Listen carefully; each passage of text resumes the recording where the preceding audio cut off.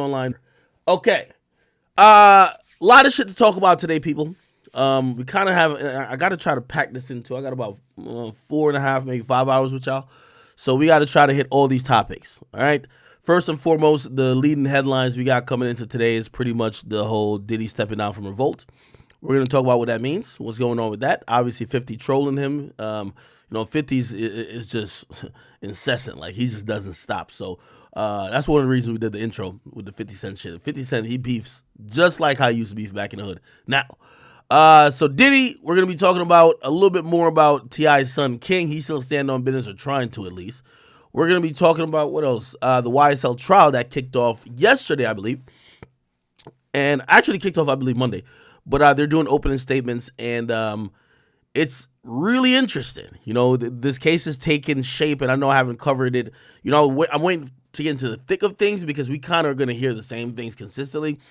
But how they're trying to frame this case and how the trial may look to a juror, it really may vary. So we're going to try to get into what's going on with that. What else? What else? Meek Mill and Trippie Redd kind of going at it still. Apparently Meek Mill now getting that Trippie Redd's ex or something of the sort, you know what I mean, via Instagram at least.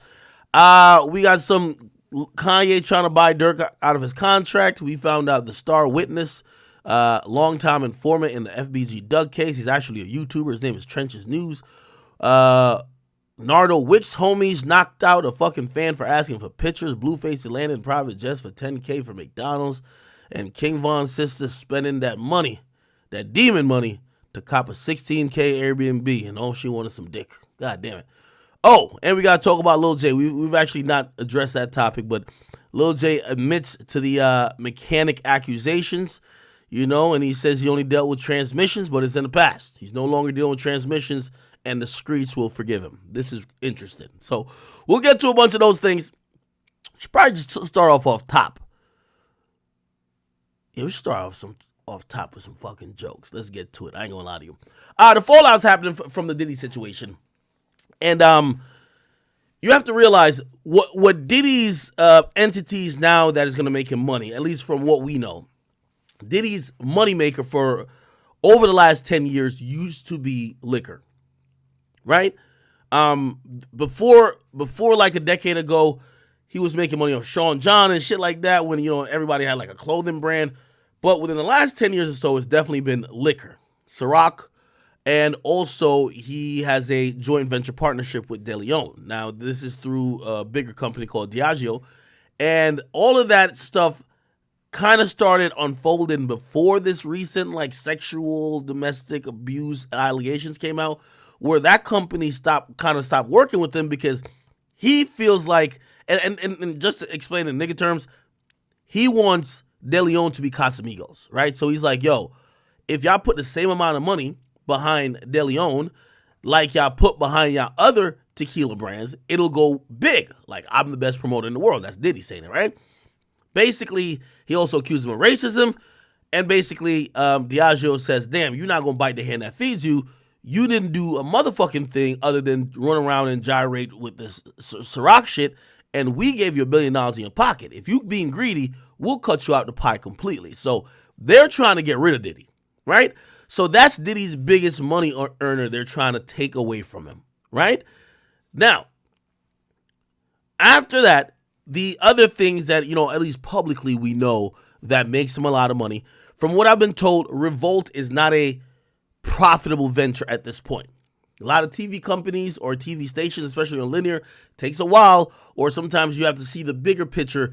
Also there's a possible play that he could sell it. You know what I mean? So from what I hear, Revolt isn't profitable, right? Just overall, right? Does it bring in millions of dollars? Of course, right? Because it's a TV station that sells ads. Is it profitable? From what I've heard, not yet. So Diddy's been losing money on Revolt, but I hear, and this is what I hear from the industry insiders. Revolt is a passion project from Diddy. Like, you know, Diddy, which ironically, you're gonna hear me read a statement from Revolt. Actually, I'll just go to Revolt. And Revolt basically said that Diddy stepping down as chairman, but he hasn't been involved in day-to-day business being conducted at Revolt, which I'm going to be honest with you, maybe I'm just misinformed, but as late as like last year, Diddy was making personal phone calls to have people either get shows on his channel or do content on his channel. So, yes, maybe he wasn't involved in day-to-day operation, but Diddy was using his real estate in terms of his magnitude of celebrity and also goodwill to try to convince people to fuck with Revolt. Now, he's basically kind of iced out, and obviously, you know, it's still his company, but it's to protect the company, okay? Now, let me just read the statement that was put out by Revolt. They didn't put it on the website or anything like that. They literally just went to Instagram and they said, Sean Combs has stepped down from his position as chairman of Revolt. While Mr. Combs has previously had no operational or day-to-day role in the business, this decision helps to ensure that Revolt remains steadfastly focused on our mission to create meaningful content for the culture and amplify the voices of all Black people throughout the country and its African diaspora. They then say our focus has always been one that reflects our commitment to the collective journey of Revolt, one that is not driven by any individual, but by the shared efforts and values of our entire team in behalf of advancing, elevating, and championing our culture, and that continues. Now, TMZ kind of got a little bit of details of it because, you know, obviously if he's a chairman, there's a board, which, by the way, kind of made sense, right? Like, the guy who owns the company, usually the chairman, usually kind of has the almost final say or could nudge the board either way, even though a board is usually supposed to rule on behalf, theoretically, if it's a public company, on behalf of, you know, shareholders. But in this sense, you know, the board is probably just still reporting to Diddy. So if Diddy runs the board, they report to him. He still owns the company. You know what I mean? I'm pretty sure he could still fire whoever else is the chairperson who's going to step up, but it is what it is. Anyway, here it goes. So the CEO is DeTavio Samuels, and the chief brand officer is Dion Graham. Okay, Diddy has just kind of stepped aside, and he's doing it for clear reasons you could imagine. Now is the time, if they haven't locked in already, to set up what 2024 is going to look like on an advertising realm. People are locking in what their budgets are. They know what their budgets will, for example, say AT&T, Sprint, McDonald's, all these huge companies. They're knowing what they want to spend to advertise their companies. They're going to want to know, okay, we're going to use this amount to go to urban, blah, blah, blah, blah. Okay, all right, we're in urban. Where do we want to advertise at? Some might want to go to BT. Some might want to go to Revolt. These are millions of dollars, right? Now, when Diddy is the face of the brand, and now you think his fate and his future is in limbo, will you commit all that money to him, given that you don't know if this is going to turn left, and maybe people start looking at you to say, hey, you're a weirdo for your company spending ad dollars with someone who, you know what I mean? Again, if we're going by the tail of the tape, and again, these are all allegations, the tail of the tape literally says that Diddy has been utilizing and abusing his power and his money to abuse people.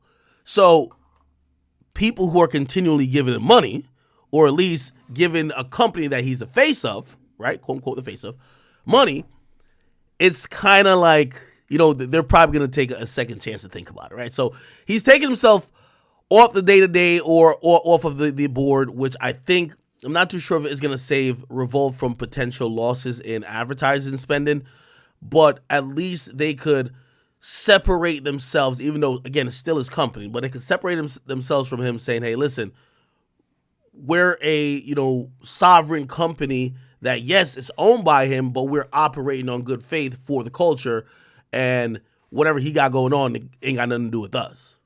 Which, by the way, behooves Diddy. So it's kind of like convoluted, but it's a necessary move, if you ask me, he had to do, right? Now, the trolling didn't stop from 50 because 50 has been trolling non-stop. And I'm going to be honest with you, man. I don't know what the fuck Diddy did to 50 Cent, but this nigga been trolling for 2 weeks. There's not one video that came out about Diddy that 50 hasn't posted. Actually, 50's posted more videos about Diddy than me. And nigga, I got a news page. You get what I mean? His latest post was about him taking and by the way, the leave is being called temporary. So it's almost assumed that after, all this passes, he'll return back to the helm of Revolt TV. 50 posts a screenshot of the headline. It basically said, yo, I'll buy that from you, Playboy, for the low. Because Cadillac and AT&T gonna pull out. I'm gonna give you a few dollars for it now. Sell it to me, then we can be friends. I'm serious. Call my phone. I'm telling y'all, man. This nigga 50 ain't shit. Now, I know some of y'all keep saying he dated 50 Cent's baby moms, but I thought, if we're going back to their entire beef, bro, they've been beefing longer than Diddy. It was 4 or 5 years ago, right? 3, 4, 5 years ago when I found out that he was dating 50's baby moms. 50 been hating this nigga over a decade. Literally over a decade. You get what I mean? Now, that wasn't the only post he did. He reposted this. We showed you guys this too. But this is Diddy posting a video of Cassie balled up in a blanket. By the way, we don't even know if maybe she was sick that day. Maybe she got the flu. She's just she was kind of in bed or whatever. But she's kind of balled up in the sheets. Obviously now, using the context of what's going on now, people are thinking he beat her ass. But this is what he said. What you got to say now? What you got to say now? You ain't got shit to say. When you put your girl on the snap, baby, yo, babe. I mean, shit getting weird. Come on, baby. It's hot outside. You fucking wrapped up in that blanket. Let's go jog on the beach. Okay, I don't know. Anyway, 50 says, damn, why would he put this shit out? You know what I mean? 50 is the fucking worst. He also then posts this shit right here. Yo, 50 been hating this nigga for a long time. This is back in 2007. Chat, one thing about 50, and I always respected this about him, because I don't believe in that zodiac sign bullshit. That's bullshit. But even me, you see, y'all know me. I have a very forgiving personality, and I mean, obviously, sometimes I'll be really upset, but time does heal. After a couple of years, bro, I just can't even have the same energy unless you really did something like Ruri. I'm always hate that nigga. You get what I mean? But you see me forgive people that y'all were like, yo, why would you forgive that person? 50 holds on to every beef for life. I mean, 50 been beefing with his own flesh and blood Marquise for life. He don't give a fuck about that nigga. You know what I mean? 50 don't give a fuck. If you beef with 50, you beef for life. This was 2007. How long ago was 2007 from now? So that was 10. That's 16 years. 16 years ago, right? And by the way, even back then, he wasn't he wasn't on the best of terms with Diddy now. Let's be clear. But Screamfest 07, he posted a video. Remember they had that that it was I Get Money. I think it was the Billy remix. So he had Diddy on it. Diddy, T.I., Puffy. No, Diddy is Puffy. Diddy, 50, T.I., and Jay, right? Am I wrong? I think so. Anyway, look at 50's caption. 20 machine guns, only get 10 months. Which, by the way, that's a clear shot to Clifford Harris, right? And then he says, Diddy in the back, pat niggas on butts. Nah, I ain't with it. I ain't never been with it. Bars. Look at this video right here. And watch 50's demeanor, man. You want to take him back? What you gonna do? What you gonna do for him, Jay? I want to take him back a little bit. What's it, my nigga? You Put know your this Rockefeller your motherfucking city, nigga. Yeah. Oh, Kanye was on stage too. Oh, shit. Take him back. Somebody said, no, this was the concert with T.I., Kanye, Diddy, and Jay-Z. What you gonna do? Look, 50 is just like, you could tell, this thing just looks like the epitome of that bully that walks around the fucking schoolyard and he's always separate from everybody else, but he just likes bullying. What you gonna do for him, Jay? I want to take him back a little bit. What's it, my nigga? You Put know your this Rockefeller your motherfucking city, nigga. I ain't gonna lie, the ass pat was a little wild. I want to take him back. Nigga, I know y'all at the Garden, but nigga, this ain't basketball night, nigga.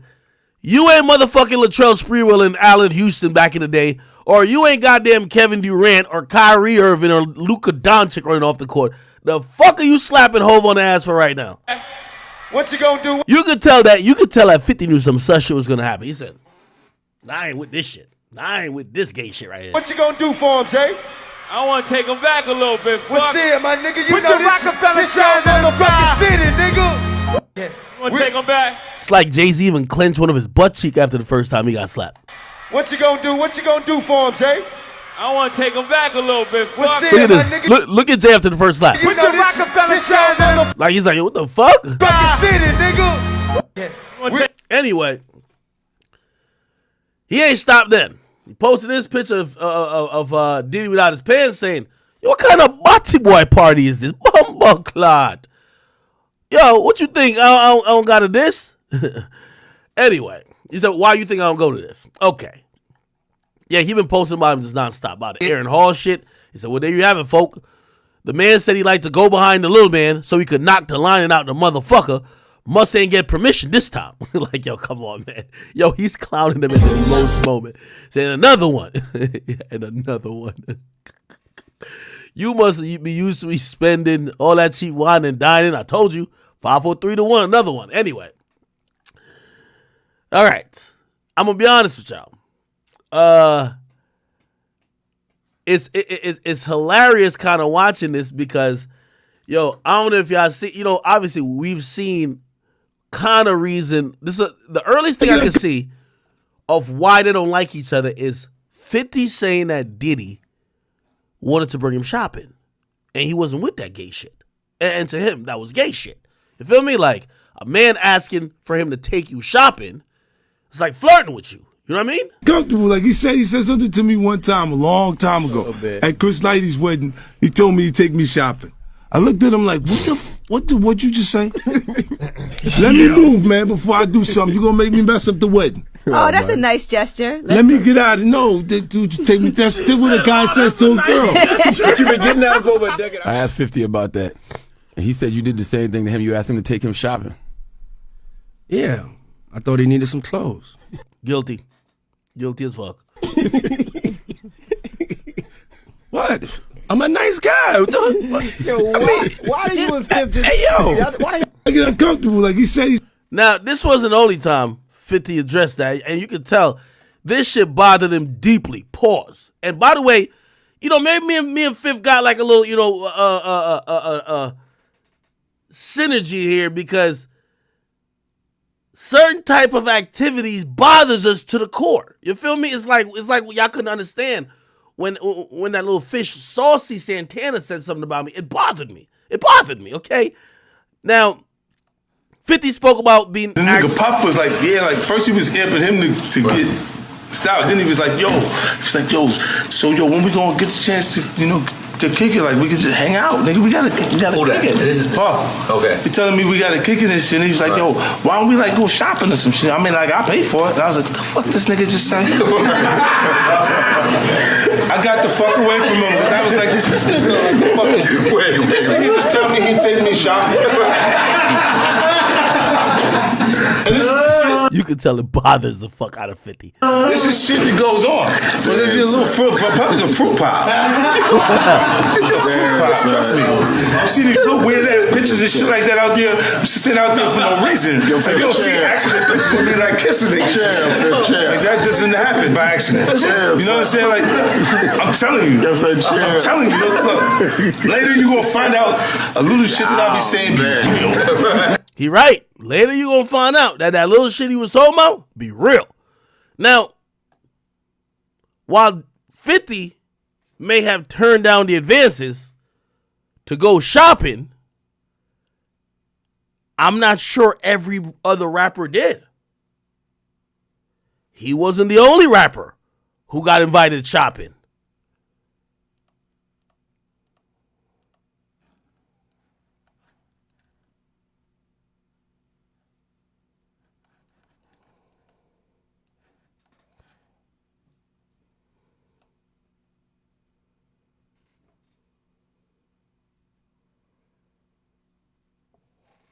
The matching shirts is crazy.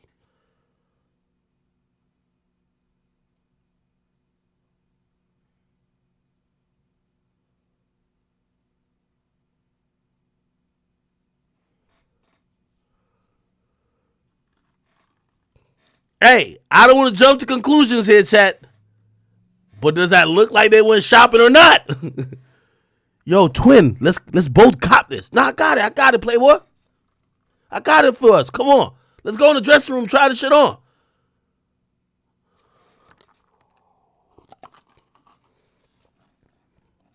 Just now realizing after seeing this picture 100 times that they're matching. I guess he accepted the shopping trip. Holy.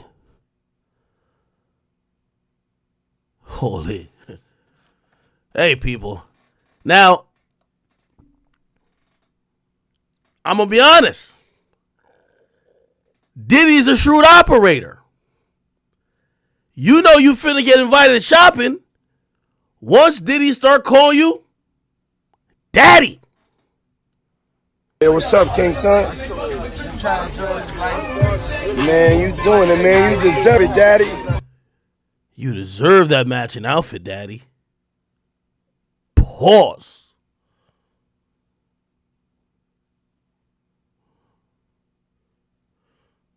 This when Diddy scouting him out.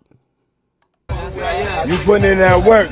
Putting in that work? How he putting in that work? That nigga's just sitting there. The nigga look drunk. How he putting in that work? What work he putting in? What work he putting in? Yo! Proud of you. I love you. Proud of him? Yeah. Hey, what's up, King Son? Man, you doing it, man. You deserve it. I ain't gonna lie to you, and I don't blame Meek for this. I think we gotta check. He might have slipped something to Meek drink. Meek look a little out of it. You know when like you lit? You trying to get back to like a little equilibrium, nigga? Diddy got his phone out. We know he got one hand on the phone and another hand we don't know what he doing. But he might have thought this was the pre-freak off. You deserve it, Daddy. Daddy. You putting in that work. Proud of you. I love you. What did he deserve?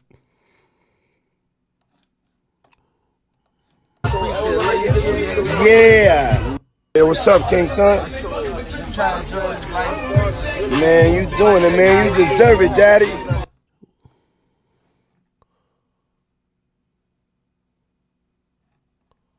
Well, I'll be damned. I'll be damned. Now, I gotta be honest with y'all, chat. We gotta get to the real shit. Young Miami, your loud ass is not going to be exempt. Young Miami, put it like this. We ain't trying to get you to stand accountable to jump into Diddy affairs.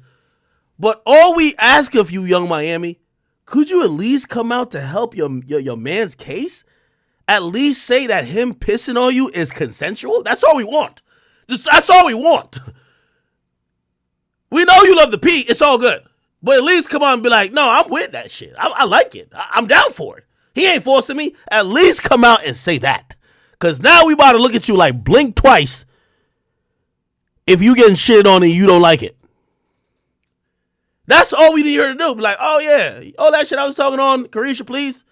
Getting pissed on, golden showers. You know what I mean? Me being one of the 20 side chicks. Oh yeah, I like that shit. He ain't forcing me. I love it. I signed up willingly. We'll leave you alone. All right, good. God bless you. Cool. The freak offs? Of course. Oh, you got it. Young Miami, we just need you to send us a smoke signal that the urine you're collecting is by consent. That's it. We don't give a fuck what type of kink shit y'all into.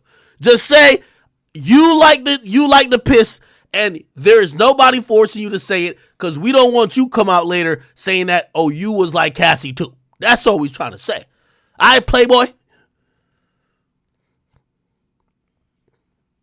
She been quiet as a motherfucker.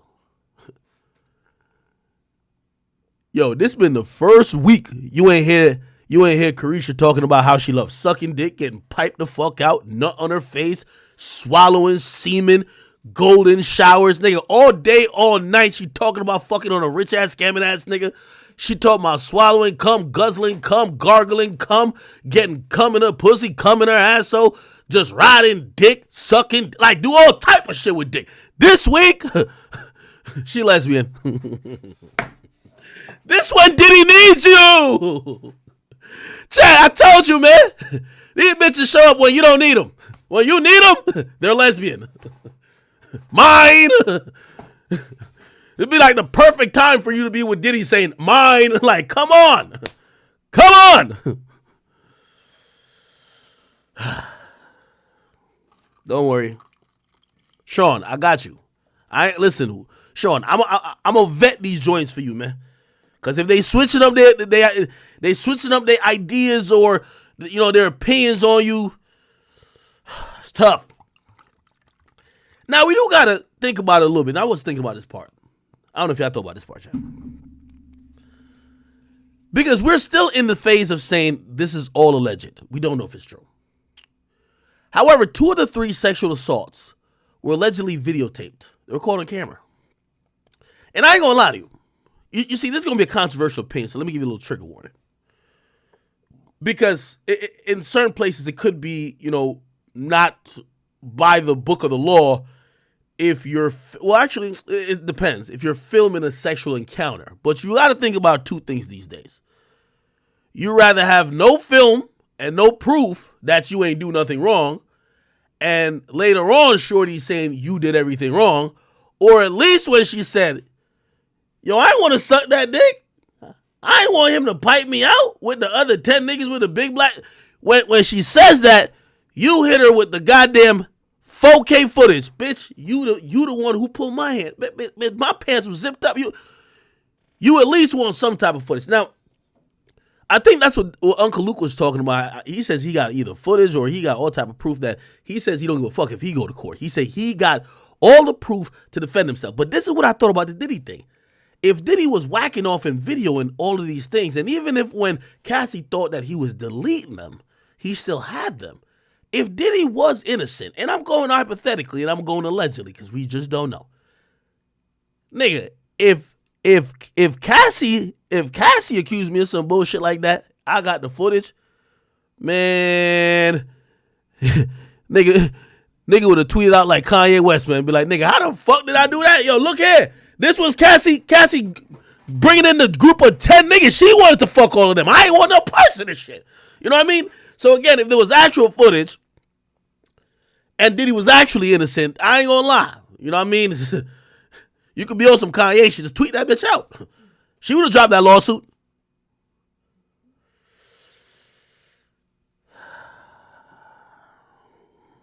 But it won't come out. Where there's smoke, it might be fire. But anyway, we're continuing to monitor the Diddy situation. He used to have this thing called Fuck It Friday.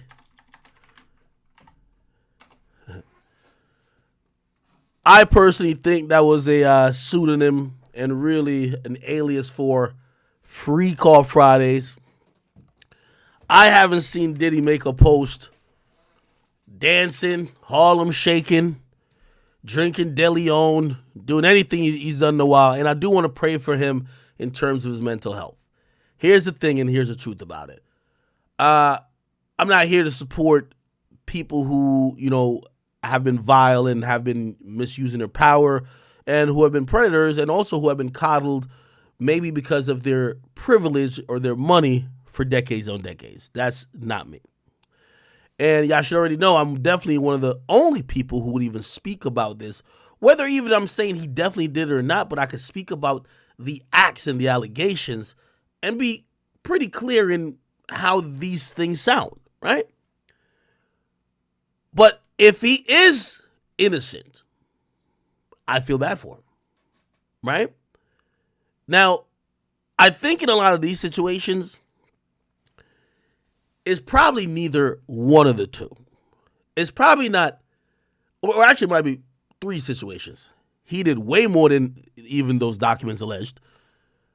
And, Gene Deal made a good point saying, yo, you don't put all the stuff in the document because you want him to pay you out, right? Like if you expose that he was sucking wild cock with you at the freak off, shit, he might not pay you. You know what I mean? If you conceal the fact that maybe he sucks dick on the side, if he does, I don't know if he does, maybe then you'd be like, okay, at least she ain't say that. I'm a payer.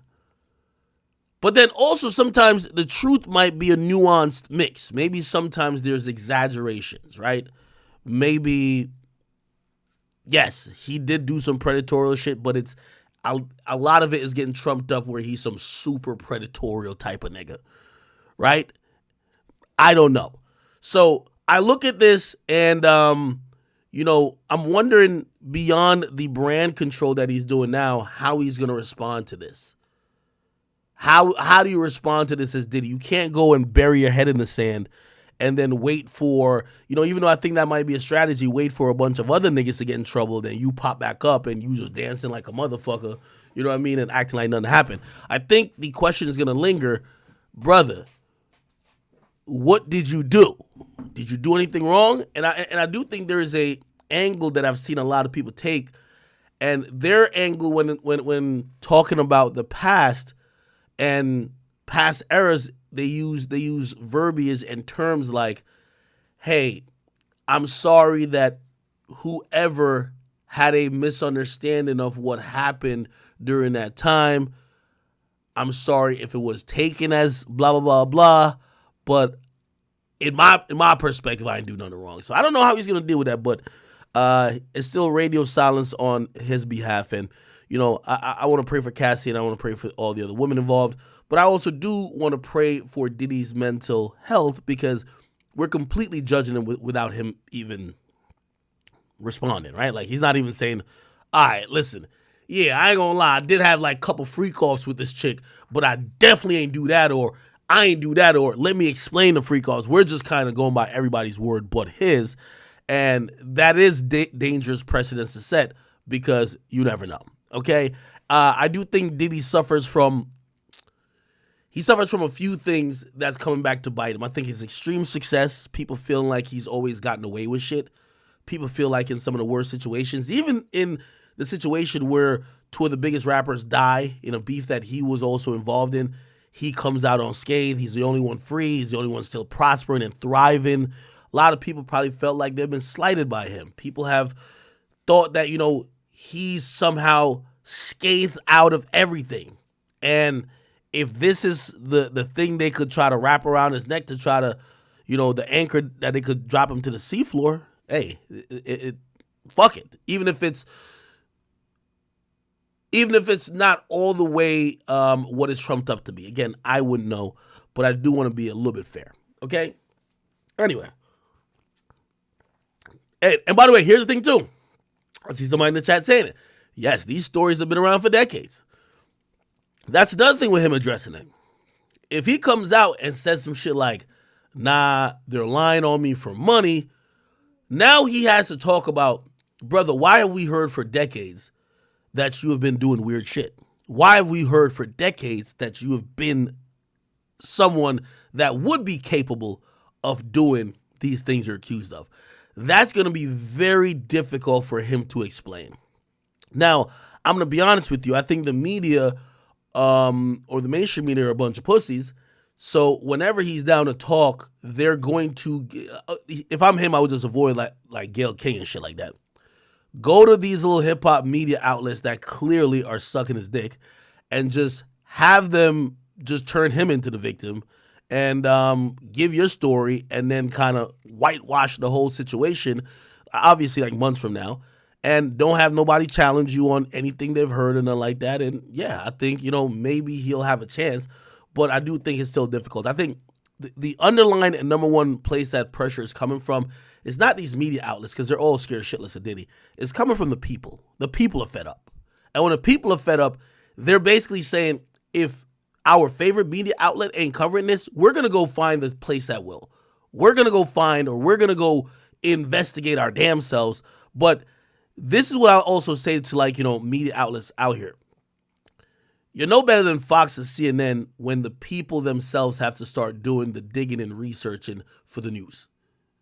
If, you're not giving fair and balanced opinions, you're not treating situations fair and balanced, and the people themselves have to go out of their way to find those sources or find those outlets that will, it's going to be a short shelf life for you. You get what I mean? But we'll let that go for now.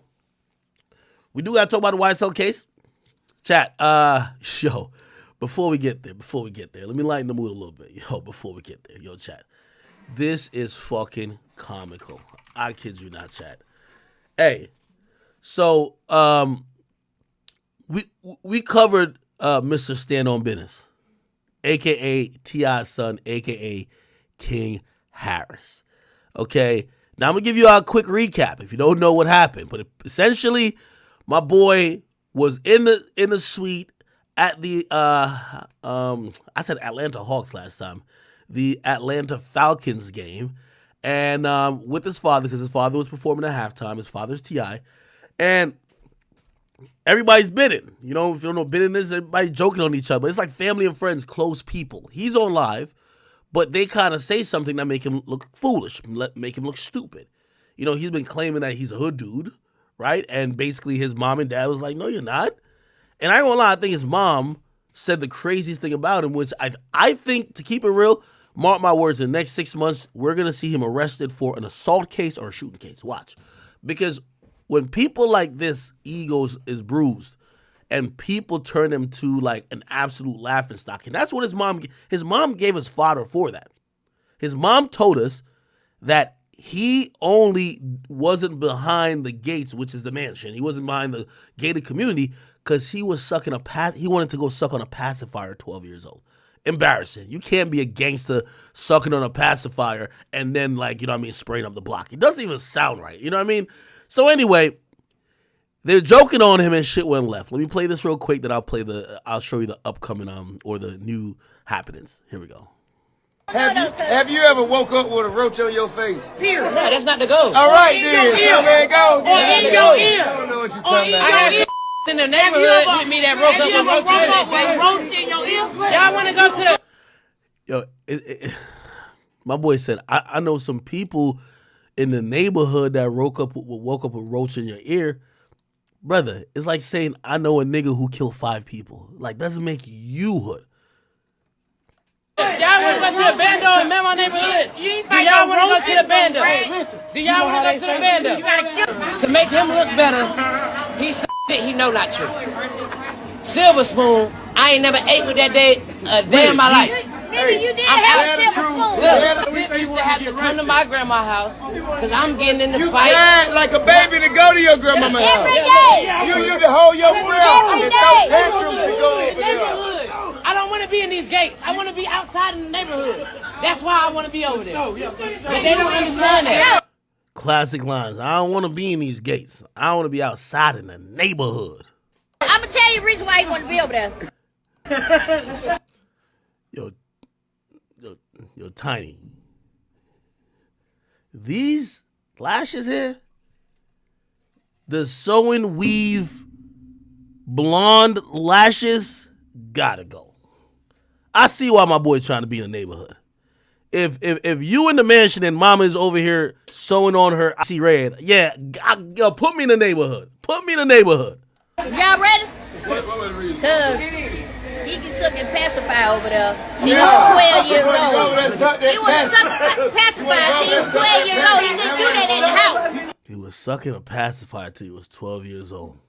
Crying like a baby. Hold his breath. Yeah. They try to say I was over there trying to sucker past it, but they ain't gonna tell you everything like that. They trying to hide it. Ain't nobody hiding Sugarcoat it. He capping. Hey. He know I stand on business. He know that. Can't no nigga ever pull my car ever in life. I stand on business. You drop me somewhere, I stand on business. You drop me in your hood, I stand on business. I don't feel like you stand on business. Yeah. I've been stood on business. I've been stood on business. You want to hide it for the world, I'm going to put it out there for them to see. I would have put up nowhere. You ain't had me put up nowhere. Like, you ain't had me behind the mansion. I was outside doing what I wanted to do. You was behind that till you cried. No, I got too much to drink. I drunk too much. Let's go. Get mad because we say the South ain't the suburbs. Then he want to talk about some other like this being shit. This being shit. No, I'm being real. You lying. You up here flagging. You're capping. You capping.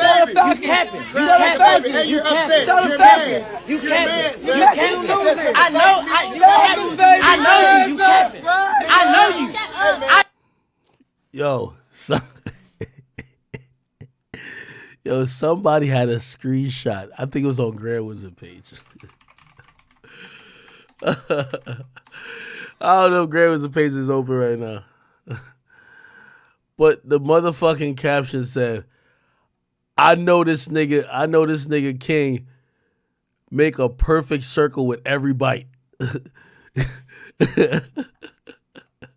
It's like, I know this nigga make a perfect circle with every bite.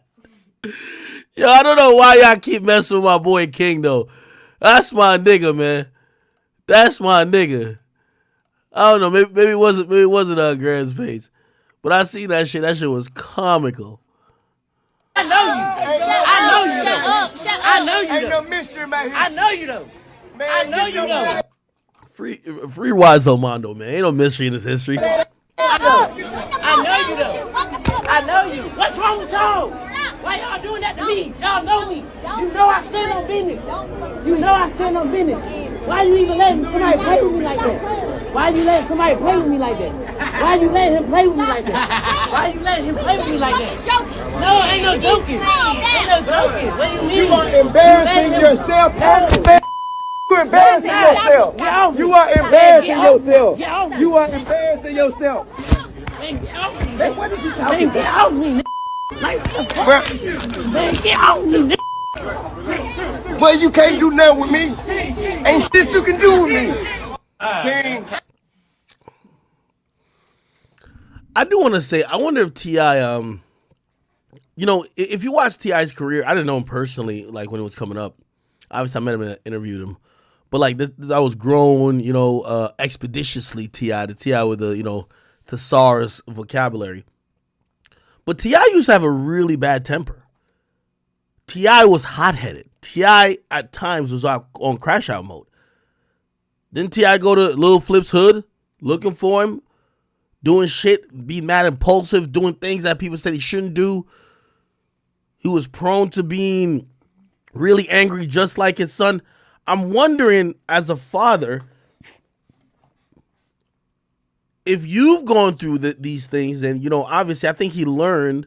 I think T.I. only learned, I don't know if, when they give people anger management, I don't know if they learn with those things, but I think T.I. only learned through being incarcerated.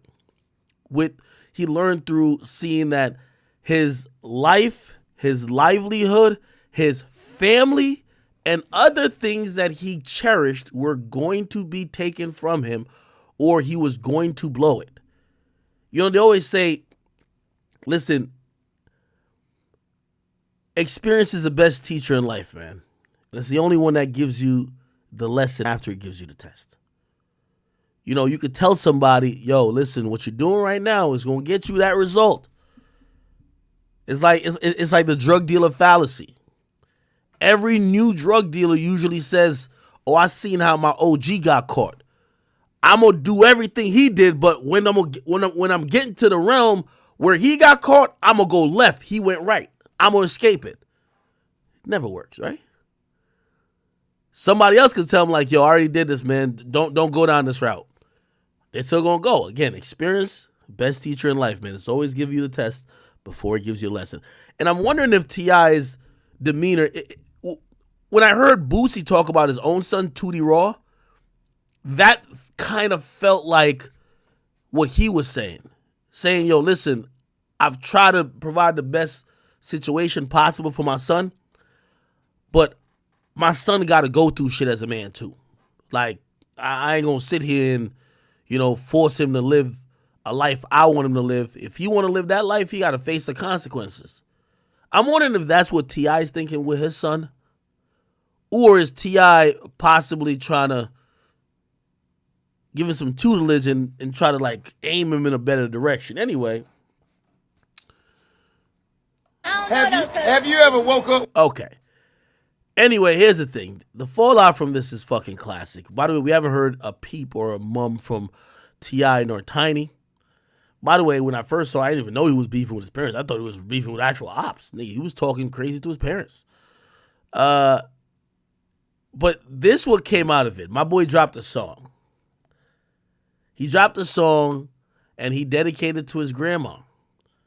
And you remember, he says he grew up with his grandma outside of the gates, outside of the gated community, not in the mansion, but his grandma lived in the trenches. Now, I'm going to be honest with you, with all due respect and not judging the book by its cover, but this woman don't even look like she lived in the trenches. I'm going to just keep it a bean. I know I'm judging the book by its cover and I could be severely wrong, but this woman, this white woman here do not look like she lived in the trenches, okay? I know your name is King, but she look like Karen. No disrespect to her, but she don't look like she live in the trenches. But fine, we'll assume she lives in the trenches. Hear my boy King's song.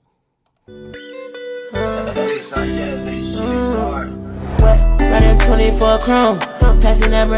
the way, this look like the grandma that you go to her house, she got porridge. You know what I mean? She got, she got pajamas ready for you, matching pajamas. You know what I mean? Like, it looked like you go over her house for like a good time after your mom and dad been cussing you out for grades and getting in trouble. She looked like this is what all grandmas usually do, right? Running 24 chrome, passing that Mercedes Benz while that bitch giving me dome. I was out all in the street like Spam calling me home. Tell him spin the wheels and get the clapping, yeah, we left all our phones. Yeah, you do not want no pressure, nigga, what is you want? Everyone in this neighborhood, they know what King he be on. I ain't scared of no guns, we beat that boy, you're right in front of his home. If y'all I ain't scared of no guns. We beat the boy up right in front of his home. Really gangster, y'all would've popped me, left me right there alone. I ain't tryna If y'all was gangster, y'all would have popped me, left me right there. be no thug, then I get that shit straight. Right after he says, if y'all was gangster, y'all would have popped me. Then the next line is, I ain't no thug. I can't take no disrespect. He said, I ain't no thug, but I can't take no disrespect. Hold on, I gotta find the lyrics of this shit. Chat, what's this song called? It's called Grandma Boy by who? What's the name? Grandma Boy lyrics.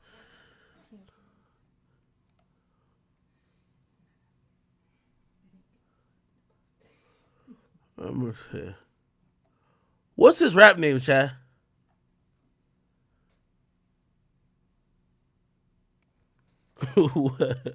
What's his rap name?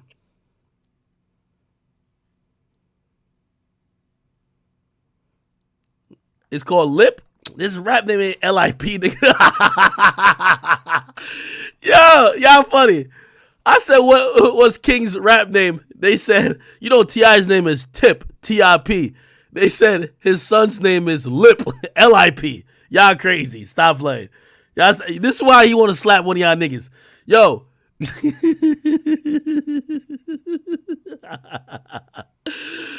Oh, man. I'm done with y'all niggas. Hold on. Nobody put this on Genius? Grandma Boy. Grandma Boy. Nobody got it? Fuck. I guess nobody got it, yeah. This shit hot, though. Okay, whatever. All right, let's run it back, chat. Let's run it back. This is too funny. Running 24 chrome, passing that Mercedes Benz while that bitch giving me dome. I was out all in the street like Spam calling me home. Tell him spin the wheels and get the clapping. Yeah, we left all our phones. Yeah, you do not want no pressure. Nigga, what is you want? You don't want no pressure, bitch. What is you on? Everyone in this neighborhood, they know what King be on. Everybody in this neighborhood know what King be on. Scared of no guns, we beat that boy up right in front of his home. We ain't scared of no guns, we beat that boy up right in front of his home. Oh shit! If y'all was really gangster, y'all would've popped me, left me right there alone. If y'all was really gangster, y'all would've popped me, let me right there alone. I ain't tryna be no thug. I ain't trying to be no thug. Then let's get that shit straight. Let's get that shit straight. But I can't take no disrespect. But I can't take no disrespect, man. So let's get that shit straight. And we really be wild beasts. All that beef he get ate. I gotta hold a lot of weight, cause I got a big plate. Repertoire Boulevard, they know I ain't come from the A. I grew up rough, stay with my grandma. You ain't know how we played. I ain't say we was ducking shooting pistols, cause that ain't where we stayed. I ain't say we were ducking pistols, cause that ain't where we stay. That's what he said? I was taught to handle all my business. Yeah, out my estates. I was taught to handle all my business. What I look like getting shot up at where my grandma done stay. Where I look like getting shot up at where my grandma done stayed. In another neighborhood in apartments. Yeah, I bet we gon' spray. Yeah, I grew up in a... He said, but if it's another neighborhood or apartments, I bet we gonna spray. Yo, he a shooter? Motherfucking area where them niggas don't play. As a young nigga, watching my cousin high school, told them niggas don't play. You ain't know where I stay. You ain't know how I'm raised. Since a jit, I love guns. Since a jit, I love guns? Yo, chat, bro. Since a jit, I love guns. Yeah, nigga. You like the fucking super soaker that your fucking dad was buying you to play with your siblings. What guns he was... What is it? Glocks and AKs. Glocks and AK. Yo, chat, I'm about to add this to soundboard. Yo, I need somebody to add... Tell me... Somebody get this. Somebody send this to me that I can motherfucking add it to my soundboard, bro. Please. Hold on. Where is it at? I got a son. He raps. His rap name is Tut Tarantino. If you ever listen to some of his raps, I'm like, oh my God, where does this come from, son? You grew up in a gated community your whole life. Yo, get me this. Chat, get me this. Yo, clip this bitch and I need this on my soundboard. This is what T.I. should be saying. I got a son. He raps.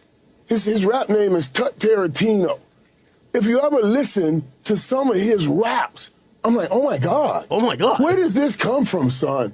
You grew up in a gated community your whole life, but he's rapping my life because we romanticize. He rapping my life. And fantasize about that old thug life, ghetto life, and all of that stuff. When I got a son. And I can articulate as... God damn. I got caught in that raid. I was in that gun safe. Didn't do a smoke bomb, and I had asthma, I was safe. Nigga tryna drop me in that school, I had that Ruger on me. Nigga say he's trying to drop him at school, but he had that Ruger on him? Oh, shit. Try to play with me in this bitch, it's gonna go down on me. Damn, a nigga try to play with him in this bitch, it's gonna go down on him. Show, yeah. Running 24 chrome, passing that Mercedes Benz while that bitch giving me dome. You know what's so crazy? Again, back to this clip. I got a son. He raps. His rap name is Tut Tarantino. If you ever listen to some of his raps, I'm like, oh my God, where does this come from, son? You grew up in a gated community your whole life, but he's rapping my life. Yo, exactly. He's rapping T.I.'s life. T.I., silencers. Look. T.I. rapper. He rapping about the guns that T.I. was actually caught with. These were the guns that T.I. were caught with. T.I. got caught with these guns, and now his son is rapping about how he's pulling up to school with the guns. Come on. I was out all in the street like Spam calling me home. Trying to spin the wheels and get the clapping. Yeah, we left all our phones. Yeah, you do not want no pressure. Nigga, what is you want? Everyone in this neighborhood, they know what king you be on. You know what the craziest part about this? I like when my boy be talking about stand on business and everything like that. But I'm literally trying to figure out, like, who is his op? King seems like the nigga to be beefing with the nigga who work at the gated community. He think that's his op. Like, he beefing with the nigga who lifts up the little thing that the car could drive into the gated community, or them niggas who drive around on the golf carts making sure everything is good in the community. Hold on, chat. If you're wondering, because I know some of y'all, like, y'all lack context, where does King live? T.I. gated community. T.I. got into a kerfuffle when he was driving like his Rolls Royce into his gated community, and apparently the security guard didn't really recognize him. By the way, this is where King grew up. But this the trenches. Look at this. Look at this. This is the entrance. So this is T.I. trying to get into his own gated community 5 years ago. If you don't know what this is a Rolls Royce Wraith. Price tag on that, $350,000. He pulls up. Got the security guard. This is King's op right here. King's biggest op is a nigga sitting here. This is King's op right here.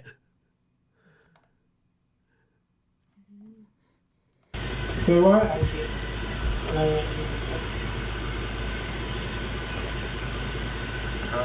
What's the address you going to? I'm Harris. Harris? Harris. Hey, bro, you said what the address, look, hey, let's just keep it always focused. You was asleep, okay?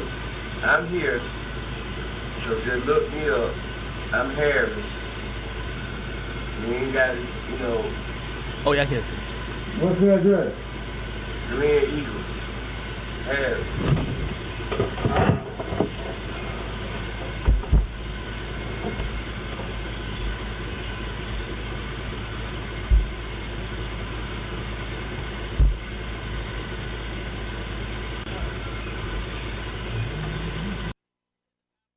Now, they do say the apple don't fall too far from the tree. Like father, like son, like they do say. Look how T.I.'s, by the way, you know, I ain't gonna lie, the security guard was asleep when he pulled up. But, you know, this is a gated community. T.I. should have a thing to buzz himself in. You don't need to speak to security when you live in a gated community. They usually give you something you could go in, right? For whatever reason, you know, this guy doesn't recognize T.I. and he doesn't know that's the king of the South there. T.I. starts telling my last name's Harris. Hopefully the guy will kind of like, you know, kind of snap into it, let him go. He doesn't. And then T.I. starts turning up after a while. Here we go. Waking up and trying to motherfucking exert some authority. But my nigga, you asleep, bro. I got you on tape sleep. Can you please let him in? Man, open the motherfucking gate, cuz. And you wonder where the son learns his behavior. All that fake ass police shit you doing, nigga. Open the motherfucking gate, nigga. Yes, ma'am. Yes, please let him in. His name is Omar. What's the address? Man, nigga, we done said the same shit, nigga. Glen Eagle, nigga. We done said that shit, nigga. Open the motherfucking gate, nigga. Do your job. Now, chat, I gotta ask y'all, is T.I. standing on business? Nigga, hit that button. What is wrong with you?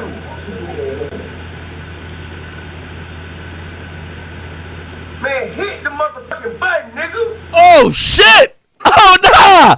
Nah, T.I. stand on business! Hit the motherfucking button, nigga! Hey, chat. I know we are blaming King, but we gotta also evaluate the behavior of his father. T.I. act just like that. Yo, why T.I.'s face look like, I gotta zoom in on this shit. Why no, hold on. Why T.I. face look like that, bro? Why? Open the motherfucking gate expeditiously, nigga! Oh, this nigga standing on business right now. Oh, nah. This is what happened when the daddy stand on business. Oh, shit. Chat, it's like father, like son. This is what I be trying to tell you about parenting. You see, my parent, like, put like this. My mom grew me to be a certain way. If I watch my mom turn up constantly at strangers, disrespect strangers, belittle people, talk crazy, feel like they're above everybody else, if I'm a kid growing up and watching that, you don't think I'm gonna feel like I'm that nigga too? You call yourself king of the South. Your son watching you disrespect everybody. You hot-headed too. It's not like you even keeled. Your son watch you violate people too. Why are you surprised that he's just like you?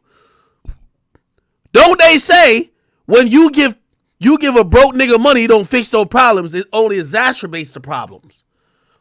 If they was loud, ignorant, disrespectful, they're gonna get more louder, more disrespectful, and more ignorant. Let's get back to it, chat. And by the way, I know there's a new interview that just dropped on Complex. We'll play it afterwards. Look at this. He's standing on business though. Man, hit the motherfucking button. Oh shit! Oh nah! Oh nah! Oh nah!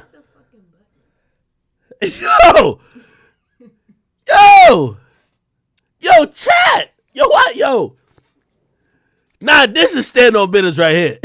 Hit the motherfucking button! I ain't say exmasturate, nigga. I said exacerbate. Exacerbate. See, y'all fucking me up now. And I'm sipping Henny. Now. See, y'all fuck me up now. I mean exhaust, basically. His name is What's the address? Yo, T.I. take a... We done said the same shit, nigga. Playing Eagle, nigga. We done said that shit, nigga. Open the motherfucking gate, nigga. Do your job, nigga, and hit that button. What is wrong with you? By the way, I don't know if dude is playing dumb. I don't know if he's just trying to be an asshole too, or he genuinely doesn't know. I will say this though. When somebody is trying to belittle you to like your life is all about hitting a button, he's in like some $400,000 car, chain around his neck. Yeah, for those 2 seconds we have to interact every day, nigga, I'm gonna make, y'all know people like that. It's like TSA. Put like this. When you go through TSA, they have the biggest egos ever. Don't come through there and think like they will inconvenience the shit out of you for those 15 seconds to prove a point to you that, hey, I don't care who you are outside of this shit. In here, I run this bitch. So maybe that's what he's doing. I don't know. Man, hit the motherfucking button, nigga.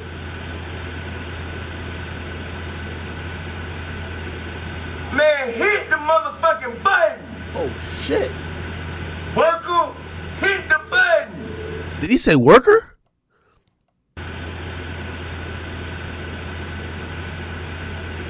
Playing Eagle, nigga. We done said that shit, nigga. Open the motherfucking gate, nigga. Do your job, nigga, and hit that button. What is wrong with you?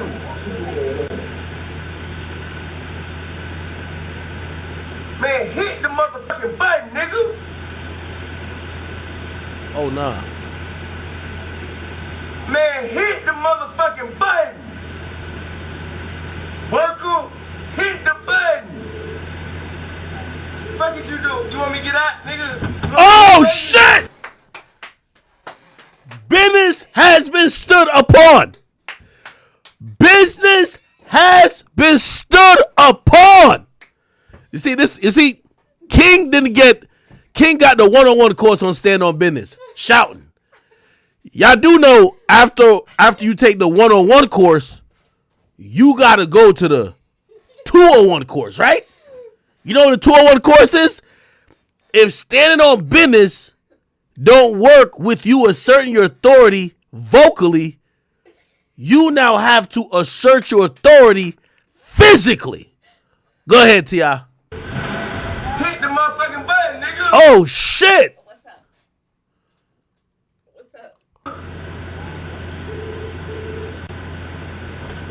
Hey, hit the button, nigga. Oh, nah. Oh, nah.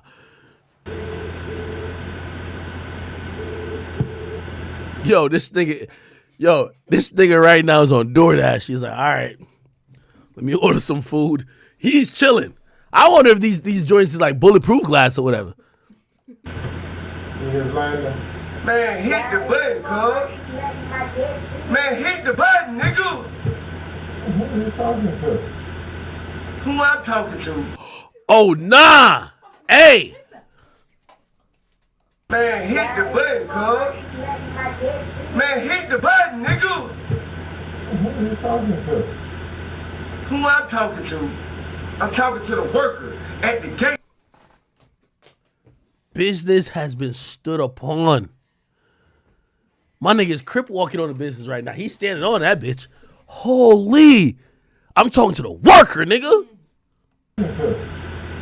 Who I'm talking to?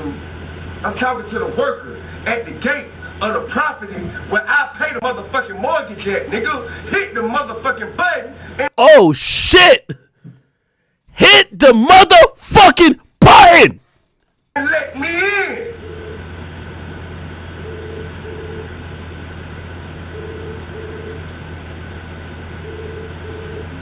Yo, chat, I want to ask y'all a real question.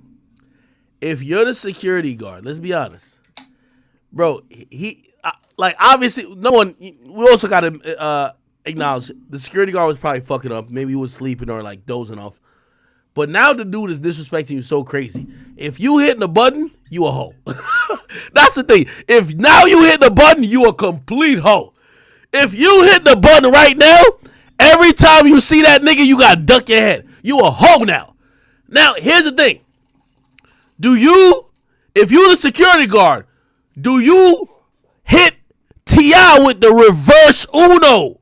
You stand on business. Nigga, ain't no button getting hit, nigga. Fuck is you talking about? You gonna stay right here. What do? You can hit him with the reverse Uno card. Nah, fuck that. I'm standing on business. You not going into your own property, nigga. What are you gonna do? What you gonna do? It's either you let him through, you a hoe for life. You a hoe for life. Every time he see you, that nigga is gonna look at you and smile. Or you hit him with the reverse Uno card, you stand on business, and you let that nigga know, yo, you can't talk to me like that. Somebody say, if you stand on business, you're stupid, do your job. Yo, chat, well, here's the thing. We're in the society nowadays that standing on business is better than your freedom and it's better than your job. You get what I mean? Like, yo, standing on business. Yo, who created this dumb shit? Standing on business is better than your freedom and your job. Oh, shit.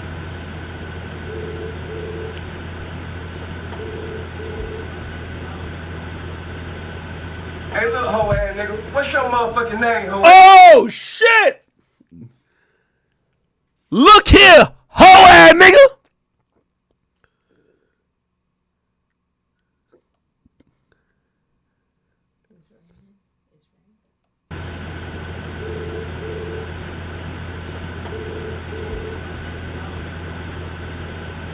Hey, look, hoe ass nigga. What's your motherfucking name, hoe ass nigga? What's your motherfucking name, hoe ass nigga? What's your name, bro? What's your name, bro? You work for me, man. What's your name, bro? Oh, Who is you, bro? Oh, nah. Who is you? What's your name, man? What's your name, man? Oh, nah. Tell me what is your name? Chat, we gotta vote. Is the security guard hitting T.I. with a reverse Uno? T.I. thought he was standing on business, but fuck that. The security guard stand on business now. Alright, nigga. I'm gonna inconvenience you today. I got time, nigga. I'm getting paid by the minute, by the hour. You gonna sit out here with me, nigga, and entertain me. I'm standing on business too. Fuck that. It's reverse Uno, nigga. Sir. Are you refusing to tell me who you are, sir? If the security guard was gangster, if he was really like that, you know he would have said to T.I.? Ain't you in that Crime Stoppers commercial, nigga? Like, if you said that, it's done. It's done. It's done. T.I. gotta pull out a gun. It's over. It's over. If I'm the security guard, I'd be like, oh shit, I do remember you.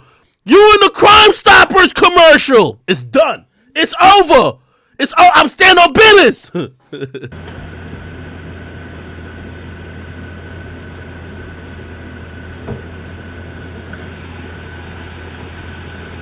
Oh, nah. Bro, look at me.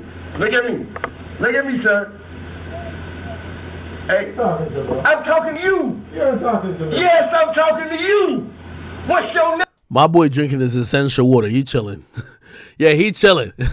I don't know how y'all roll in Atlanta, but he is not fazed by T.I. Damn. Now to keep it a bean, T.I. is about like 5'7", 5'8". It's not like T.I. looks intimidating. He might be loud, but this security guard, he looked like one of them like fresh off the boat Africans, man. Yo, you ever run into one of these niggas at a gas station? They deal with niggas like this all the time, man. They don't give two fucks, nigga. Okay, all right, nigga. Shut the fuck up. You ain't about to do a motherfucking thing, nigga. Name, sir. Oh, he's just drinking his water. Yo, Essential's best water. He's just drinking it, cooling. You gonna feel this, big dog. You made a bad mistake. You made a bad mistake. And one day, you gonna come back in front of me, and you gonna ask me to forgive you. And I'm probably gonna do it. But just know, you made a bad mistake, big dog. I'm gonna be back. I'm gonna be back. I'm gonna be back. Wait, did he press the button?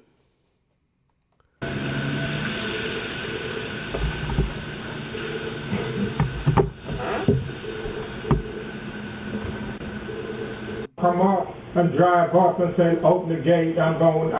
Can you step back? Oh shit, never mind. Hold on just a second for me, okay?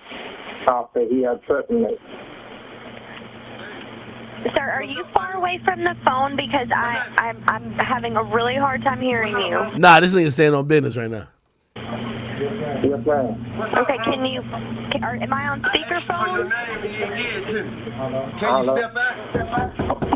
Can you step I'm here. Am I on speakerphone? Can you step out? Oh, nah, that's standing. I'm here. Am I on speakerphone? No, knocking on the door. Hey, bro. Hey, bro. Hey, bro. What's your last name? Jay. What's your phone number?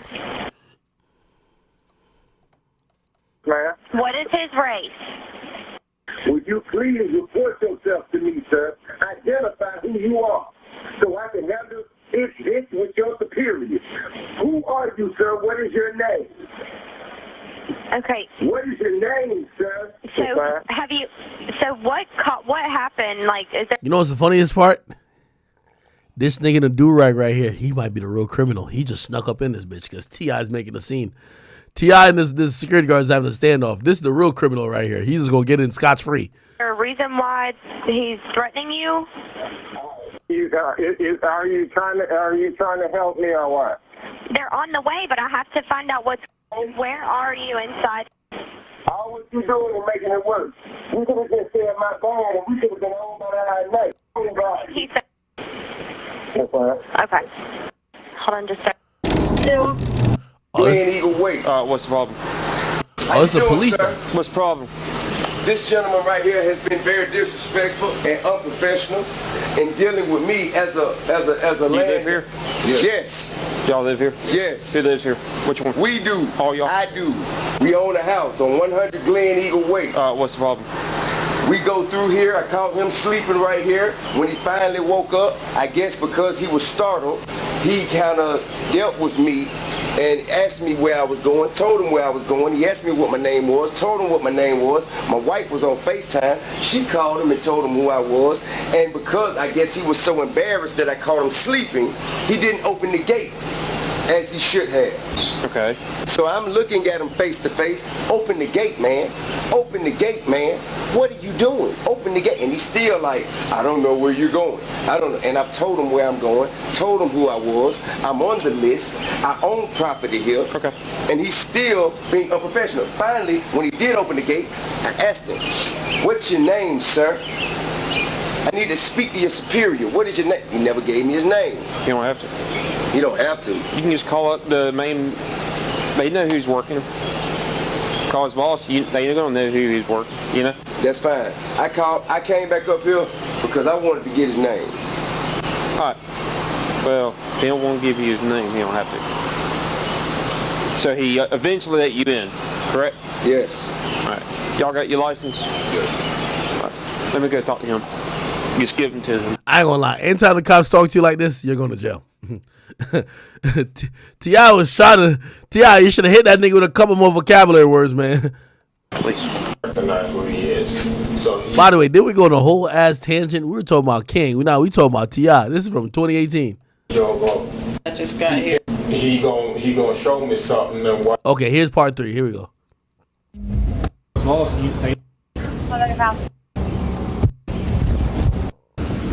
Warrant out of Clayton County. Possible warrant out of Clayton County. Just go ahead and turn around for me. I got to send you. I'll get it for you in a minute. Just turn around for him. Oh, this nigga had a warrant. Oh, I guess this guy was with T.I. and he has a warrant. What you need? You say you need keys? Yeah. Like.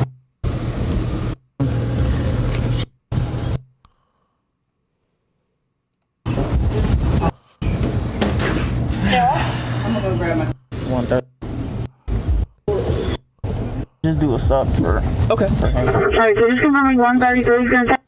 Did they arrest T.I.? You was driving the other vehicle. But I'm not driving right now. But you was driving I'm not driving right now. Were you drinking before you came? After you came back, left? Oh my God! Parked your car and come back. This is why you can't really call the cops. This nigga probably thinking the cops is gonna come and stand on business with him because he paying rent, or not rent, but like he got a house there. He paying a mortgage or whatever. The cops showed up and they trying to arrest him. Camera recording started. Going, he asked me what my name was, told him what my name was. My wife. Who are you? Somewhat. Let me know. Oh. Is that T.I.? Put it on your books. Don't want to write a statement. Oh, here we go. To come out, do you want we can go on this? Mm-hmm. Okay. A statement for who? All of y'all. Do you want? I'm not gonna make no police. 133, 135, 160. All right, T.I. ain't no snitch. He said I ain't making no police statement. What's wrong with him? What happened?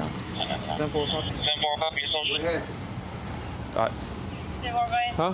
What happened? With him? He's got a warrant for his arrest. 0334770. Look at T.I.'s face.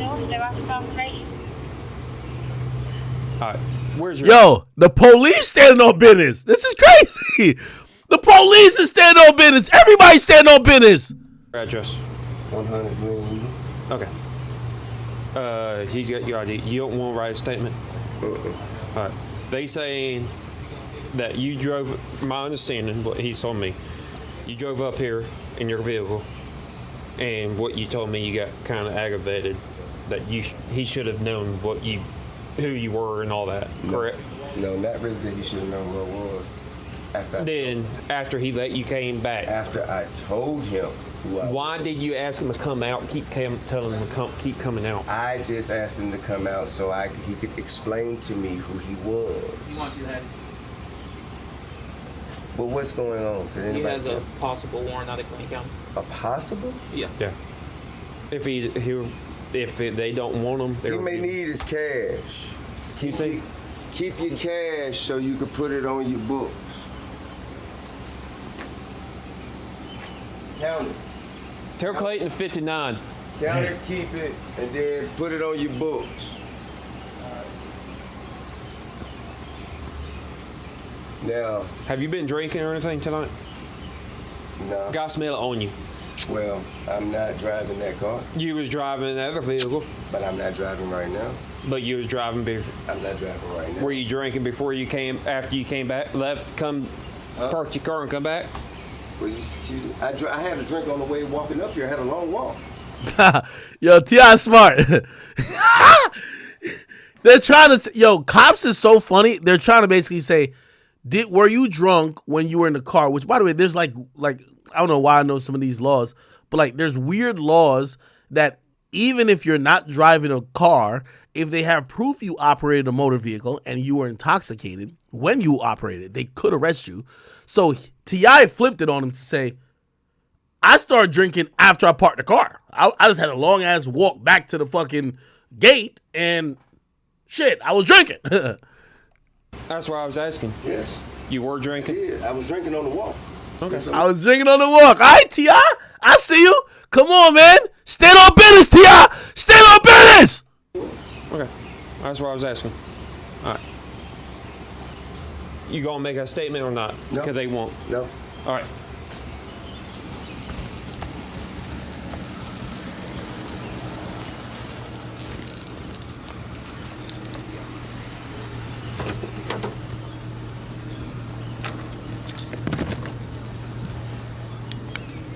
It's the moments that matter when you stand on business. Yo, chat, I ain't gonna lie. I must be dumb pussy because I'll stand on business till it's time to get arrested. I ain't staying on business no more. I'm good. I'm good. Yo, chat, I'm not one of these, I ain't one of these mice on niggas like, yo, yeah, catch me down at the station. Hell nah. I ain't staying on business no more. Let me out. I want to go home. I'm 2 blocks from my car. I'm not going. No way. I don't stand on business that much, Chad. Do y'all stand on business that much? You know, some niggas be like, yeah, I don't care about going to jail. I'll go to jail. Nah, that ain't me. I'm like, no. I ain't stand on business no more. I'm sorry, officer. And by the way, sir, that works there, I apologize. I was a little bit, you know what I mean, loud, and I was out of pocket. I apologize for that. I just want to walk home right now. Peace out, yo. Listen, I don't stand on business that much. Let me tell you this. Standing on business is for niggas who don't even got a job. You know one thing I realized, and I learned this from when I was a person working a regular 9 to 5. You see, if you get locked up during the week, it's probably likely you're going to have to miss a day. If you ever got to call your supervisor and say, I can't come in today because I'm locked up, you're on the way to get fired. Also, the weekend, you get locked up, you're going to miss Monday. When you have a job and you have responsibilities, standing on business don't seem that important. I could either go home with this ticket or stand on business and get locked up for the whole weekend. I think I'll go home. When you don't got nothing to do, and you know what they say about people with idle time or idle minds, all they do is fuckery. Of course you want to stand on business.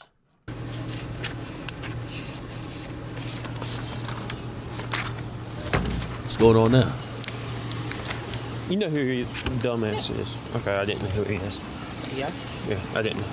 He's about to be 91. Drunk in public. Huh? Public drunk.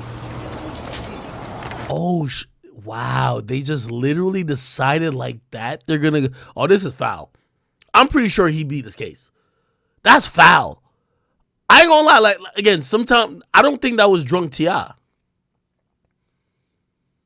Yo, that's crazy.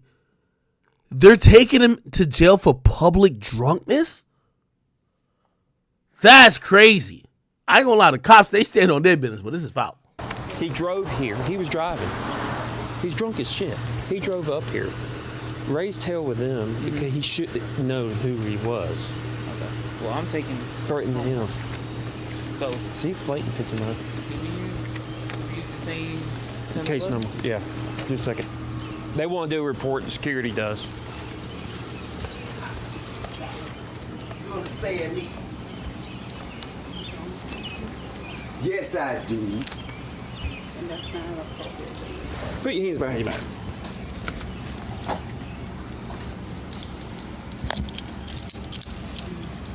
On that.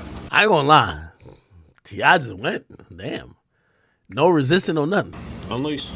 Loosen up. This is how I feel like he's not drunk. I'm going to keep it a bean with you. I'm with T.I. on this. He stand on business. His stand on business just had an expiration date. Like, when the cops show up, play this. Anytime you're involved in a situation with a security guard, a former law enforcement, anybody who's seemingly, even if they're not law enforcement, this guy's a security guard, like, he's a gate operator. The police going to believe them over you.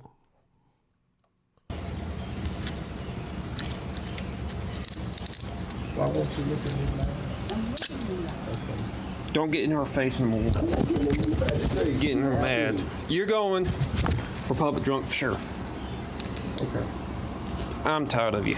Okay. I'm sure. What? There. 2. Nah, this foul. This foul.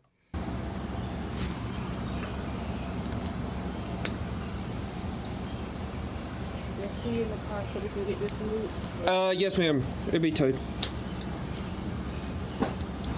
Sean, just a second. All right. I'm gonna loosen this cuff up a little bit. No problem, sir. So you can get this bracelet. No problem, sir. Open your hand.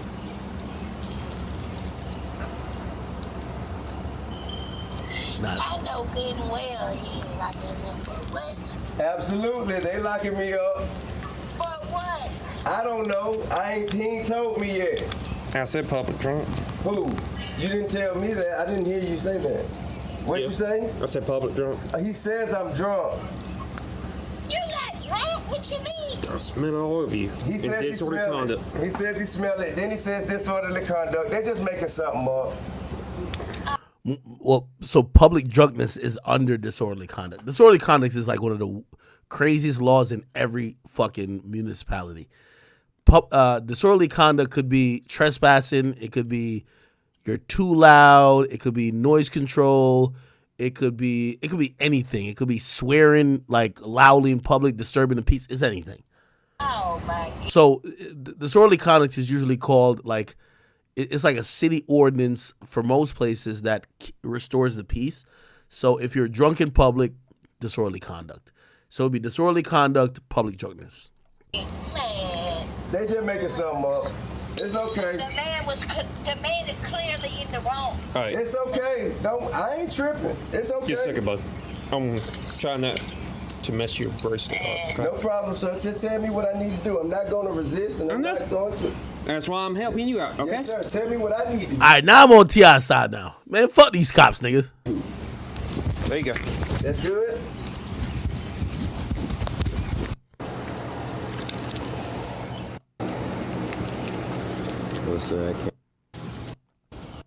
That's fucked up. Just in case, that's what I'm saying.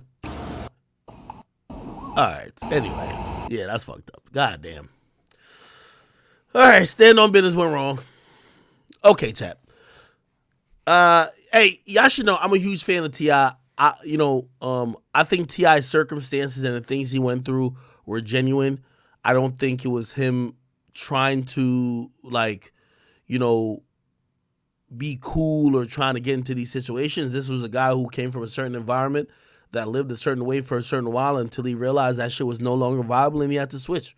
And he realized he had to switch for his family and other reasons, and I'm glad he did. And yeah, this is why I don't excuse his son a lot. So here's the thing. So his son dropped the song. Song's completely bogus if you ask me. But here's the kicker, chat. This is crazy. This is crazy, chat. Watch this. And I don't know if I should, maybe I should play this song again a little bit, not the whole thing. But his son, after arguing with his mom and dad, keep in mind his dad got locked up so many times. Had to hit his head on the ceiling so many times. Had to be told, yo, you're fucking up so many times. And he's privileged and he thinks he's having the same struggles. So he drops his song.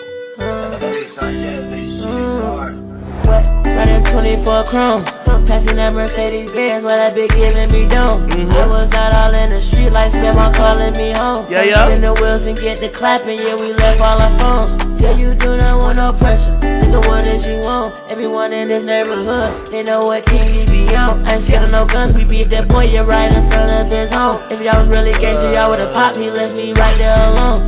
I I ain't tryna be no thug. Yeah. Let's get that shit straight. But I can't take no disrespect. So let's get that shit straight. And we really be wild beasts. All that beefy get ate. I gotta hold a lot of weight. Cause I got a big plate. Repertoire Boulevard, they know. I ain't come from the A. I grew up rough, stay with my grandma. You ain't know how we play. I ain't say we was that. Now, I know some of y'all gonna be like, I know some of y'all gonna be like, yo, listen. Well, yo, Act, why don't you have that type of sympathy for King of the Center? The reason why I'm not lacking empathy or sympathy for King is because he's privileged, my dude. Like, for example, this is what he posted afterwards, the day after. He says, yo, niggas better mind their business and stay out the mix 100. Yo, King, we got to talk to you, my brother.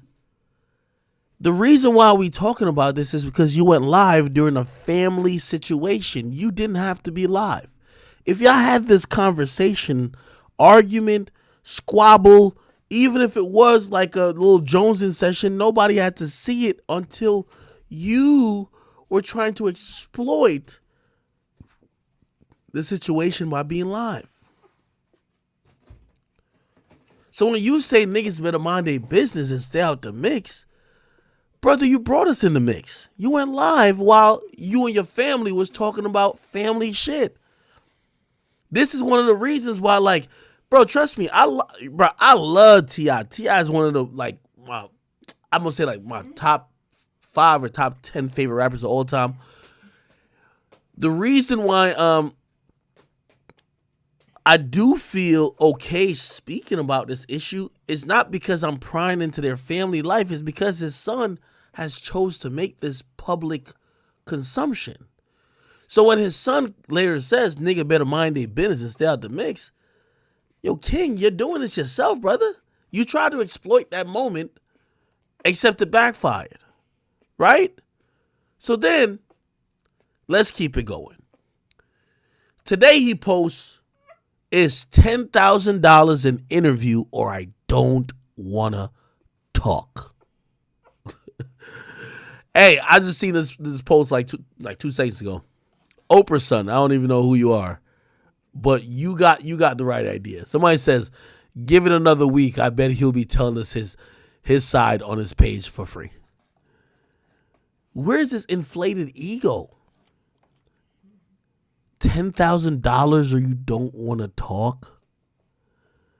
The crazy part about it is that I think King thinks that we care that much about his family dysfunction. King, let me tell you something about the music industry, if you or just entertainment period, if your father hasn't told you this. People like watching a train wreck. If you give them dysfunction, people will care. If you give them drama, people will care.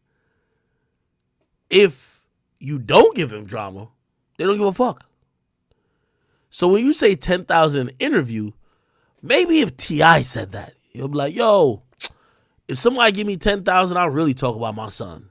Oh, okay, well, it's T.I. Like, number one, T.I. is relevant anyway. Who wouldn't want to interview with T.I.? T.I. is a GOAT. He's a legend, right? And it says, 10K, I want to interview at all. Well, we don't want to hear from you. We already heard from you. Nigga, you did it already on Instagram Live for free. So again, I just want to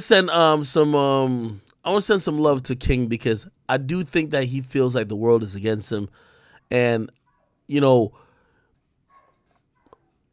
I don't know the feeling of being feeling like you're within your father's shadow, so you're trying to act out to create an identity, but at the end of the day, like, think about this. Imagine being Michael Jordan's son.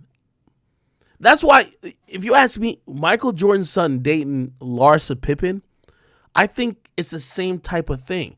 When you have a great father, and you have to live up to them, and here's the thing, with daughters is different than a son. With daughters is completely different than a son. With sons, you're expected to surpass and meet the expectation that your father did. With the daughter, you expect to continue it. Everybody's looking at King to say, well, your dad was all this. What are you? Same with Jordan. Same with Marcus Jordan, which is Michael Jordan's son. And I think that's why he probably also felt like, well, I got to create a legacy of my own. Now, again, I'm just bringing these things up. It's not necessarily meant to be a full-on excuse of what was going on. Somebody said, Ack, you're with the pacifier assist. King will be happy.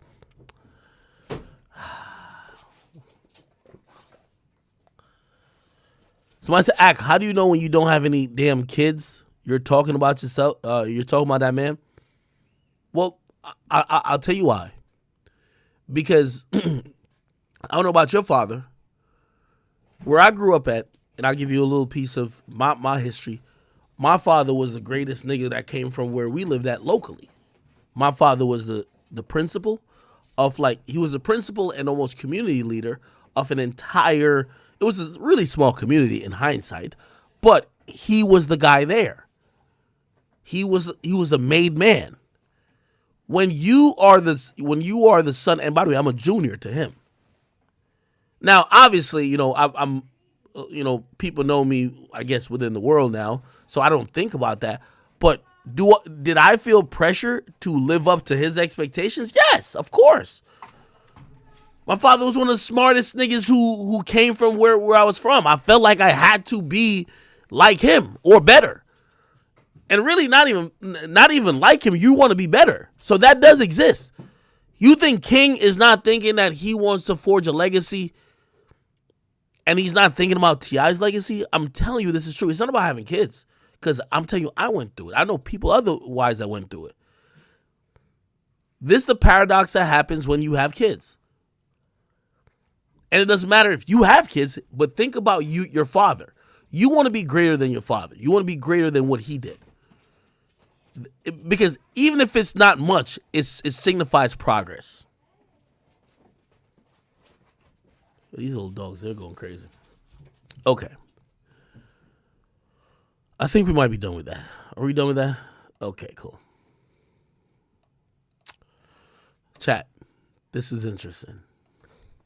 Y'all like beef? This is crazy. So, y'all know that in the No Jumper sphere, No Jumper is beefing with the people who left No Jumper, and their names is, Figmunity World. So it's AD, T-Rel, Duno, Smack, you know what I mean, and a bunch of other people who are in that world. Recently, Adam 22 been talking mad shit. He basically said he ran. Hold on. Let me see. Hold on. He said he ran off. Let me see. I gotta pull this. Actually, let me go to their Reddit. Their Reddit be having the tea. Yo, Adam 22 said he ran the Crips off Melrose. Okay, and I'm sorry I'm calling them Crips, but I ain't gonna lie. I was just sitting back and I'm like, this is why I was like, this whole thing with his Figmunity shit. I'm like, how is Adam, the skateboarder, bullying the Crips in LA? I was like, this is crazy. So anyway, at least content-wise, Adam was bullying all the Crips in LA. Well, not all the Crips, the Crips that used to work for him. I'm just keeping it beam. That's what it seemed like. Now, granted, yeah, y'all go, man. Now to keep it real. To keep it honest, I talked to AD and I talked to T-Rel. They were always saying, yo, listen, we're not trying to get this physical, or we're not trying to get this in the streets, because, bro, that's some shit that's going to be set up to hurt us. We're trying to really go up. And I completely get that. Except, hold on, let me see if I gotta show y'all this shit. Where is it? Where is this shit? Where is this? By the way, this is a Stand on Business Tuesday, chat. Is it this? It might be this. Hold on, let me see. 22ster is. Oh yeah. Hey, shout out to that little Reddit shit, man. Look at this shit right here. Oh no, actually, let me just go to the real video. Adam 22 destroys T-Rail, calling broke. Let me see. Adam 22 destroys T-Rail. So anyway, recently, Adam did a video. He did a rant. It was long. Copy him. So when you're trying, here we go. Yeah. I just, You full of shit, bro. I gotta do this for the people. Real. Let me tell you what it is. Oh shit! This is funny, Turn up, Adam. So anyway, I ain't gonna lie. By the way, I don't know how LA politics go this and third. I was just like, we got the skateboarder Adam. He's wilding on the Crip niggas. Like, yo, like I ain't gonna lie. That's why when Figmunity came to my shit, I'm like, damn, ain't y'all gangsters? How he wilding on y'all? Like, how that work? I'm not agreeing, but he's funny as hell. Let me tell you what it is. Damn, watch this. You want to compare live viewers? Watch this. Live viewers, we just have a lot of good stuff going. Viewers, we don't even. So what am I waiting for? Do I just have to wait forever? That ain't even a space where something can pop off. Even AD is getting sick of hearing my 600-pound life brag about how tough he is. So on Sunday, I put it on my story bright and early in the morning. I'm gonna be at the store all fucking day. I was staying. Adam stand on business. Adam is telling y'all niggas. By the way, you know why I've been watching this amaze? Adam is pulling the whole card of real life gang members in LA. I even told Wack, I said, Wack, I ain't gonna lie. Adam is telling me it's sweet. LA sweet now. This ain't the Tupac days when niggas get shot. This is sweet. This shit is goddamn Kool-Aid. I'm like, oh shit. Look how I'm like, what? Hanging out on Melrose, one of the most public streets in Los Angeles. Out on the block for 3 fucking hours, standing there smoking cigarettes, chilling, waiting for something to pop off. Nothing popped off. Shit sweet out there. My boy let y'all know shit sweet. So what am I waiting for? Do I just have to wait forever? That ain't even a oh shit. Frog. Ho! Space where something can pop. Look, they could cop a shirt. Yeah, I mean that's being shown. Man. I don't know if they picked up on it. Pyramid. And he just starts talking about some other shit. And to go at other podcasters last couple months. They got the school with their own personal shit. Nah, hold on. I gotta play this part. Broke bitch living off his girl. And it slowly becomes you're really comparing apples to orange, which we had maybe 4,500 watching Crip, man. The red, my boy. You living off your bitch, my boy. So this him talking about T-Rail. By the way, T-Rail, I think a Crip. Like, I think they all Crip. Like, bro, I be trying to tell people, yo, I interviewed, what's that nigga name? And this is my guy, I love him. I interviewed Shorty. I thought Shorty was a Crip. They throwing some other shit that I don't understand. Hoover. Y'all be really thinking like, nigga, I'm not that obsessed with gang culture, my nigga. I'm sorry. Like, I covered the Chicago shit. Other than that, my nigga, I cover music. I do not give 2 fucks about gang culture. Sorry to tell y'all. I know some of y'all really think, oh no, he did Warren. I do not give 2 fucks. Adam knows more about gang culture than me. I don't give 2 fucks, okay? So, me, all I know is Bloods and Crips. I don't know nothing else. So that's why if you watch me in that interview with motherfucking Shorty, I was like, nigga, ain't you a Crip? Why you beefing with another Crip? I don't know that these niggas be beefing. They're mentioning Hoover, this, Hoover. I don't know what's what. Now, no disrespect to these tough gangs and shit, but here we go. You ain't got a nickel to you. Ran your scary ass off. Here we go. Big t-shirt gets sold. Here we go. Sorella, that shit gone. No more tube tops are getting sold. Talk that shit, Adam. Stand on business. On the block. So the 22ster wants in. Oh, shit. So basically, my boy Adam saying he's taxing. All of them Crip niggas who used to be on the show, if they want to sell t-shirts on whatever street, which I didn't even know this shit was like that. If they want to sell t-shirt, I get Melrose is like, I don't even know where Melrose is. Yo, I don't know nothing about LA. Wherever Melrose is at, he's saying he wants percentage. This nigga sound like Frank Lucas. Holy. If a tube top gets sold on the block, I want my fucking cut. Damn! I ain't gonna lie. When I was watching it, I'm like, yo. You know what's so funny? When I was watching this nigga say this shit, I was like, yo, y'all hit my peoples out here. Book my flight to LA. I thought LA was scary. This shit is lit out there. This shit is sweet. This shit sweet. You a crazy ass. If a back on Fig t-shirt gets sold on Melrose, the 22ster is here with Desto Dub by my side and Brick Baby right there with the Smith & Wesson. Wait, hold on. Get sold on the block. So Adam is saying if his former employees who happen to, which by the way, I rock with him. Like, 80's my nigga. I just gotta let y'all know this. I think 80's a really smart nigga, bruh. Don't play with it. Anyway. I want my fucking cut. You a crazy ass. If a back on Fig t-shirt gets sold on Melrose, the 22ster is here with Desto Dub by my side and Brick Baby right there with the Smith & Wesson. So Adam got like a store back on he's back on Melrose with a No Jumper store, and I think he partnered. I don't know who Desto Dub is. I kind of know him a little bit from Lil Pump, but I guess Adam partnered with Desto Dub, and he's saying, yo, he's taxing any other nigga who's coming on there to sell tube tops, underwear, any type of clothing. He says he's with two niggas. He's with Desto Dub, I guess his partner for the store, and then this is what they keep telling me. They say the West Coast boogeyman is this dude right here. They say he's like 5'4", but he always got the Smith & Wesson on him. That's what I heard. Word to everything. Word to mommy. That's what they said. They said my boy right here, Brick Baby. I didn't even know. I thought it was like Lebebe. But they said he's Brick Baby. They said he always got the 4-5 on him. He's the under, like, I don't know who be telling me this bullshit. They say he's the underboss of Big U. He's like a rolling 60. So like that's like the most dangerous gang. So like the biggest gang, he's the number 2. I'm like, oh shit.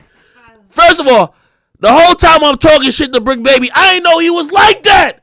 I'm like, yo, why y'all ain't tell me this nigga was like that? But it's all good. I figured it out. He's like that. So bet the 22ster got the businessman, Desto Dub, and the biggest gangster on the West Coast, Brick Baby. You know what I mean? Listen, bodies on bodies on bodies. I bet. Here we go. And we want our fucking cut. We ran your ass off the block. You got nothing to... Wait, what? If a tube top gets sold on the block, I want my fucking cut. You a crazy ass. If a back on Fig... Yo, my nigga Flacco over here like, yo, Flacco like, I don't got no parts. Flacco, good job, Flacco. Good job. That nigga Sharp, he was like, yo, I'm going to be the camera operator today. Yo, Sharp was back there like, yo, nah. There ain't no OnlyFans bitches I could give game to. Let me be the camera operator. Let me be the camera operator for the day, okay? Oh shit. All right, bet. Here we go. T-shirt gets sold on Melrose. The 22ster is here with Desto Dub by my side and Brick Baby right there with the Smith & Wesson. And we want our fucking cut. We ran your ass off the block. You got nothing to offer. So you saying you back on Melrose? We back on Melrose and we ran your scary ass off the block. Let me tell you something. Let me take my motherfucking hoodie off because this shit. It's getting critical now. Nah, this is how you stand on business. Take the hoodie off, nigga. A little hot over here. Yeah. I just, I gotta do this for you full of shit, bro. I gotta do this for the people. For the streets. Tell you what it is. Let me tell you what it is. Real, this is funny. I'm not agreeing, but he's funny as hell. Let me tell you what it is. So here's the thing. Remember so let me break it down for y'all. When Adam was like really doing his thing before, AD was the muscle. You feel me? So like, I heard like a bunch of Mexicans ran in. They was trying to violate. I think Flacco said something. 80 stood 10 toes down. Like, yo, he's like, what's cracking? What's popping? Niggas wanted to squabble up with Adam. Yo, my nigga AD was like, yo, it's good. These hands really work. Like, he's really putting in pain. He used to do that for Adam. You know who the new nigga who doing it? My boy right here.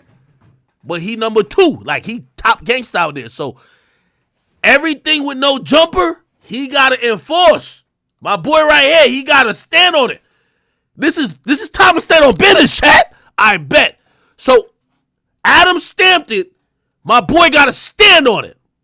Which, by the way, Adam, you're a genius. It's amazing how you get these things to crash out for you. You're a genius. Okay. So pull out this. Yo, I ain't gonna lie. Watch my man demeanor right here. The whole time he's like, wait, I gotta slap niggas for you now? Shit, I didn't know you were gonna say all this shit. So Adam, stand on it. Let's go. You want to compare live viewers? Oh shit. Let me give you some other metrics. All right, now fuck all that. So we get the dynamic. This the number 2 gangster for the 60s or something like that. He gonna stand on all the beefs. The 22ster just told him they banned off Melrose. He ran him off the block. No more 2 tops getting sold. Okay?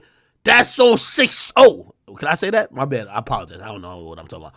I'm from the East Coast. I don't even know what's going on. Anyway, all right. We got some developments. Yo, chat, check this out.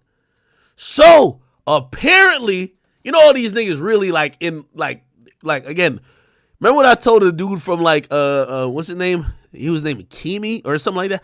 Like, bro, we're podcasting, brother. Like, what are you doing? Right? When they're like, yo, we sent dudes to go check academic center. We're like, yo, bro, we're a podcast. So what are you talking about? Right? Like, everybody gets invited to the same shit. Sexy Red is in town, in LA. You think Sexy Red's team is like, oh, we know that no Jumper don't fucks with Figmunity world. Hell no. Anybody who's media get invited.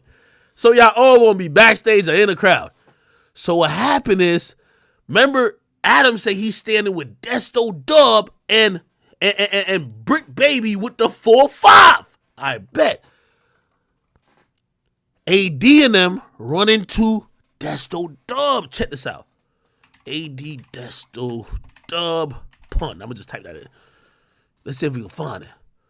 Right here. Now it got critical. Nah. I need a full clip. Is it this? Right here. Oh, this pun right here. Like he top gangster. Like he like that. Yo, I love gangsters. You know I love gangsters? My boy Pun, first thing he said, yo, get the cameras going. Oh, it's about to be lit. It's squabble time. Let's go. He said, yo, lights, camera, action. Start recording. He pointed to a girl. She about to start recording. Guess what happened? They caught a no jumper lacking. Now, here's the thing. No Jumper been covering the 60-30ins versus the old block-ins. Fuck that beef. That beef old. That beef is in federal court. The new beef is No Jumper versus, what should I call it? The Figmuniters. I fucked that up. But whatever. So now, this dude right here, this guy right here, I know it's a little blurry. He's Desto Dub. Remember what Adam said? He rolling with 2 niggas. His 2 lieutenants. Desto, gangster. Stand on business. Champion. He's like T.I.'s son. King. Holy. Never back down. Hold up. Then Brick Baby. Killer. Gravedigger. Body layer. Business stand owner. Yeah, that's him. Now, Brick wasn't there. You know, Adam is definitely like fucking, Adam was probably at home. This is why Adam is good. Adam at home like, yo, Adam at home with his beautiful daughter like, wee, the airplane. Here's your chocolate milk. Wee. Wee! Movie night! Right? No, bless their family. The rest of these niggas, listen, y'all ain't never gonna catch Adam like this. This is why I want to tell all y'all black Negroes who are involved in this, including Brick Baby, and also I think the Figmunity World Squad kind of knew. Y'all might want to squash this because the nigga who's amping it, Adam, y'all ain't gonna catch him. And if y'all catch him, he gonna have some niggas who shoot you and kill you legally. Cops. So anyway, let's get back to this. So you see my man Punt. He looking back. He got to make sure his shorty recording. You got the recording? Make sure it's in 16:9. We got to make sure the ratio is right. Got to make sure the autofocus is on. It's lit now. It's over. We finally caught these no jumper pussies. It's a wrap. Say, keep that camera up. Yeah. Now I'm gonna keep it a beat with you. Chat, recently I had a little boxing match squabble. I had to make sure I still had it. The hands was good. The hands was still good, but I ain't gonna lie, I was gassed like a motherfucker. I'm out of shape. I am out of shape. You know what I mean? All these niggas in Figmunity world, they fatter than me. So, you know what I mean? But it was gonna be a jumping anyway. That's what I'm thinking it's gonna be. I'm like, it's 5 of them, it's 1 of him, it's over. It's crazy. Oh, let's go. Hold on. Let me zoom out.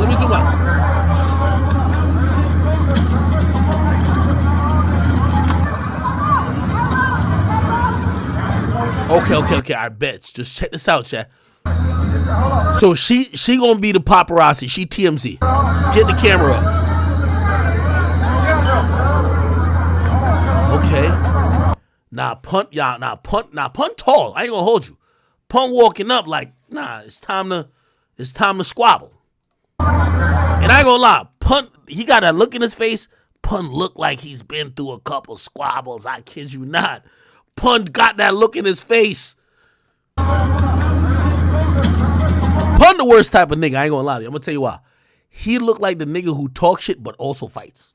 You feel me? You know you be seeing niggas that look like they talk shit but don't fight.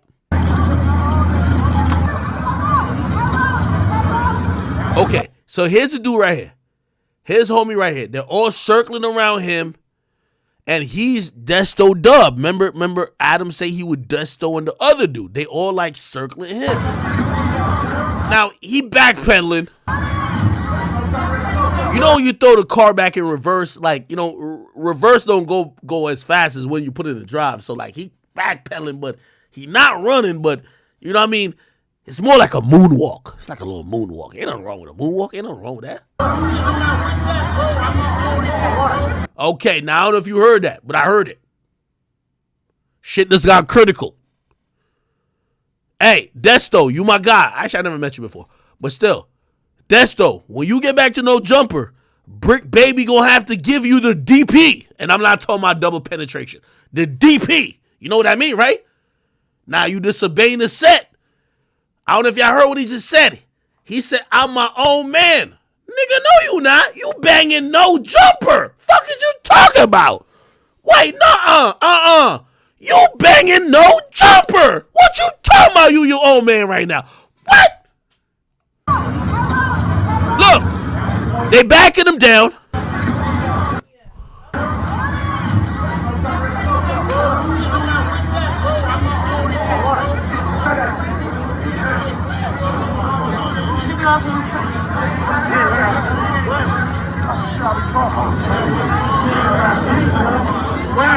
Weird ass, no jumper ass. AD, Maybe you get on the phone. Okay.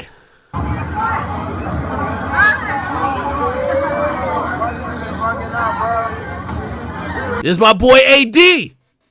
Mr. Stand on Business. Now, to be fair, I think AD has been caught in a really weird position. AD is a businessman and a future GOAT at how he's gonna maneuver in this media space. He a gangster, but he don't want to. He not trying to Suge Knight this podcast space. He not trying to beat niggas up, have niggas scared of him. He want to be a nigga who's cool as fuck and be the guy who has the outlook of the streets, but he not trying to be the like some boisterous shit. Feel me? Stand on business. Everybody keeps saying it. Stand on business. Stand on business. Okay, so anyway, everybody leaves. Nothing happens. I will say this. I am happy that nothing happened.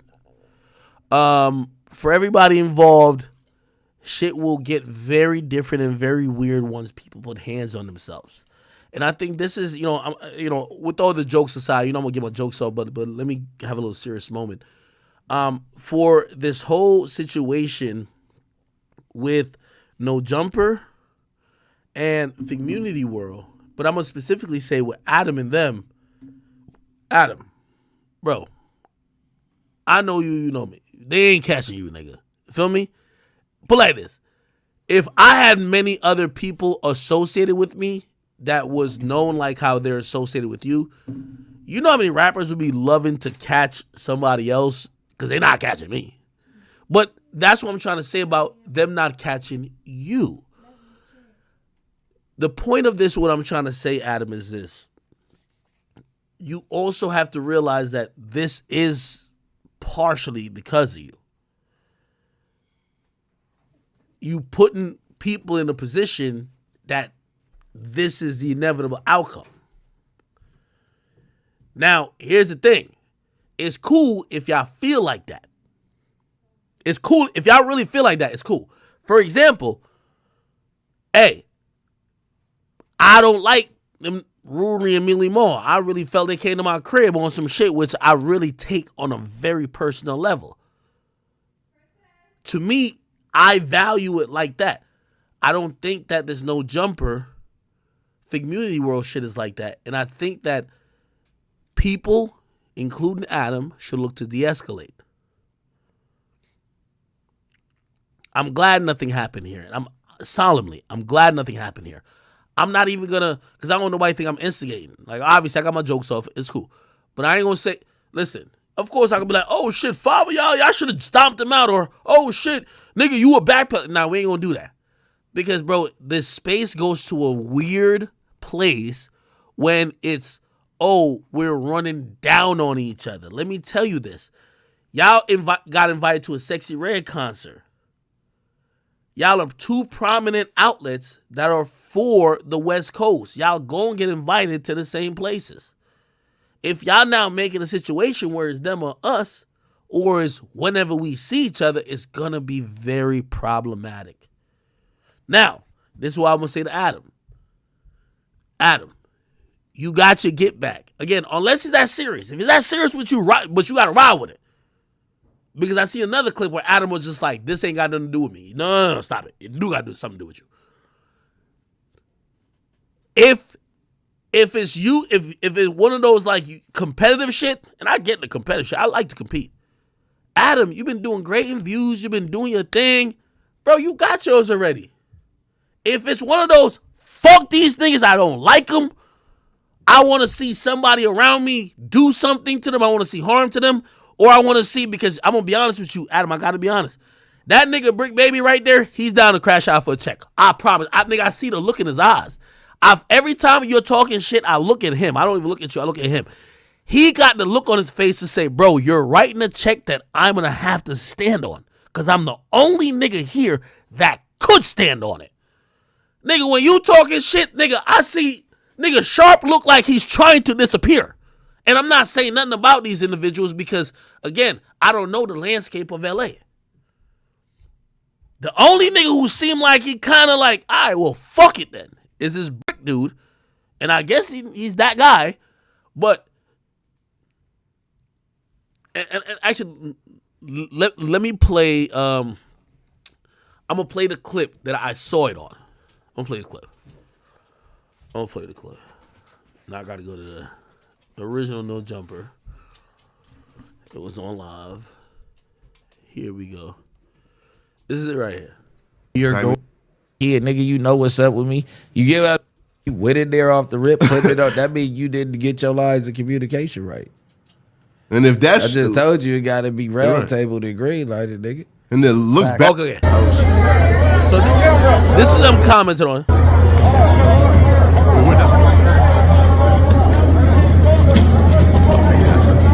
By the way, Sharp, as much as I talk shit about you, and I wasn't trying to call you no punk or nothing like that.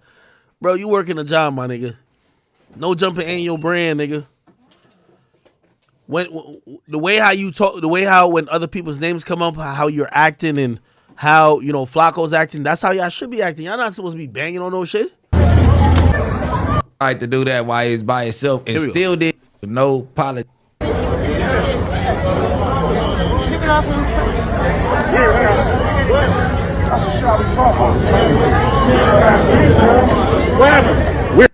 Cover by itself. What is you asking for cameras for? Like on 6-0, issue up. If you was gonna issue up, you caught a nigga that don't get involved with no politics or nothing with that shit. Cuz shuts up every time they talk anything about it, nigga.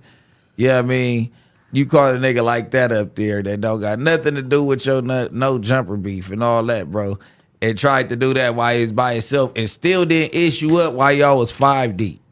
Whole shit. You know what I mean? Other than I ain't even like, you know, this is a podcast and like y'all doing a little bit much. I mean, that nigga Flacco is like, yo, let me stay out of this. Shit, this is hey, that's on y'all, brother. But Brick, I'm gonna keep it a being with you though. And I don't I don't got no horse in the fight really. And I talked to Adam and I talked to AD and them. Y'all been sitting back and letting Adam talk crazy about these guys. They already said, we don't know how to go back and forth with you verbally. That shit already told you, nigga, the only way we know how to really get at y'all niggas is in real life. If you cared, you should probably said, yo, Adam, leave them niggas alone. Because some shit like this gonna happen. Like I say, I stand in the blue in this one. I just ain't even, you know what I mean? It don't concern me.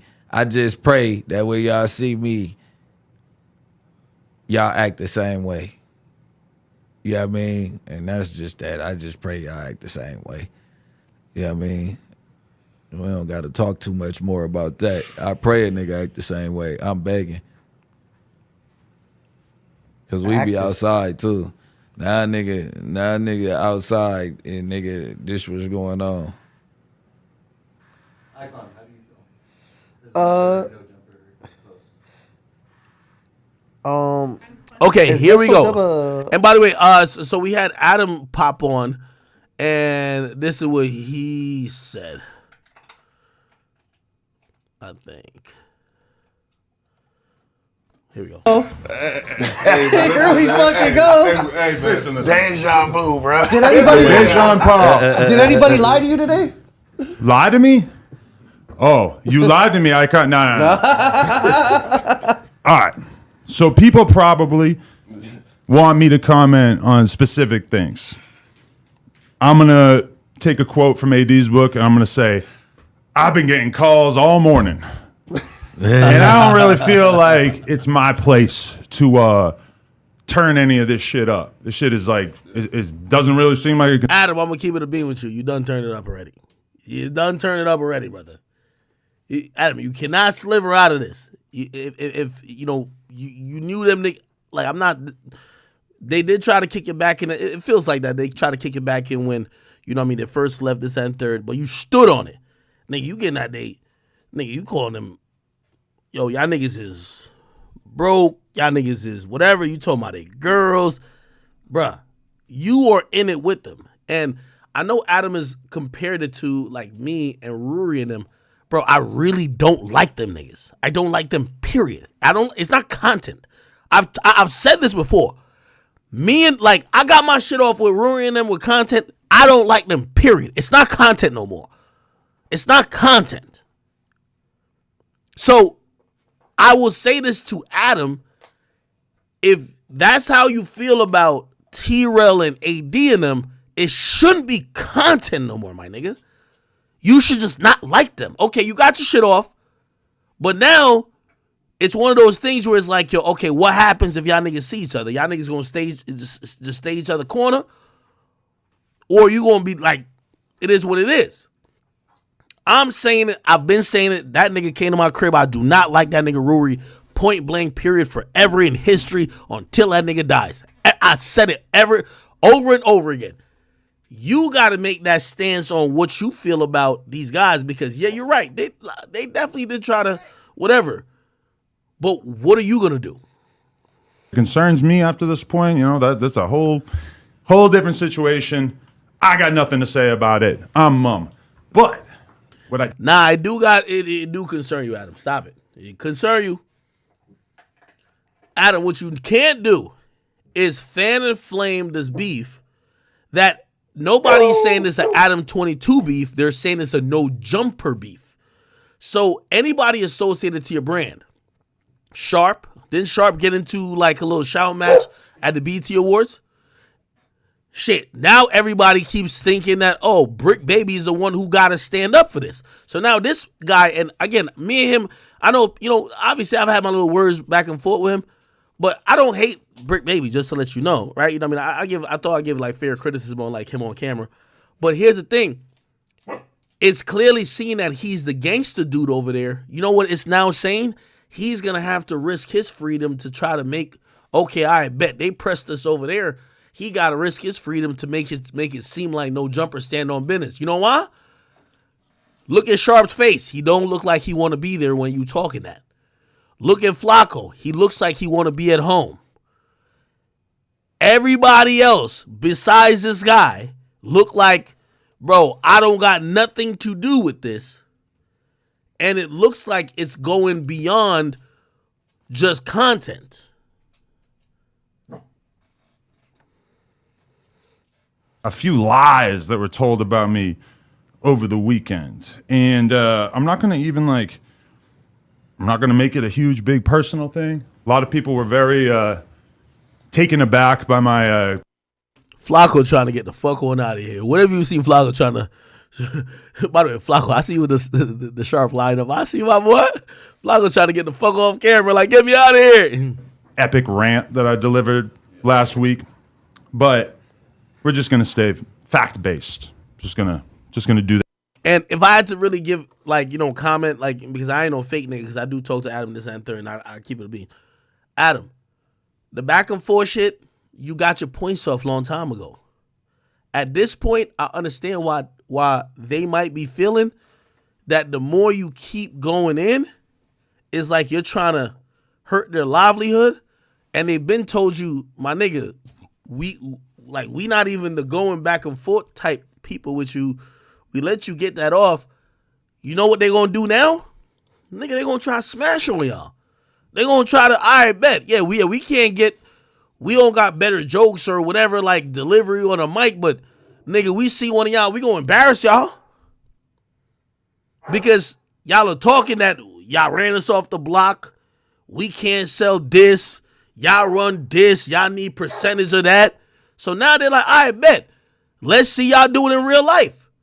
And I don't agree. And let me be very clear, even with the Figmunity World Squad, I don't agree with y'all niggas running down on niggas 5-on-1 type shit.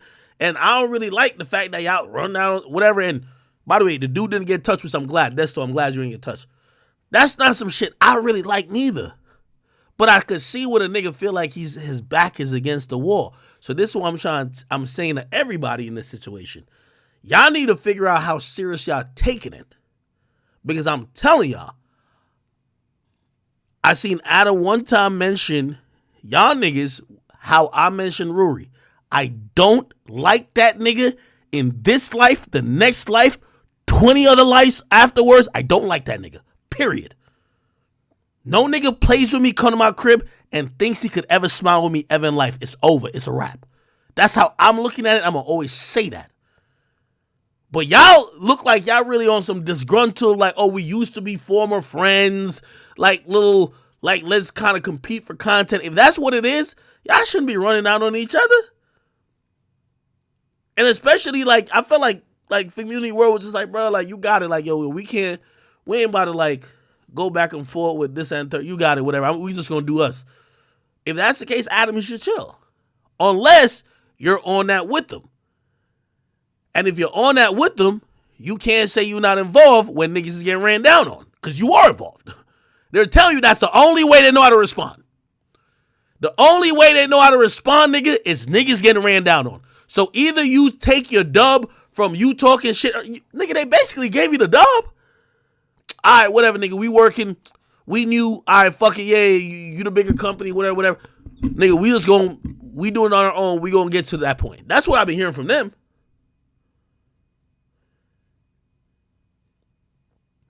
So I'm gonna just give advice to both of them, man. Y'all niggas need to figure it out. If y'all really on some other shit, y'all go get into some other shit. And Adam, you're into some other shit. Don't know. You ain't gonna squiggle out of this. Because every nigga here, they don't talk about AD and T-Rel and them. Sharp look like he don't want to be here. Sharp is mad outspoken when you got him with an OnlyFans thought. I don't know this person right here, so I can't really give an opinion on it. You know, my man Flacco, he got a lot of opinions. He got hot takes out the wazoo. One is some shit he care about. And this dude usually is your echo chamber. He fucks with you heavy. But even him, I could tell, he's not leading talking shit. He's backing you up. So, anyway. Man, I ain't covering no Krishana and Case. Who the fuck is K-Swave? Somebody gonna clip that. That nigga gonna be mad. All right, anyway. I got other topics. Okay, cool. Done with that. Oh, shit! Oh, my God. Yo, chat. No, fuck that. I got mine off. Oh, my God, chat. Oh, my God. How'd y'all let me not cover this? Yo, who should I blame for this? Who should I blame for this? Hold on. Where is it? Is that right here? Chat, who should I blame for this? Yo, my boy, the Chirac Wolverine. The Chirac Wolverine got on camera and said this. Make it make sense. I'm still Chirac Wolverine. Still King Lil Jay. I'm broke. Still well respected in the streets. I ain't got niggas that but they like, man, that video was you. We don't get no. I'm broke. If the transmission video was you, we don't get no fucks. We know what you do. You a real nigga. So what? The past, the past. The past is the past. Niggas bringing up shit. That video, when did we say that video was recorded in the county? Like around what year? I'm not even sure. It might have the date on the video though, but I didn't look at it. Probably like 6 years ago. Like, dude. Yeah, 6 years ago I was fucking with a little tranny. But now, come on, bro. Like, that past is the past. I'm straight now. Fuck is you talking about? I think Cam Capone got this. Cam Capone? News? Let me see. What's going on out here? What? It was telling me my boy King Lil Jay was fucking with a transformer. I take it on live, whatever, with anybody for the right amount of bread. Other than that, next money real quick. Hold on. I know what you're talking about though. Hold on. It looks like you got in a fight with somebody, man. It's a T, and you're kind of choking her out, and then you guys kind of get separated and everything. Hold on, let me set this blood money real quick. Hold on. I know what you're talking about though. Hold on. Now that video is 100% me. You can tell it's me. You see the interview afterwards when it's me. This thing about me, I don't give a what a motherfucker is. You could be a midget, anything. If you show any sign of disrespect or any of that, you go get dealt with accordingly. However I feel is the proper way to deal with you, you go get dealt with. I don't give a about none of that shit. Bro, everybody know it. I've been kicking ass forever. Fruits. For a long time, Cam. You hear me? For a long time in the hood, in jail, everywhere. Bro. Fruits. How do you feel in general about all these videos that have been coming out? I mean, you got a lot of videos, even fight videos that I've seen, you know what I'm saying, where, you're handling your business and everything. I love them. I love them because this is the thing, Cam. When I got locked up, some shit happened to me when something almost happened when I broke my leg. That ain't really make a lot of noise. And then I posted a video saying the jail I just said about the up conditions and all type of shit. That didn't make no noise. But for some negativity come out and really push me where I need to be, shit, I'm grateful for them. Thank you. Whoever did it, put out the narrative, whatever, I'm thankful for it. And I got offered so much more money by my record label. It was a blessing. It's a blessing in disguise. It's up that it had to come to that, but it's a blessing, shit. I ain't gonna lie. It's really a blessing.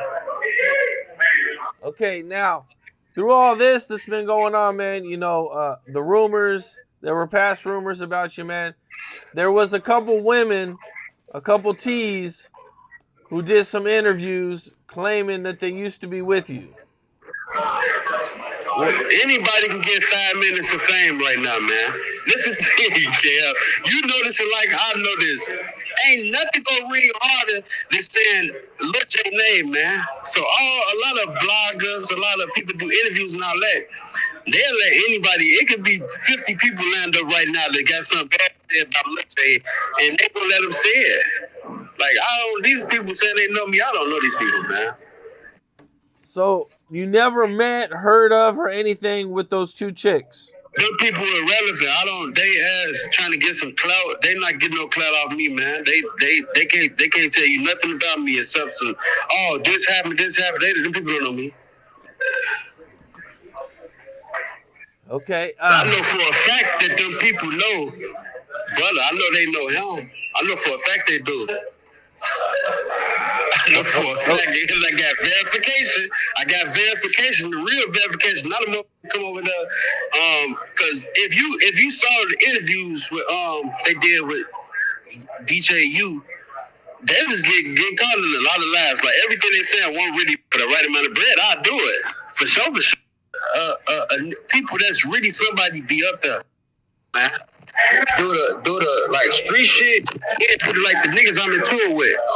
So a lot of that shit, niggas be telling on themselves. Oh, here we go. Oh. I don't care, Capone, bro. I'll come on right now and do a song with Lil Nas X. I never care what somebody gonna do to me. Make it make sense. I don't get no. I still got a million hoes. I still got a lot of money. I'm still on top, Cam. I ain't gonna lie. I hear you, man. You know, when you got out, it was definitely an event. You know, it definitely went crazy. It's gonna be another event. The Face, my album drop as soon as I come out, probably like a month. The Face. We gonna see how we make it make sense. We gonna start there. Man, you know, the rumors, there were past rumors about you, man. There was a couple women, a couple T's who did some interviews claiming that they used to be with you. Anybody can get 5 minutes of the police custody. Something happened. Telling on themselves. Okay. Yeah. I was trying to get that affidavit he's supposed to write for me. So boom. After that, I go to court. Hey man, dude said you got people trying to force him to sign paper. She told me. I told her to wait. She said, "Man, I'm scared." Dude, tell her. All right, chat. Enough of that, man.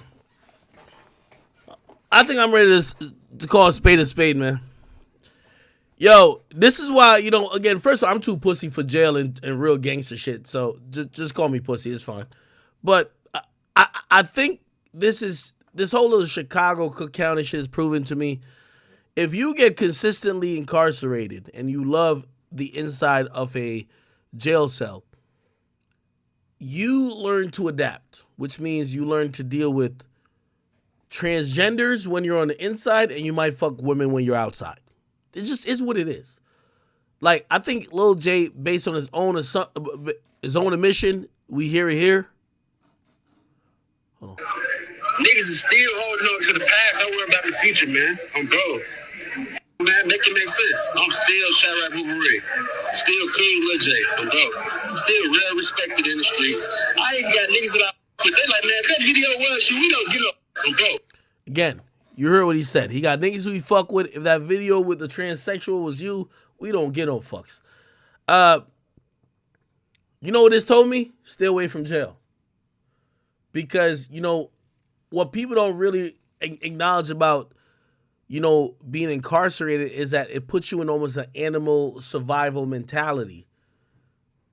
Like, who knows if Lil Jay was always attracted to or may have, you know, liked men or men that look like women, but when incarcerated for a elongated period where you might not know when you might be getting out, he might have made a choice to say, oh, fuck it, like that's my best option.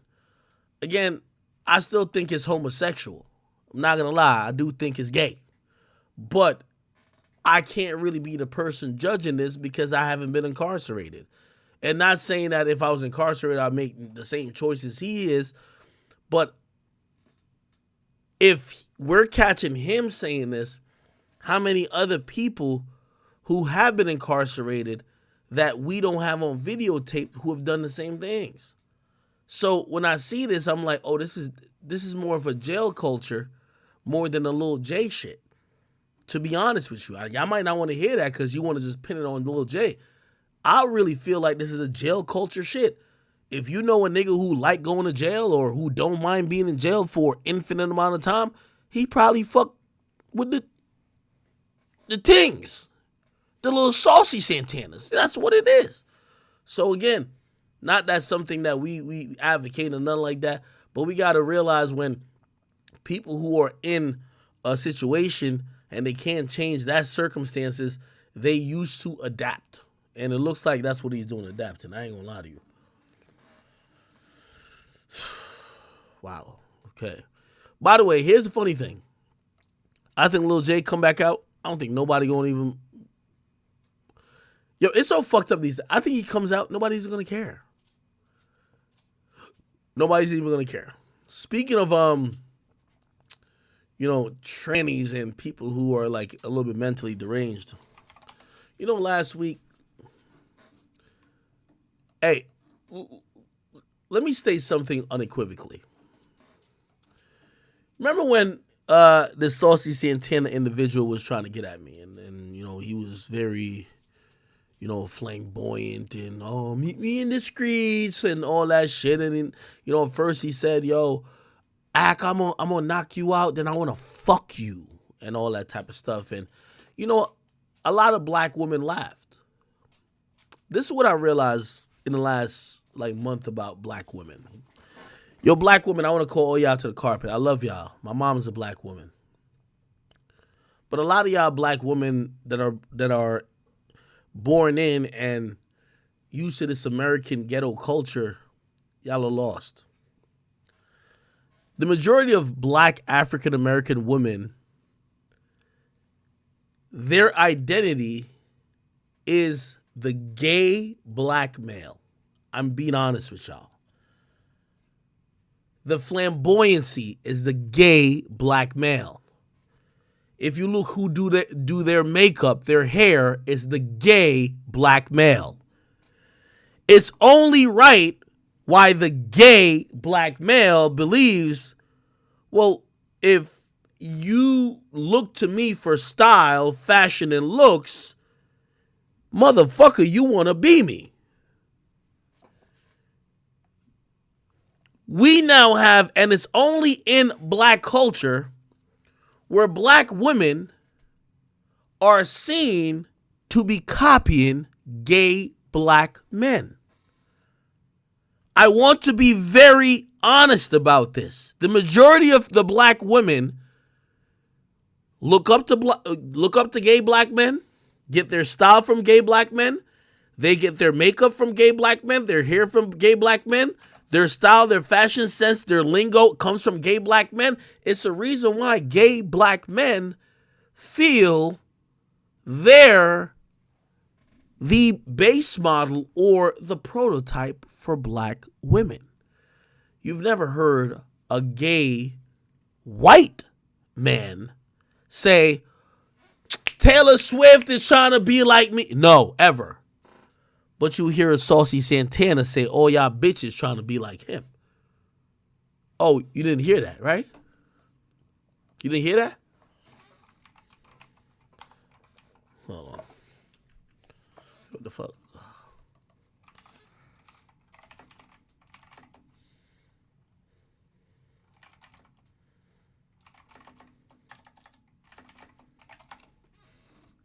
See if I can find the clip. Maybe I can find the clip. Here we go.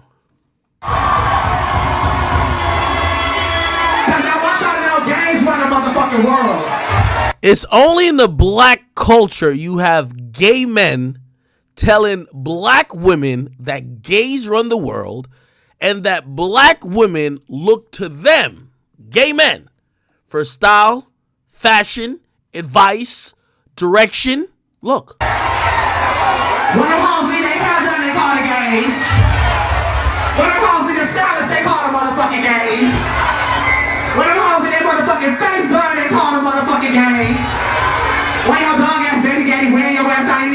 call the motherfucking gays? Cause we the motherfucking blueprint to this bitch. So let me be very clear. Only with black women, and y'all could print this and post this on any blog. I'm asking y'all black women this. This is how the gay niggas talk about y'all black women.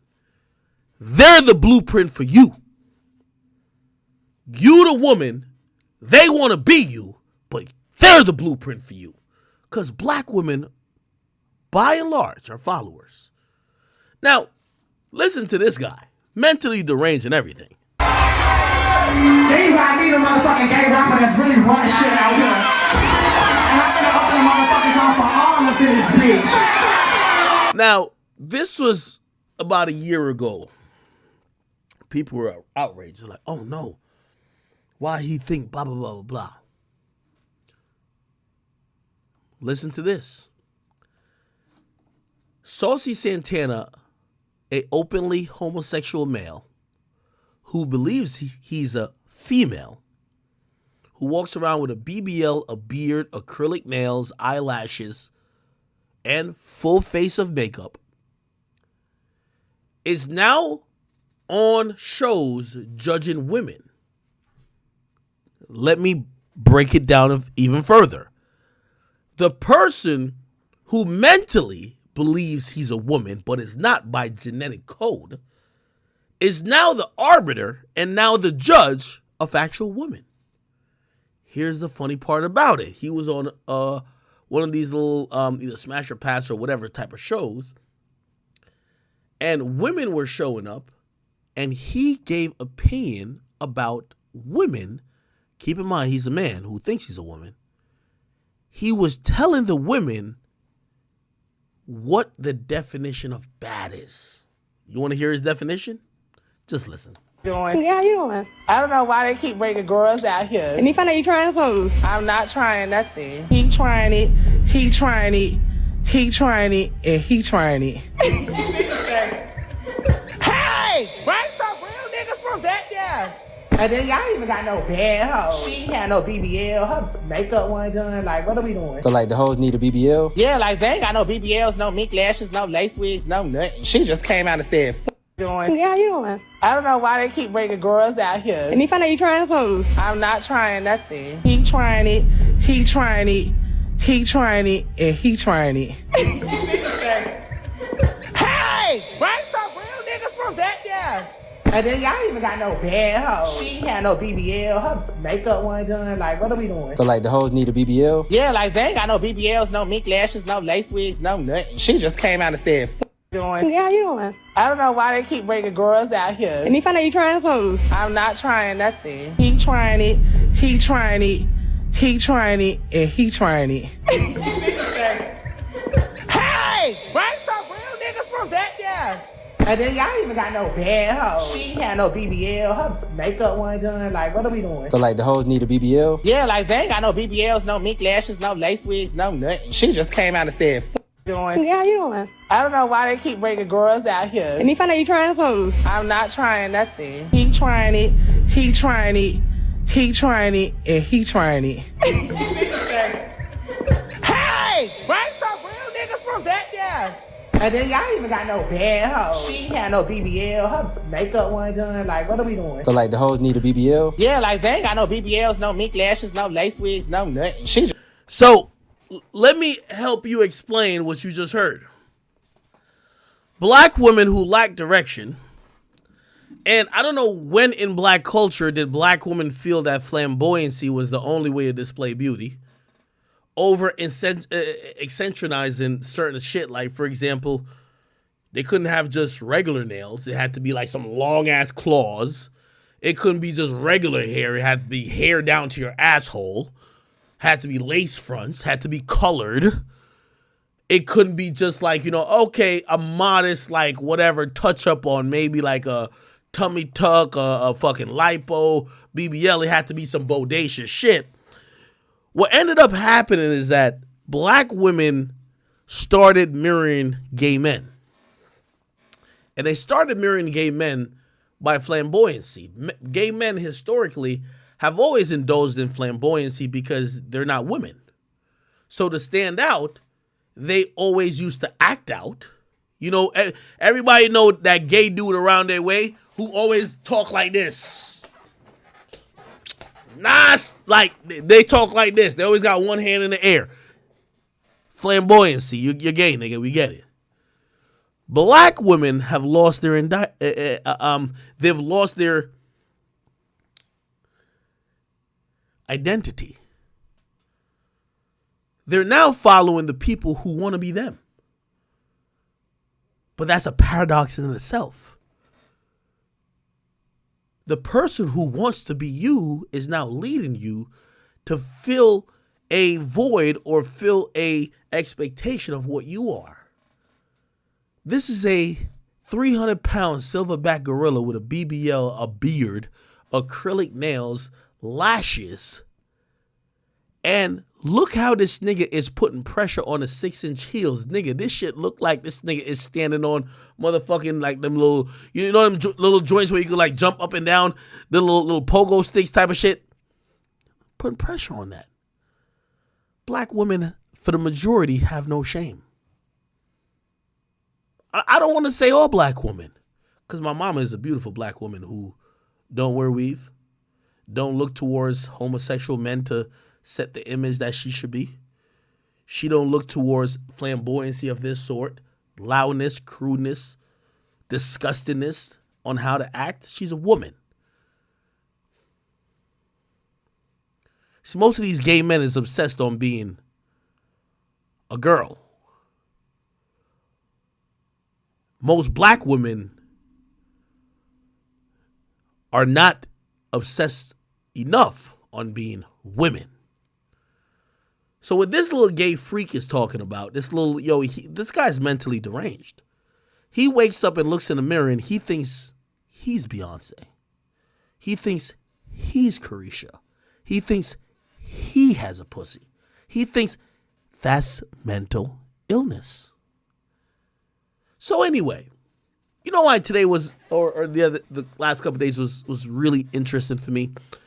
Because black women finally got to realize that the gay dudes that they look up to don't accept them for them being a natural born woman. You heard what he said? It's the natural born woman who pulled up. Even though she got some weave, you can tell there's a little weave. That ain't her hair. It was all good. But she likes him. She probably follows him on social media. You know what he says to her? Bitch, you don't got no BBL, no lipo. You don't got the real lace front. You're not a bad bitch. So this is why I laugh at the majority of black women who look up to weirdos like this. Not all. I love black women.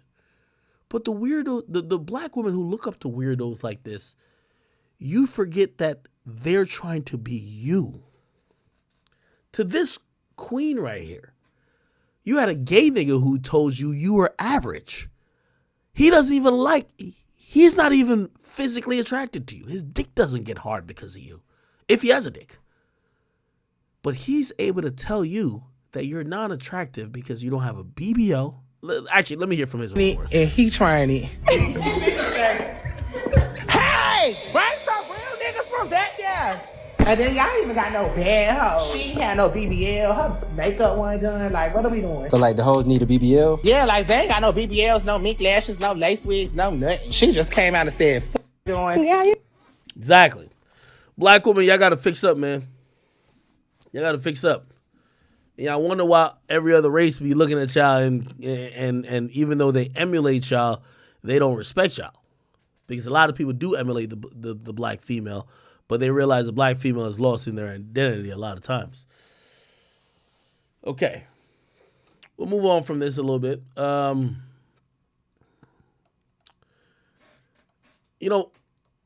I'll play this, and since I'm on the topic of this, and I'm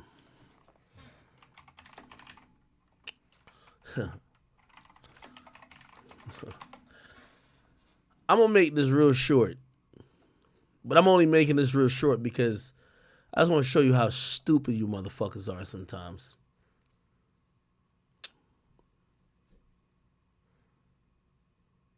God damn, they post a lot of fucking clips on this channel. Ooh, this is clips. 3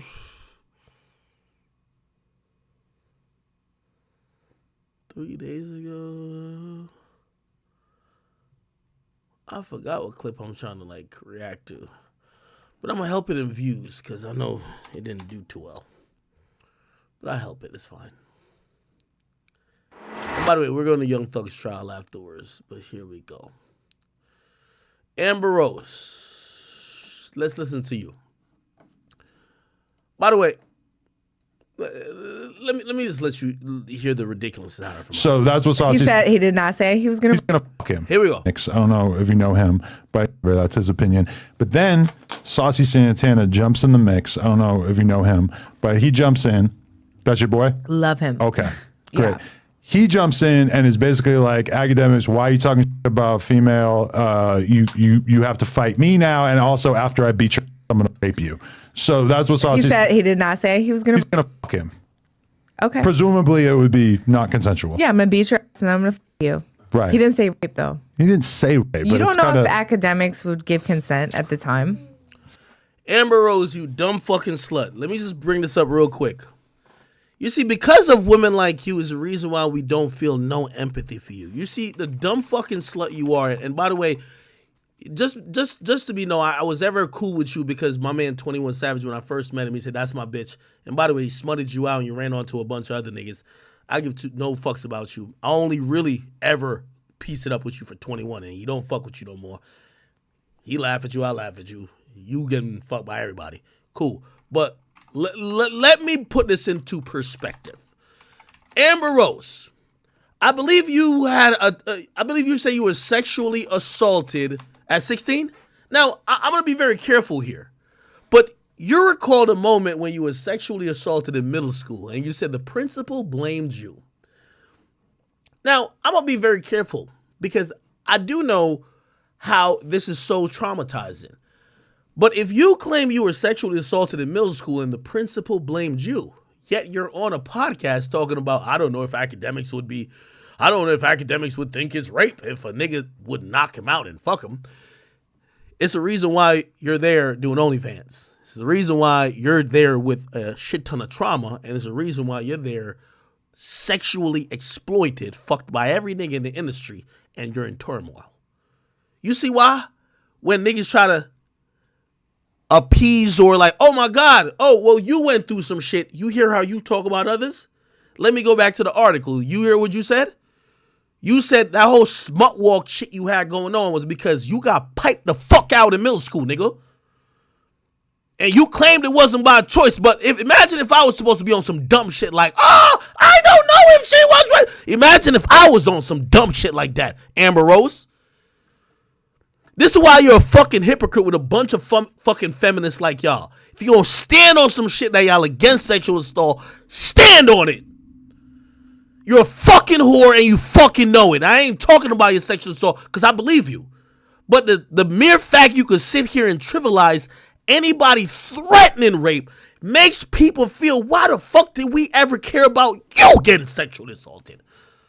Because put it like this. Let me tell you this, Amber Rose and Saucy. Before a nigga do that, nigga, I got 50 guns in this house, nigga. A gun right there and 2 right here, nigga. I'll commit murder before that shit happen. I'm a man before everything, and I was born in Jamaica. That will never happen. Let that be known. But you got victim stories, not me. That nigga Saucy could see me. Matter of fact, I can't wait to go to Miami, nigga. I'm gonna drop locations everywhere. I bet that pussy don't do shit. Won't pop out. But you ain't gonna ever hear me talking about no rape stories. Cause ain't no nigga could rape me. Ain't nobody could rape me, period. You a female. You should be sensitive towards that shit. You should be sensitive towards that shit, nigga. Because it's not only people like you, and I don't know the way you dealt with this shit. I don't know if you lying now. I don't know if you lying. But I know there's a lot of women who ain't. Who, when they hear sexual assault and rape, they don't really be playing like that. They don't be saying, they don't deal with rape like this. Say rape, but you don't it's know kinda... if academics would give consent at the time. Bitch, I don't fuck. Come on, stop playing. Okay, so Amber Rose, if a nigga was, You don't use to strip in Philly strip clubs. Right? I know a couple niggas who nutted on your face. Facts. If them niggas got you drunk, fucking had their whole team nutted on your face, who knows if you gave consent? Imagine me saying some dumb shit like that. I wouldn't even say it. That's not even true. That's weird. By the way, I don't know no niggas who fucked her, by the way. You get what I'm saying, my nigga? You talking about a fictional shit that ain't gonna happen with me. But you got raped, my nigga. I ain't get raped. You got raped. So you start looking yourself in the mirror. Cause when I look myself in the mirror, nigga, I look at myself with 50 guns, nigga. I kill a nigga and I kill myself before that shit happen. It ain't never gonna happen to me. Fuck is you talking about? That boy Saucy Santana think we finna squabble. Ain't no squabble happening. You see me in Miami, you step to me, nigga, you done threaten rape. Let's talk about it. Whatever you want, I'm on. What's up? Ain't happening. You gonna see me in Miami. Like, nigga acting like, oh, you don't never. All that come to the headquarters shit, you think I'm about to squabble with this nigga, man? So you the one who got dick punched up in you, nigga, not me, nigga. I don't got no victim stories to tell about nobody, nigga. Fuck is you on? So when you was in middle school, nigga, but I'm gonna keep it calm. Cause I'm gonna have a lot of grace for you. Cause I know you were stupid with that. So let me just tell you this, Amber Rose. I'm sorry that you got taken advantage of. That's not cool. That's not funny. But while you sitting up there with that dumbass hairstyle, and while you sitting up there knowing that Kanye West did you wrong, nigga, and you fucking all type of random, nigga, don't even play with a nigga like me. Nigga, I was doing a whole interview. Nigga, I got the whole, I'll put it out. Man, I ain't with Spotify no more, nigga. Spotify set up an interview with me and you, nigga. You asked me personally, you said, could you take out a clip? There was two niggas that walked in the, nigga, you was living in like almost, nigga, that shit look like Section 8 housing, gang. Some random niggas who was probably fucking the shit out of you, gang. Like, what you talking about? Bitch, you not nobody. And you definitely can't talk to me. So when you talking about rape, and I know you think you a woman, but you talking that smut talk shit, that slut talk shit. When you talking about that, I'm a proud Jamaican nigga. I don't got no victim stories. You do. Just make sure you realize, bruh. That nigga, you down bad. You the one over here with a, let me cry, hold up signs. I ain't holding up signs to nobody. Don't be speaking on me and don't speaking on no man and acting like, oh shit, maybe Ack is with that. Nigga, what part of my history told you I was with that bitch? Cause you wouldn't like me if I speculated that maybe you was with that in middle school, right? But I wouldn't, cause I ain't like that. I'm not no nigga who would ever speculate that somebody who's a child or somebody who's not into some shit like that would be with it. Why the fuck you think I would be into with some shit with Saucy Santana, nigga? You the one who read a fucking article, nigga. You said you got raped, nigga. You get that shit together, nigga. This is why people can't ride for people like you, because if you was my homegirl, you was my sister, you told me that, I'm crashing out for you. But imagine me crashing out for a bitch who actually gonna have the opinion like that about a nigga saying that about another nigga. You don't care about the concept or you don't care about even the subject of rape, bitch. You care about you. You just a bald-headed bitch, the iRobot looking bitch that ever since Kanye done left you and he took 50 showers, you've been trying to find yourself. You got married to another nigga or got pregnant by him and he cheated on you with 50 bitches, nigga. You came out and admitted it, nigga. Nigga, Wack was tormenting you, nigga. You was begging that nigga to get off your back. Fuck is you talking about? Bro, just cool out when you're talking about me. Because I don't have no stories of no nigga doing nothing to me. And I guarantee you this, I put this on God and I put this on myself. A nigga even play with me like that, nigga. Listen, I don't got these joints just for decoration. I'd rather not live than be here giving stories like, oh yeah, he took my booty. Come on, nigga, you fucking crazy. That's your story. And I'm gonna have sympathy for you because you're a woman. I know how niggas is evil in this world.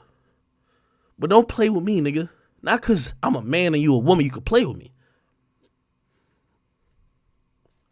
Male rape and female rape is the same, nigga.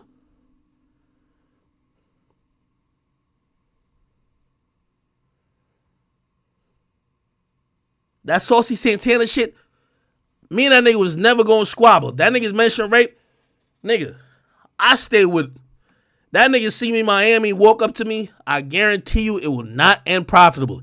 I'm telling you. Matter of fact, I'm making it my mission. I got to go to Miami, and I'm going to drop locations everywhere, nigga. Because he will not do nothing to me.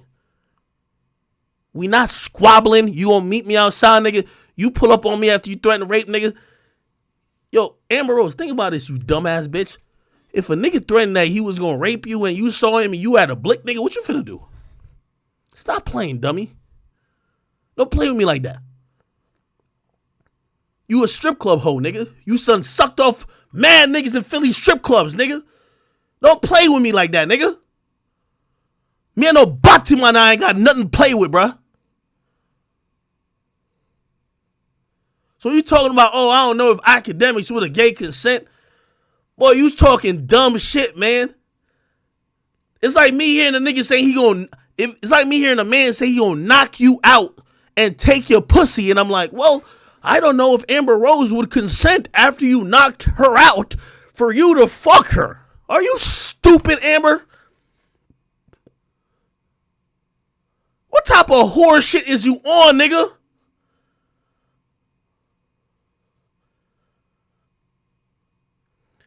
And respond back to this and I'm going to be on your ass all fucking month. I don't give a fuck about none of that shit. You know I wasn't trying to interview you. I did that for Spotify, nigga. I see the nigga who was fucking you. That nigga didn't give two fucks. Yo, bitch, you live basically in the... Yo, I don't know if what y'all niggas know. Y'all niggas own my address by now. It's a $2 million crib, nigga. If I sell it right now, it's $3 million. Facts. Go look it up. My nigga. Y'all see me? This ain't no... nigga, I own this shit full out. I bought it cash. Bitch, you was living in LA, nigga. I'm listening to your little stories. That's why I even said, nigga, what's up? Like, we don't even give a fuck about you. What's up with this shit with you putting your finger in Kanye's ass, my nigga? Don't start playing with me because I don't play with bitches like you, period.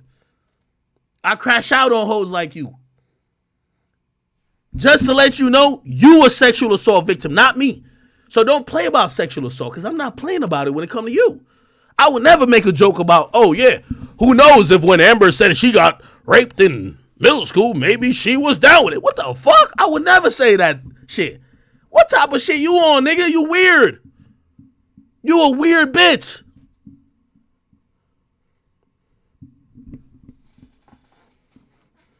We'll crash out real quick, man. Y'all send that to that bitch too. Bitch, you was just begging for whack to get up off of you. Fuck is you thinking talking about me and Saucy Santana? Man, if y'all all like this gay nigga, man, y'all go like that gay nigga, man. But all y'all straight, especially if y'all claim y'all black women who are co-signing male rape, y'all would not want no male to co-sign you females getting raped. You wouldn't. Bro, you could hate me all you want. But when you say some shit like that, it just make me numb to when y'all have y'all issues. Like, what? You say you got raped in middle school? Well, bitch, didn't you just say it would, maybe that nigga was going to knock me out and I was going to be with him and fucking me? Come on, stop doing the dumb shit. Amber, nobody's trying to hear that music, nigga. Start selling pussy, nigga. You ain't see what your counterpart's doing?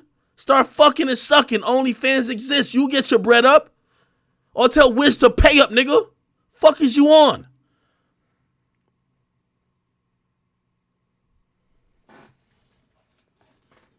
Bitch going crazy, man. Anyway.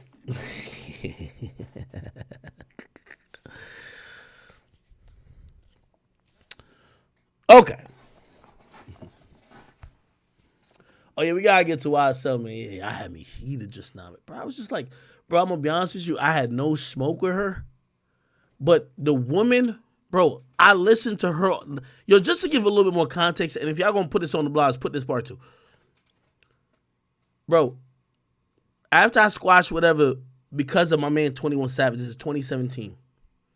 Bro, I listened to a woman who talked about why she did the slut walk. She did the slut walk.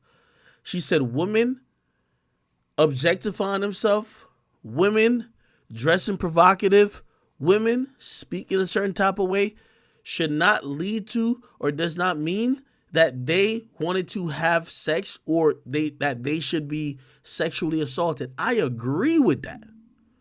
Now, I ain't gonna lie, the actual like slut walk, I felt like, you know what I mean, it's kind of like you probably could do a better job of spreading the message, but I understand the message, right? Like, that's true. But these are the same females who will claim that they've been sexually assaulted. When they hear about a man being sexually assaulted, they laugh. Nigga, if you finna laugh, nigga, you know we don't got no mercy for you, nigga. You heard what? Come on, man. Let me move on from this topic. Anyway, let's get on to YSL. Amber, you respond to this, I'm on your ass, nigga, because you a fucking hypocrite. We gonna talk about that 8th grade shit for the rest of this time, nigga. We ain't give 2 fucks about what you got going on. Don't be no hypocrite when you talk about me. You claim you care about sexual assault. You should be sitting here. Don't speak about me, bitch. You should be speaking about Diddy and Cassie, nigga. Fuck is you talking about? Y'all industry bitches don't talk about that shit. Talk about Diddy and Cassie, nigga. You ain't talking about that. What you talking about me and Saucy for? That nigga will never see me in life and do nothing to me. I'm telling y'all this. I'm putting it on everything. Something is not gonna go good. So stop putting that in y'all mindset, like try to play it out. Talk about Diddy and Cassie, pussy. And I'm talking to you. If you ain't talking about Diddy and Cassie, you fake nigga.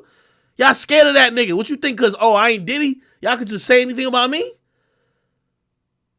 I mean, you a fucking hoe, nigga. Everybody done fucked you. I know mad niggas that done fucked you, nigga. Nigga, 21 left your stupid ass. Your shit been over with. Rap. Nigga, you dated Tiger's homeboy. Nigga, and he cheat on you with 20 niggas, bro. Or 20 bitches, whatever it is.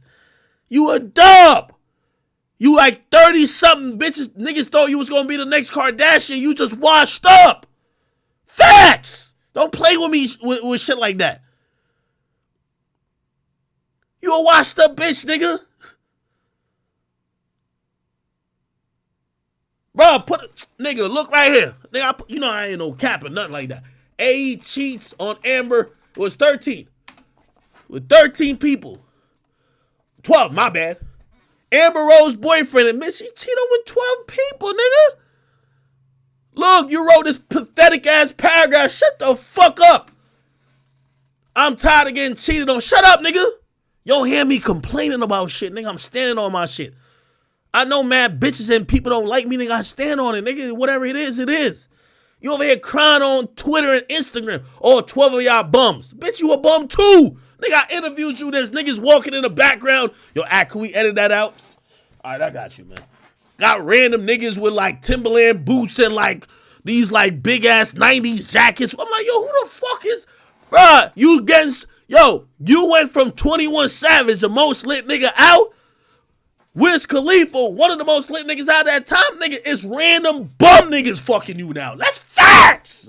I'm putting it off. That's facts. Nigga, I seen it. I dropped the full footage. Yo, could you edit that nigga walking across the background? Yo, what the fuck? Matter of fact, how am I interviewing you? I can see the door. That's another thing. I'm interviewing you. I can see the door. Nigga, I got 8,000 square footage in here. You can't see the door. A nigga come in here right now, you're going to take 20 minutes to even find me. Facts. I'm interviewing you. I see the door behind you. The nigga open the door with some groceries. He probably ate your grocery before. Stop playing. Yo, I'm Ack. I don't give it up like Whack. Whack know about all y'all little freak offs and who fucks who and who do this. I just give it up on roasting. Bitch, I interviewed you. You sat there. Factuals. I put it up on Spotify now. We saw the door to your spot. You live in a 1-bedroom in LA. Bitch, go back to the suburbs or go back to wherever you from that you can have a couple of bedrooms. Bitch, I got 4 acres over here. I'm getting a 3-bedroom Miami condo. I like space. I'm from Jamaica. And I'm getting a crib in Jamaica. Hey, stop playing with a nigga like me. I gotta embarrass you now. I gotta embarrass you. When my name come up, just keep it mum. I don't know about this nigga. I'll leave him alone. I'm interviewing you. You got the niggas who dicking you down. Nigga walking in, he grabbing his balls. Like, come on, nigga. Hey, could you edit that out? I got the messages, gang. What we talking about? You, bro, I put you, my man Jimmy Smacks. He'll fuck the shit out of you, get your bands up. How you Kanye's concubine for years? You broke. I slander all these celebrities, nigga. I'm lit. Fuck that. Nigga, I'm talking shit about Diddy now, nigga. I'm still good, nigga. Fuck out of here. I don't get on bending knee for no nigga. Your whole story, nigga, then you gonna hit Spotify. This is a fact too. I got an email change to prove it. Hey, why act gonna title it about something about Kanye? Bitch, you not relevant, nigga. I gotta put Kanye in the title for people to go listen to you, nigga. We ain't think you had a voice at first, nigga. Fuck is you talking about?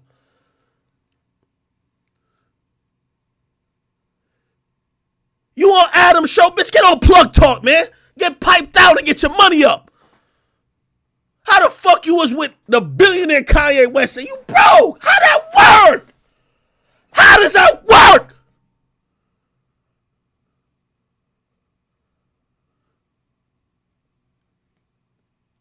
How you dated Tiger's homeboy who's not popping? No disrespect to you, AE. I know you be doing some production shit. But yo, she went from Wiz, Kanye, 21 Savage. Bruh. I'm tired of getting cheated on and being embarrassed behind the scenes. Everybody cheated on you. Facts! Kanye did it. I ain't even gonna speak on nobody else type of shit, but come on. All 12 of y'all bums. Who's the bum? Y'all very much knew he was in a relationship. They don't respect you. You don't bring nothing but your head gotta be mid and the pussy gotta be trash. Facts. Head gotta be mid, pussy gotta be trash. Why you can't keep a nigga? Head mid, pussy trash. Woo! What's cracking?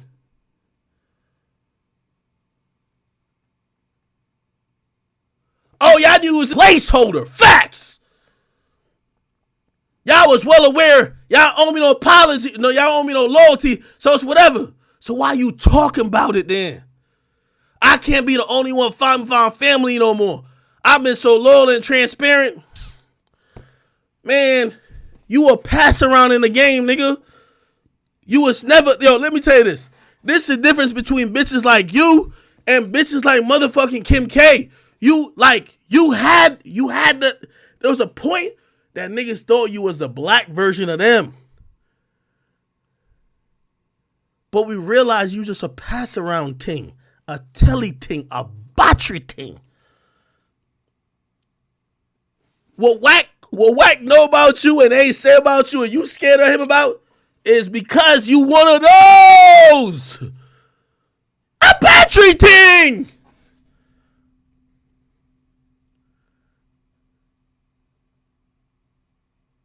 Kanye busted it open and sent it on to the whole industry. You get it, you get it, you get it. It's like Oprah. We all get it. You forgot. You remember why Savage my man? You remember why I even pieced it up with you? Because I really fuck with him. You remember I told you, y'all bitches had that 300,000 miles and running pussy, right? Man, the whole industry was getting it. Stop playing with me. Now I guarantee you gonna come with a book. Look how they abused me. You know I didn't want to fuck all these niggas. Yeah, right.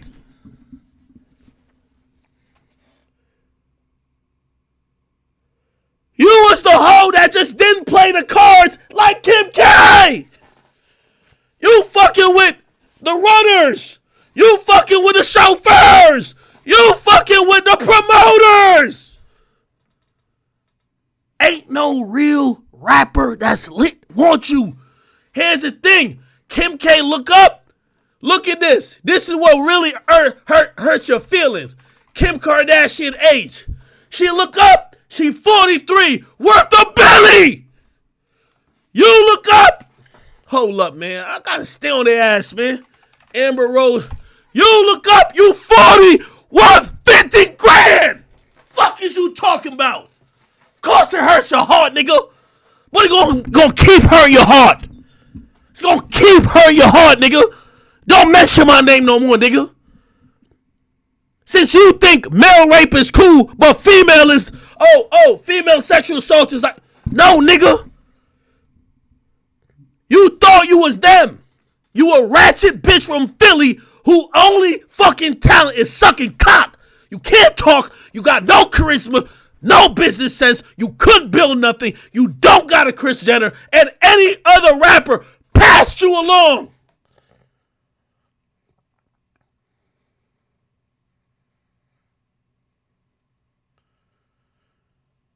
All that whole shit. My nigga 21 was probably, I don't even know this is true, but he was probably in the pocket like, I can't be with this hoe. I'm out of here. I'm out of here, nigga. After 21, it's been a dub.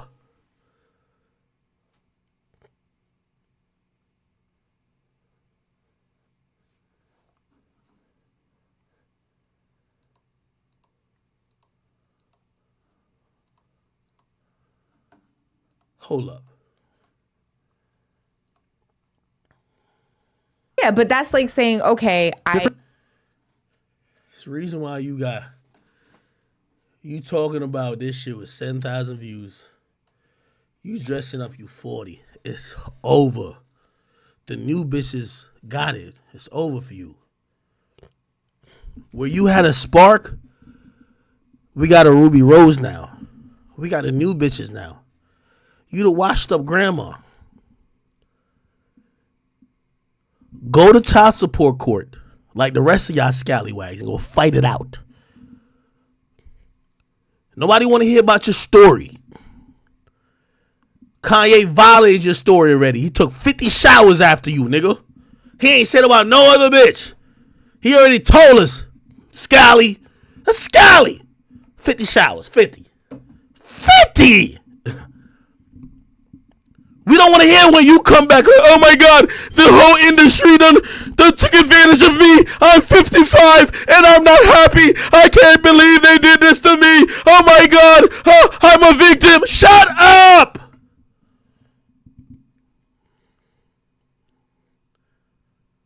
The fuck is you talking about, Amber?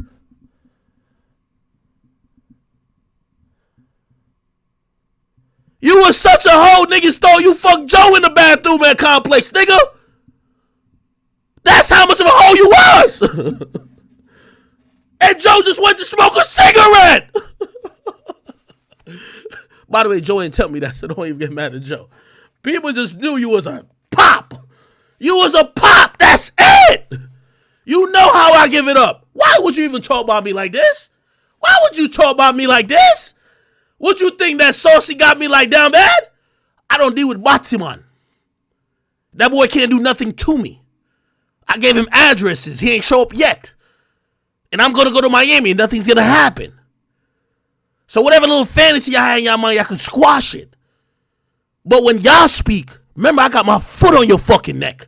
Remember, I was shitting on you to the point you and Black China was crying without y'all ever seeing my fucking face. That's a fact.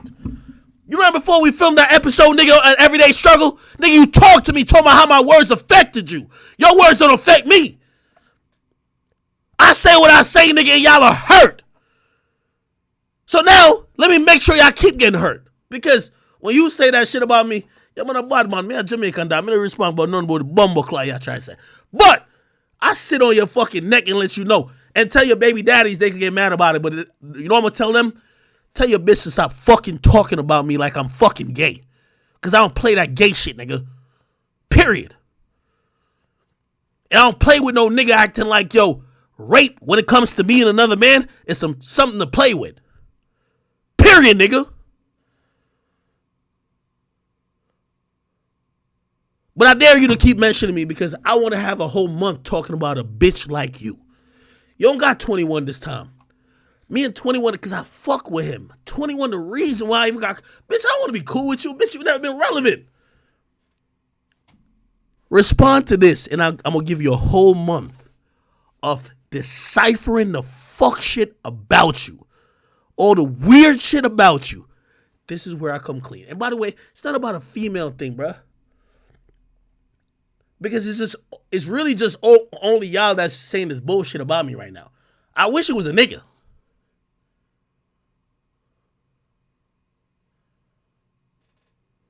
Okay. Anyway, YSL! All right, I'm done. Yo, Amber, I ain't gonna lie. I just dropped 50 on you. That was bad. Yo, chat, I get over shit after a while.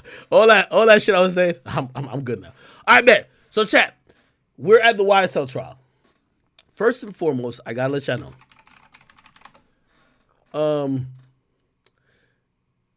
I don't know how this is gonna happen, so I probably have to lean on the people who are gonna be in court.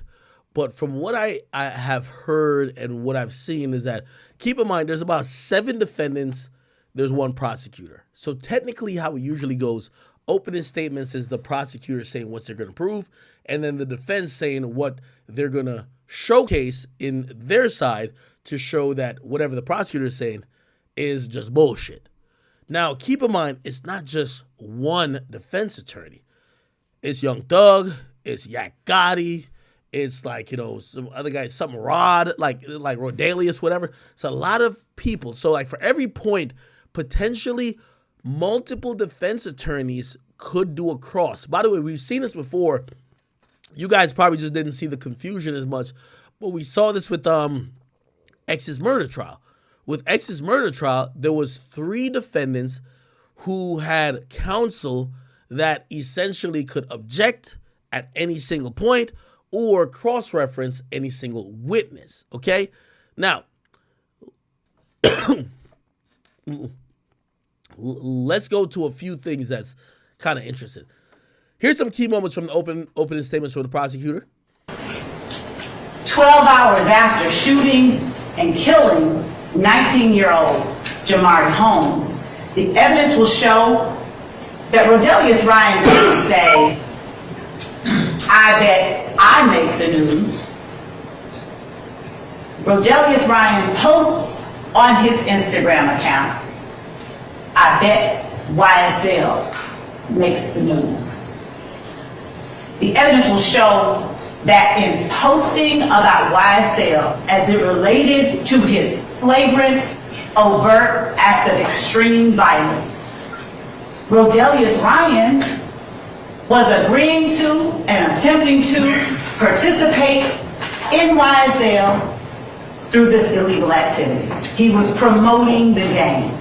He was 12 hours after shooting and killing 19-year-old Jamari Holmes. The evidence will show that Rodalius Ryan didn't say, I bet I make the news. Rodalius Ryan posts on his Instagram account, I bet YSL makes the news.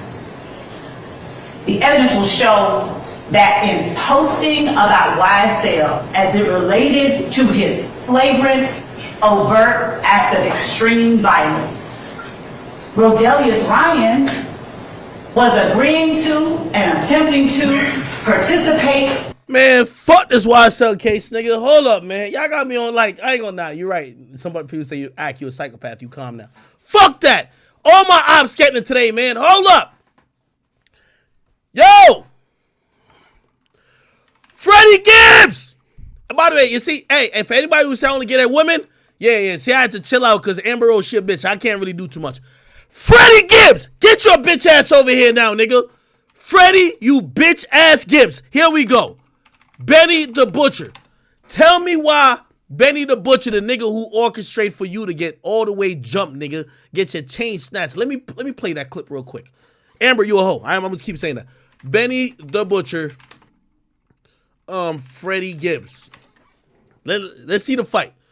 Let's go. Yeah, right here. Y'all remember this? Yeah. Look at that. Yeah. Shit. Yeah. I jumped out of the window. Windmill. Holy shit. That's everybody squabbling with Freddie right there. All these people. Holy. Oh yeah. Oh yeah. Oh yeah, nigga. Real fit barbecue. Oh yeah. By the way, you see this girl right here?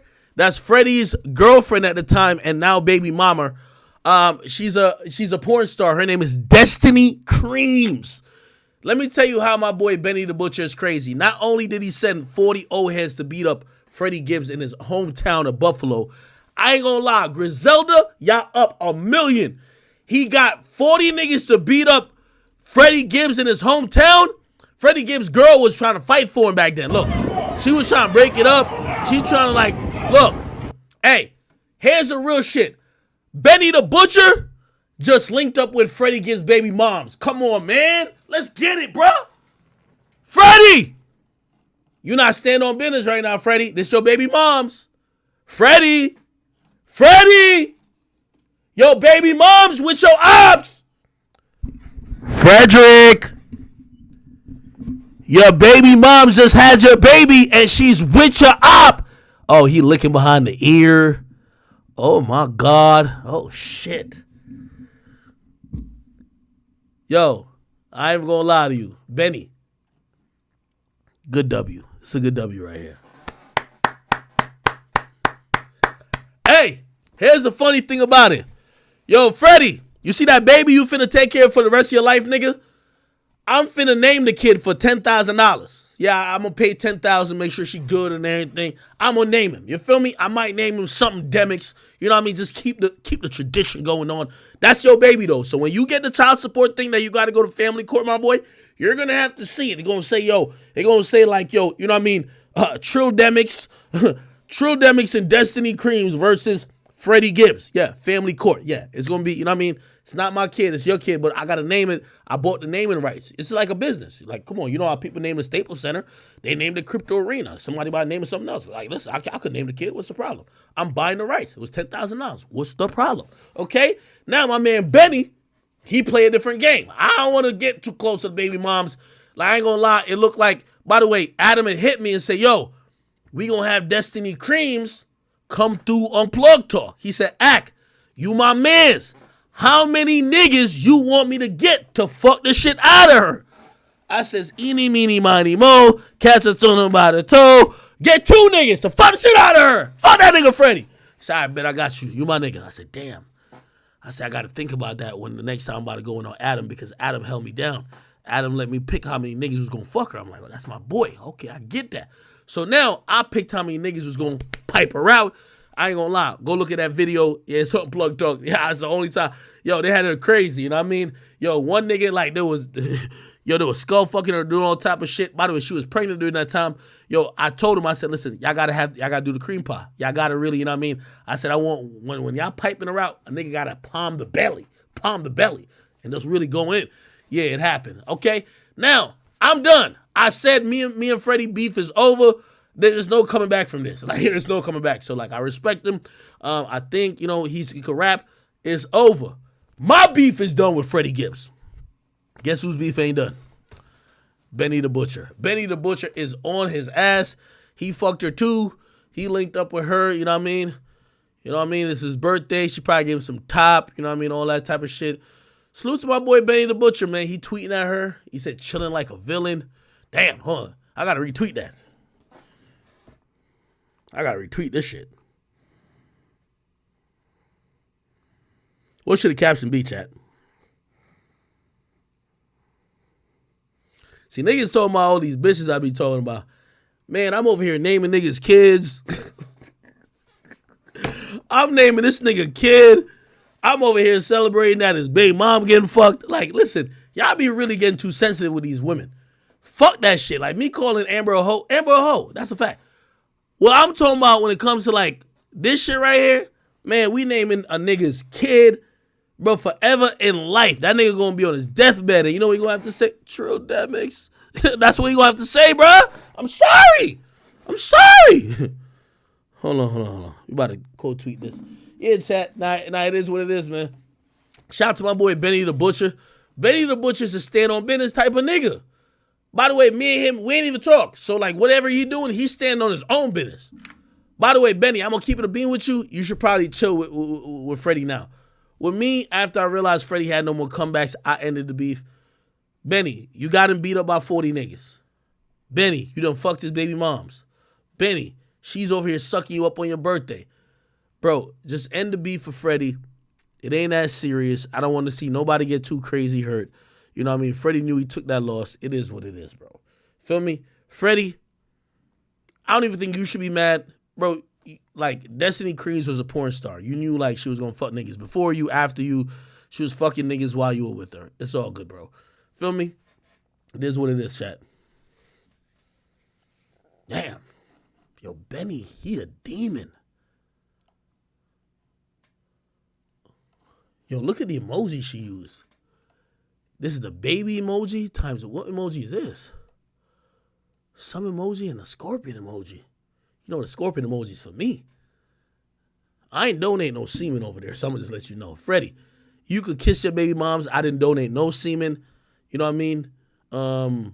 Adam did pick like 2 niggas. Like I told Adam, I said, Adam, when you getting her fucked on Plug Talk, fuck, I don't want you to get no niggas who's in the porn industry. I want you to get 2 niggas off Skid Row.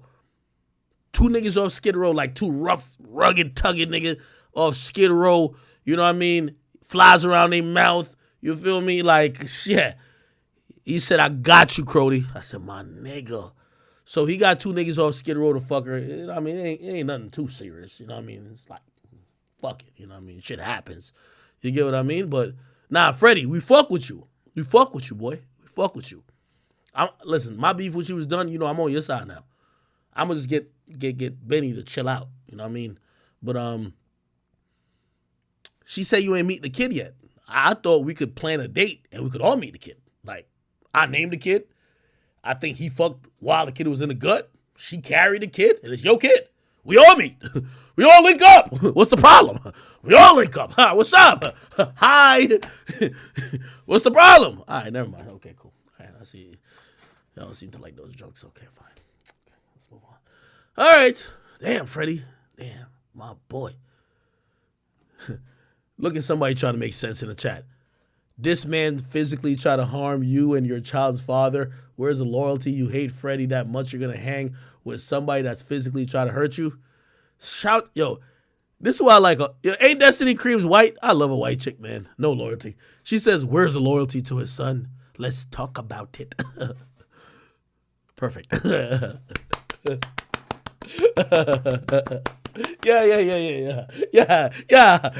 Yo, Freddie, you know why this is karma, you bitch ass thing? Remember when you tweeted out, you said, yo, I got 5 bands for any bad bitch who ever admit they didn't fuck act.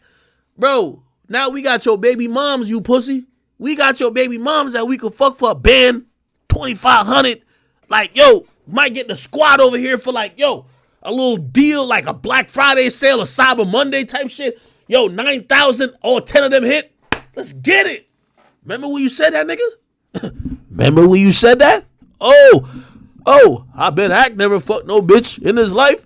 No bad bitch in his life. I'll give 5,000. Fuck your 5,000, nigga. I got 10,000. I'm gonna let 10 of the homies go, you know what I mean, squabble up. You heard me? What's the problem?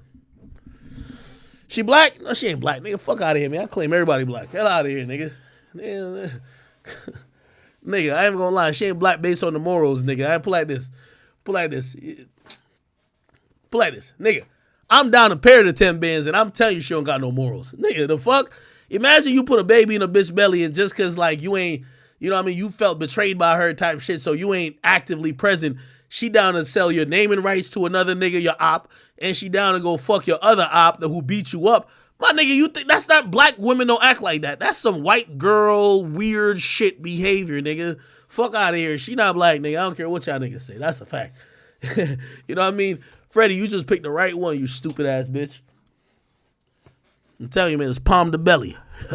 Okay, all right, let's get on to some really good stuff, chat. We got to stop. This is like too much negativity. We got 13,000 people on. Yo, YSL, this shit is going down, people, okay? Drill, we're reintroducing the topic. Here we go. Yo, YSL, this shit's going down. The opening statements from the prosecutor was actually really interesting. There's a whole long, stretch of it. We're going to try to skip through it a bit, but let's get to the meat and potatoes. This is what, and by the way, if you don't remember the male prosecutor, this is a guy who I thought would have really, if this guy stayed on this shit, I think Thug would have went to jail. Facts. Listen to how he talked about Thug. This is in pre-trial and bond hearings. That you see the shadow in the back of the room. He's the one directing traffic. He is the one they're all afraid of. He's the one that's king slime. He's pulling the shots. He is the most dangerous of the 28, Judge. And I implore you not to grant him a bond. He is dangerous. the setup they've given to you is actually going to be less control, not more. That you see the shadow in the... All right, nah, this dude, he was on time, and I ain't even gonna lie to you. Now, anyway, he got a job, and he went somewhere else, and the new prosecutor ends up being her. And this was part of the opening statements. Here we go. 12 hours after shooting and killing 19-year-old Jamari Holmes, the evidence will show that Rodelius Ryan didn't say, I bet I make the news. Rodelius Ryan posts on his Instagram account, I bet YSL makes the news. The evidence will show that in posting about YSL as it related to his flagrant, overt act of extreme violence, Rodelius Ryan was agreeing to and attempting to participate in YSL through this illegal activity. He was promoting the game. He was 12 hours after. Okay, so that was part of the opening statements by the prosecutor. Eventually, Young Thug's lawyer got to give their opening statements, and this was part of their opening statements. Here's the thing about remember I told you he's like one of the top 3 attorneys in Georgia, right? There's like really 3 of them. They actually say he's kind of like number 1, but like his name is Brian Steele. He's been Young Thug's lawyer for a long time. The other one is George Sado. I don't know that's the last name. That was Gunna's lawyer. So he's not really going to be in this process. And there's another one. I forgot what his name is. Anyway, Brian Steele is the one who's supposed to he's supposed to be the Johnny Cochran of this whole thing to really get Young Thug sprung free from this whole thing. This was his opening statement, and in his opening statement, he's trying to put a picture to the jury of who Young Thug is. And obviously, you got to remember the pseudonym of Jeffrey Williams, right, is Young Thug. They're trying to give, okay, this is what his nickname means. They're saying Young Thug is a nickname or a rap name, and he came up with a acronym for what thug means. You know, usually when you hear thug, you think of a delinquent motherfucker. Listen to how he explains it. But to Jeffrey, thug had a different meaning. Now, some of you read books about Tupac and what it meant to be thug life. Thug life, the hate you give little infants, F's, everyone. Meaning discrimination and racism hurts all of us. We teach that to our kids.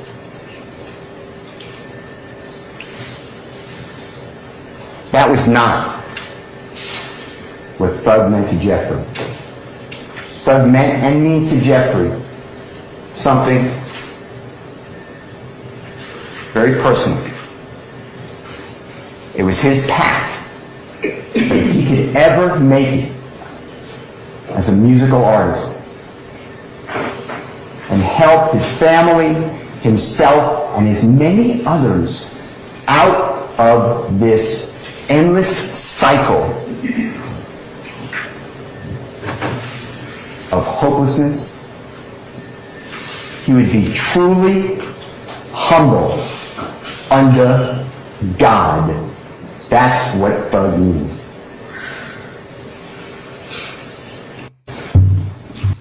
So they're saying thug means truly humbled under God. T-H-U-G.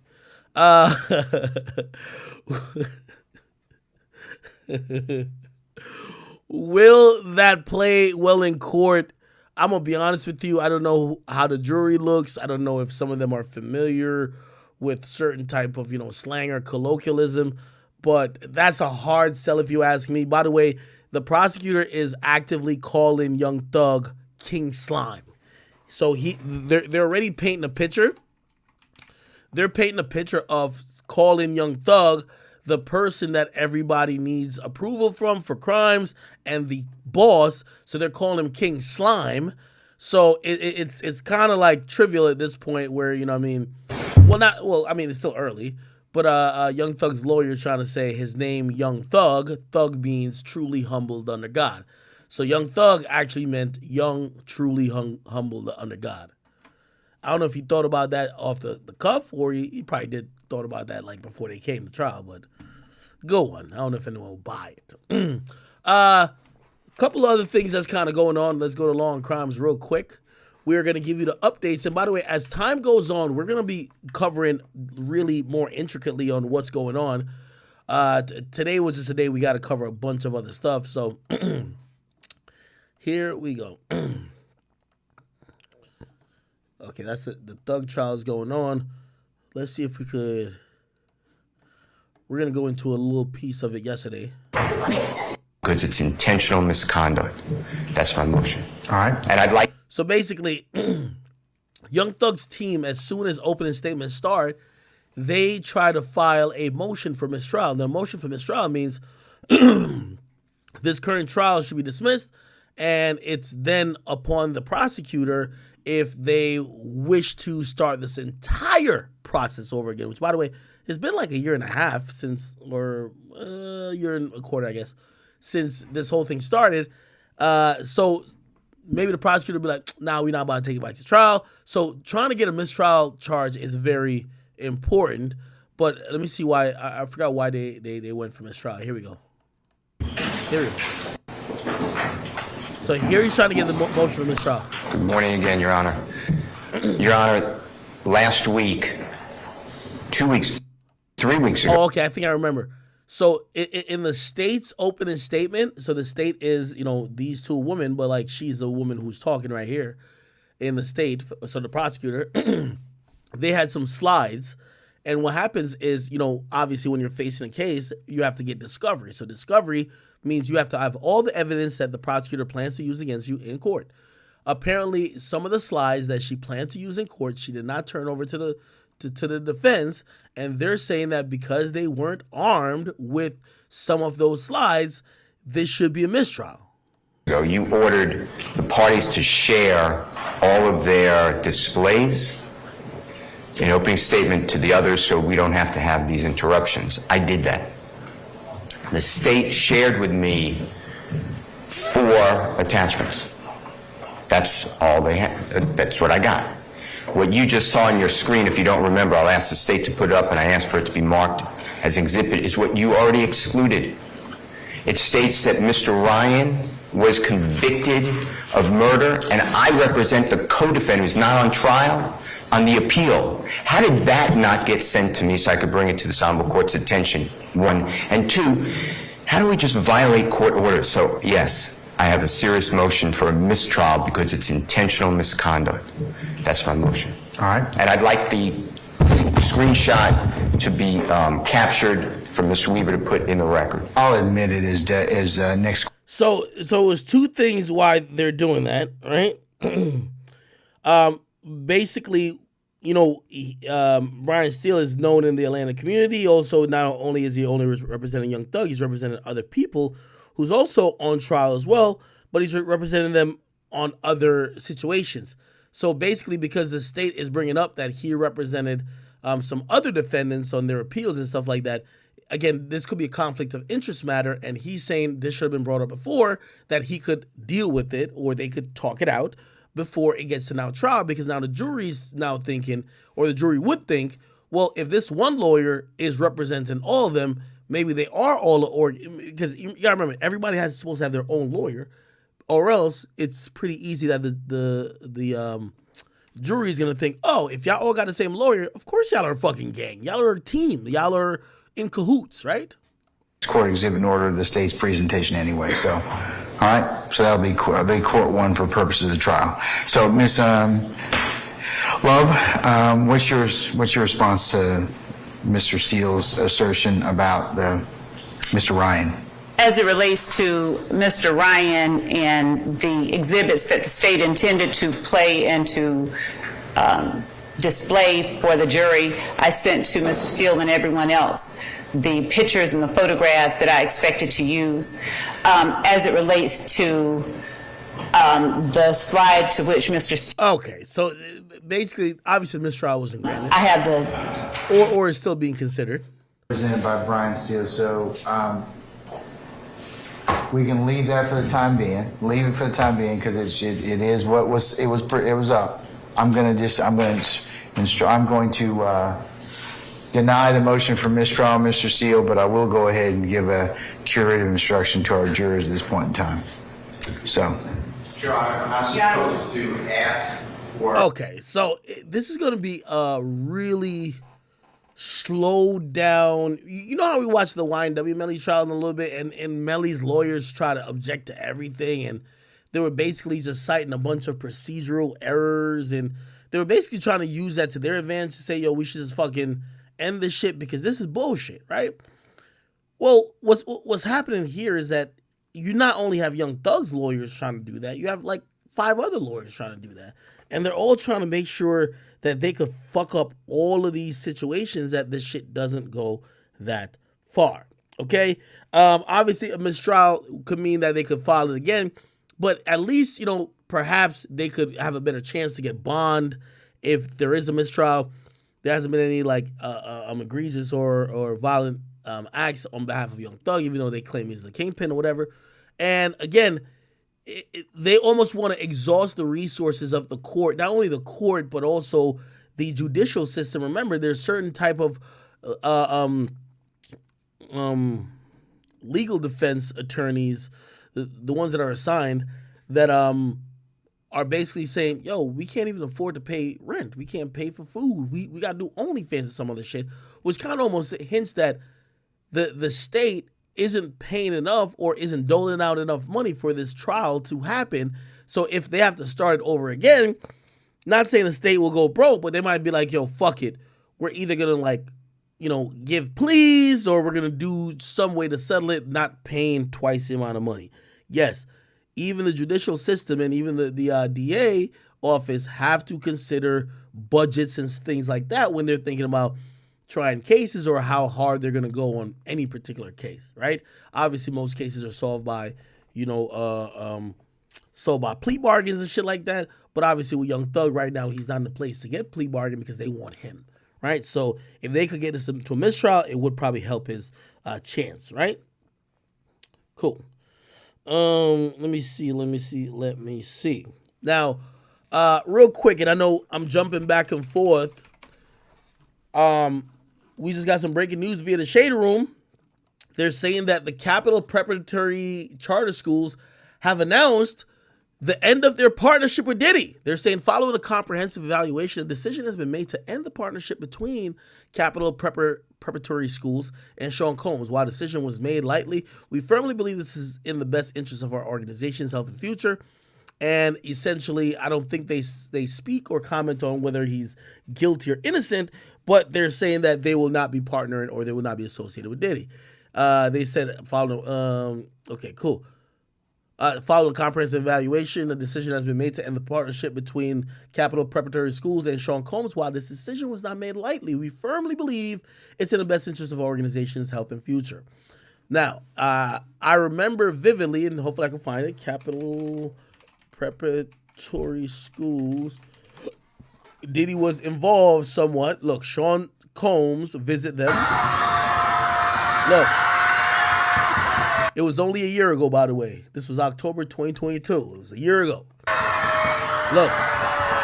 Wow, they were so happy to see him. Take that. Yeah, Diddy's too excited right here. It looked like he just came from a freak off. That's a fact. Yeah, my boy just came from a freak off. He's too happy. Oh my God.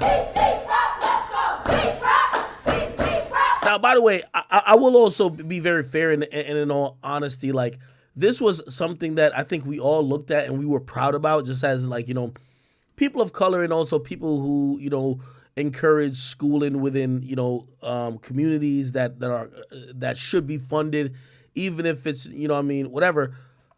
Diddy was funding or helping to fund this preparatory school in the Bronx, and he was very present. He was bringing celebrity and attention to this particular school.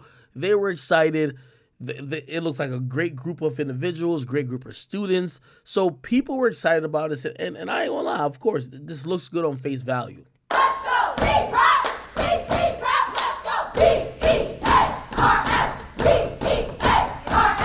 Yeah. Now you want to say it one time? Yeah. Now you want to say it one time? Yeah. Now you want to say it one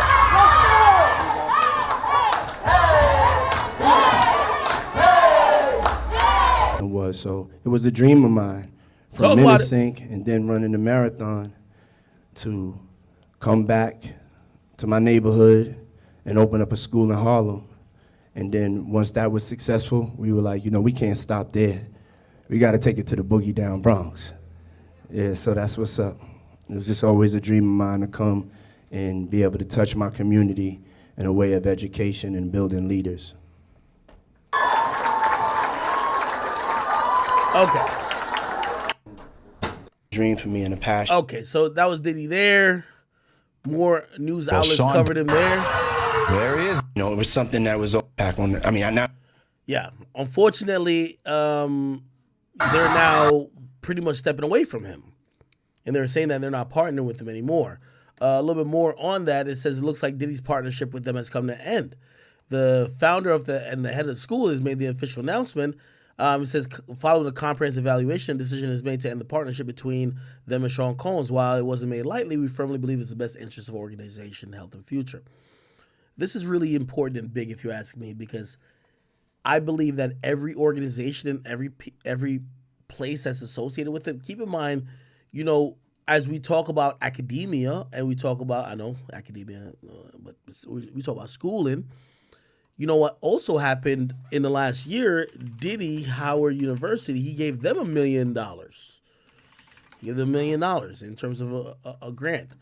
And a lot of people was wondering why he was being so benevolent. Obviously I always say don't look a gift horse in his mouth. By the way, who knows if he knew this was coming down the pipelines or maybe he just wanted to be generous. Diddy has hit billionaire status in the last couple of years, and yeah, it is what it is. So check this out.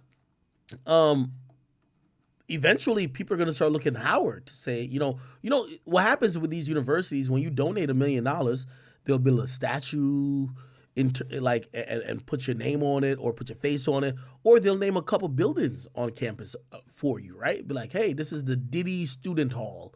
This is the Sean Combs, health building or whatever the case is. And what happens is now once you've gotten like a bad name or a bad face, they might want to hey, listen, we got to take this guy's name off our shit, right? Which, again, I would probably say they wouldn't return the donation, but they might be like, hey, listen, they'll denounce you or kind of do it in a nice way to say, hey, listen, they probably give them an honorary degree. They'll be like, hey, listen, we're rescinding that and blah, blah, blah. But this is important because when you see that Capital Preparatory School kind of step away from Diddy, now you got to wonder who else is going to follow in line. Because here's what happens with most of these organizations. Nobody wants to be the oddball out. Everybody wants to be seen as, oh, we're acting accordingly with what the status quo is. If everybody starts dipping, you won't see one school say, nah, we don't give a fuck, we're sticking with Diddy. It's going to be weird. So, again, that Capital Preparatory School pulling out it is really a big deal. And I got to imagine that Diddy's gotten calls over the last, probably weekend, maybe even 4 to 5 days, and he's really analyzing the damage and the risk, and that's one of the reasons he stepped down from Revolt. But also, these are going to be ongoing conversations that him and his team has to have.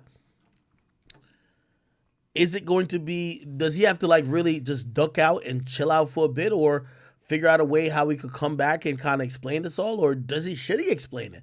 This is one of those things where even if I don't want to trivialize her and be like, yo, hey, he's innocent of some, but not all, because it's still bad. But how could you explain this unless you're completely innocent, right? How could you explain this unless you're completely innocent? And I think that's the situation I think Diddy currently is in, right? Boy. By the way, it's according to AP News, he was involved in the launch of the charter school in 2016. And he made $1 million donation that went towards the school's location. The news of the school's decision to part ways came shortly after it was announced he was stepping down as chairman of Revolt. That step down of Revolt is going to signal to everybody that any organization that Diddy has been a face of should probably step aside, even if it's temporary. Maybe they come back later, but they should step aside and let all this play out and let him go through this. He's going to go through whatever he got to go through, right? And if he comes back up triumphant, obviously you could partner with him again, but right now you cannot be seen partner with him because it'll almost make it look like you're insensitive and other things that might even look worse, right? Wow. Damn. Diddy is coming under fire. Okay, back to the Young Thug situation. The YSL case. Young Thug's attorney, Brian Steele, says his client did not invent slime. They're saying it came from Wayne. Ain't it snitching? What the fuck? Let's hear this. Okay, so this is Jewel Wicker. Shout out to you. Beautiful black woman that's covering this case. She says Steele spent a good amount of time focusing on social media posts and text messages obtained by the prosecutor. In one post, Thug says, YFN ain't like what you do for your mother or kids. Is a wife, if I ain't like what you do for your mother and kids, I would have been killed you. It was aimed at wife and Lucy, but still says years before that post was sent, Lucy claimed to be sleeping with Thug's fiance, which is true. And Thug's fiance, if you guys don't know, Jerica Carley. So wife and Lucy claimed that he slept with Jerica, and Young Thug loved this woman so much. And man, she do look good, right? Oh my God, look at her. Jesus Christ. Oh, man, beautiful black man lady queen. Anyway, he claimed he slept with her. Young Thug was mad. Young Thug kind of got into it with him. He said, but still says, okay, claim he slept with her. If Thug was King Slime, Lucci would have gotten away with making this claim for years. Steele asked.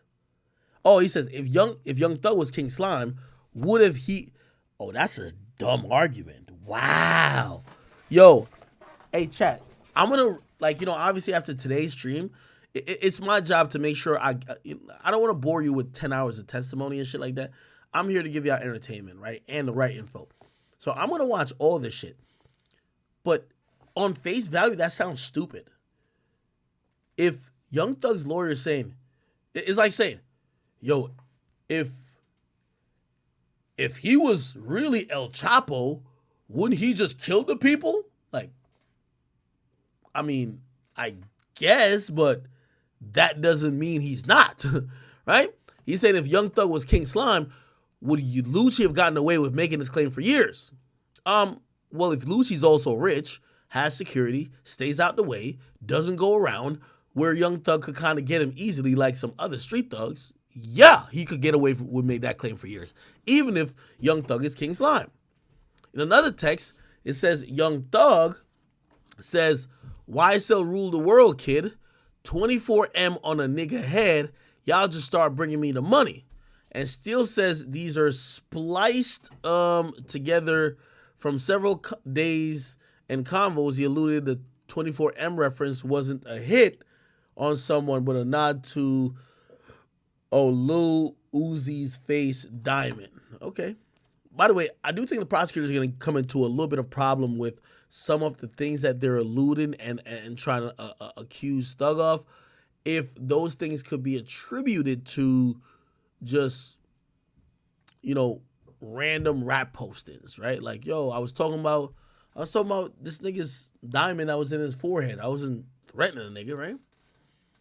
Okay. By the way, salute to my man Bryson Boom Paul. He says, yo, Young Thug's attorney Brian Steele tells jury that YFN Lucci beefs with Young Thug because he's broke, and he's trying to attach himself to a bigger artist like Thug did to Tunchi. And he says, yo, we're back in court and Steele is continuing to go through social media posts. In one photo, the prosecutor alleged Thug is holding up a blood gang sign. Okay, so the prosecutor said he's throwing blood. And Brian Steele says, nah, it's actually a P. And it's a nod to Gunna's song, Pushin' P.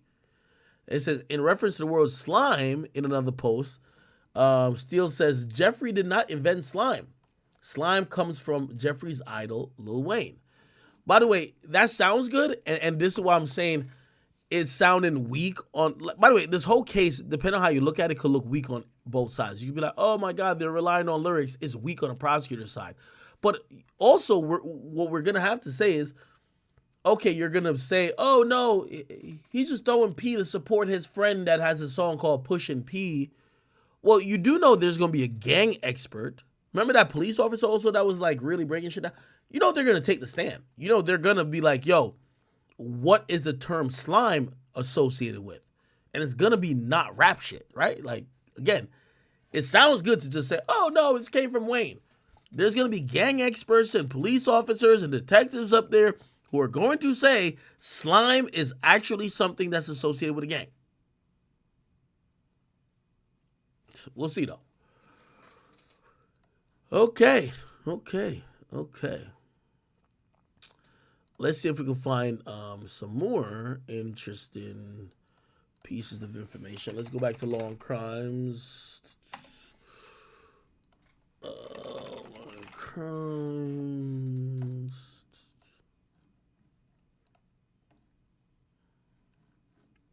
Here we go.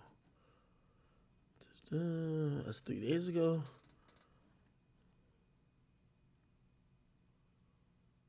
No, that's mistrial shit. Okay. All right.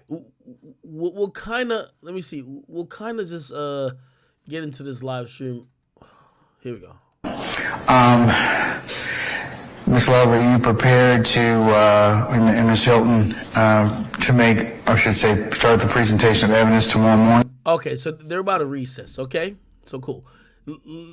Ooh, oh, look at this part. Look at this part. He shot his mommy, so he no longer mentioned me. And obviously, that is at Wife and Lucci. Give me a second. I'm going to pull this bitch back up. Okay. Let me listen to some of these guys.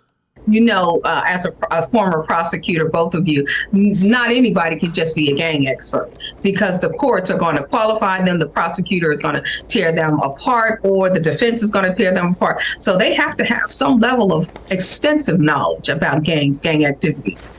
Yeah, and I always like to fill this in when you look at the evidence rules, right? Because that's like the Bible as to what gets into evidence in a courtroom. An expert doesn't have to necessarily be a part of anything. They just have to have a specialized knowledge that's recognized by the court that gives them more knowledge than the average Ken, they call it, or average understanding of an individual. And it's up to the jury to make a decision as to whether or not that training and experience they have is worthy of belief or not worthy of belief. So you will see, it's a great question, because you will see attorneys cross-examine an expert to say, well, you were never in a gang, or you didn't do this, or you really don't have practical knowledge, you have book knowledge. So they get admitted as an expert. The 8th of January, Kenneth Copeland is shooting. Sometimes a B, this one using X. Shoot. It's on his right chest area, and it's a B, and it's colored red. Jeffrey doesn't run away from the fact that he knows people who are in gangs from all sorts of people. He promotes himself through these people. He talks with these people. Just like Jeffrey, you will find out, talks to heads of industries. He talks with everybody. He doesn't believe he's above anybody. It doesn't mean the fact that he talks with, or I talk with, or you talk with, or the prosecutor in the YSL criminal street gang and did engage directly or indirectly. By the way, chat, it's clear that Brian Steele is going to be the main lead attorney, and that's going to be really important. Murder World is one of Jeffrey's artists that he signed. He developed, he encouraged, and who made it. This person had a supposed, maybe it's real, supposed $24 million pink diamond and had it surgically implanted into his forehead. Yo, this trial is going to be a fucking mess. There is a photograph Next to YSL Rule the World Kid, 24M on an N's head, there's a photograph. If you click on it, it is the rapper with the surgically implanted pink diamond in his forehead. The police bury this. The prosecution buries this. I will show it to you. Now, the evidence will show, they may say, oh, we're sorry. We made a mistake. There's no mistakes here. This is a big deal. This is a bill of indictment in Fulton County, Georgia in 2020. Your Honor, argument. That is misrepresenting. You will learn. You will see it. It has nothing to do with put a contract on someone's life.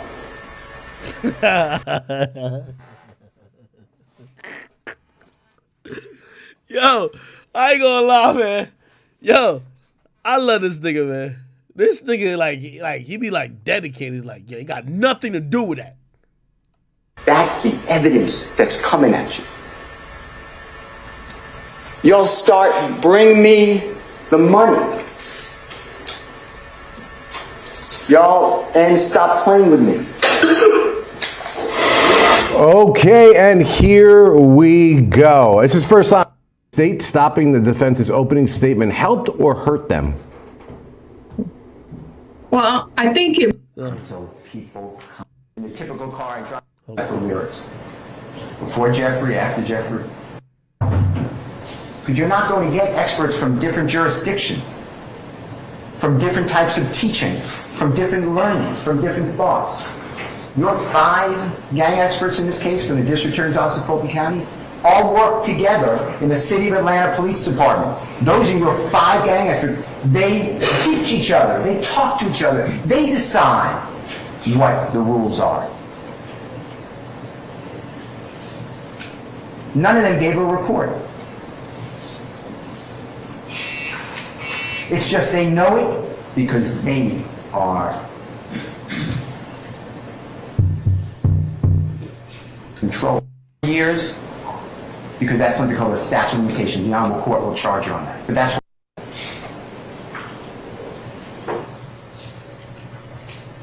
the next count is count 62. Mr. Arnold, Mr. Kendrick, and Jeffrey were in possession of a machine gun, Glock 45 firearm with a converter switch, extended magazine, during the commission or attempted commission of participation in criminal street gang activity, possession of marijuana with intent to distribute, possession of cocaine with intent to distribute, possession of cocaine, as alleged in count 57, 58, 59, and 60.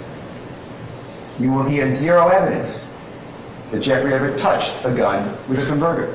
You will hear zero evidence. This is a knowledge. You have to know. We don't trick people. You have to know that the gun is transferred into an illegal machine gun. You'll hear zero evidence that Jeffrey had anything to do with that gun. The purchase of it, the possession of it, even knew it was in the house. Knew that it was a machine gun. That's the count.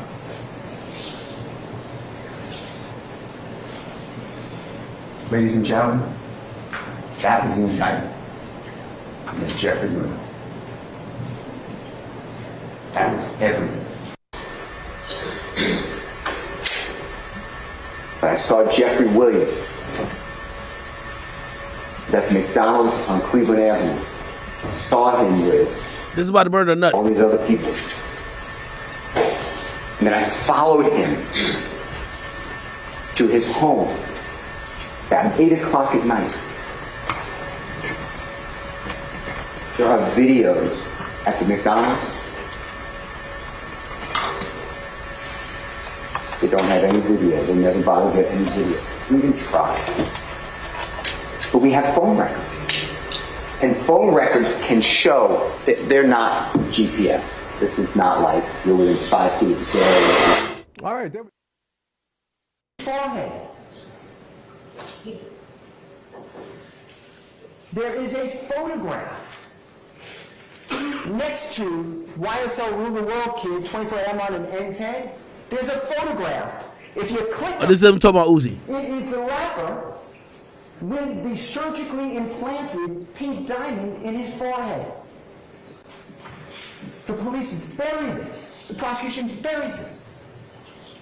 I will show it to you. Now, The evidence will show. They may say, oh, it's on. We made mistakes. There's no mistakes here. This is a big deal. This is a bill of indictment in Fulton County, Georgia in 2023. Your Honor, argument. That is misrepresenting. You will learn. You will see it. It has nothing to do with put a contract on someone's life. That's the evidence that's coming at you. You'll start, bring me the money. Y'all, and stop playing with me. When you read, this is a long chat. These people are struggling. Trontavia Stevens is struggling. He's sharing a home with other people. They're trying to pay rent. They're working jobs. These are hard jobs to work. They're trying to save money, trying to eat, trying to take care of their kids. And Trontavia Stevens is in the chat saying, I paid the rent last month. Jeffrey doesn't live with these people. He's just included in the chat. He's hardly on these chats. And Trontavia Stevens is complaining. And he's saying, give me the money for the rent. We gotta pay the rent. I paid it last month. Everyone's supposed to put the money on the stove, in the kitchen.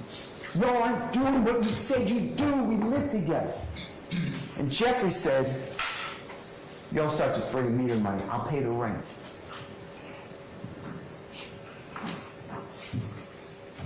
Don't stop playing. That's the overdose. That's furthering this conspiracy. That's what they did to that man. The next overt act is May 13th of 2021. This is the chat. It's again, these are the personal conversations not supposed to be seen. These are not released on social media. It's like a wiretap. This is supposed to be between these people. And it's Mr. Martinez Arnold, who, by the way, is a Crip. He's in YSL.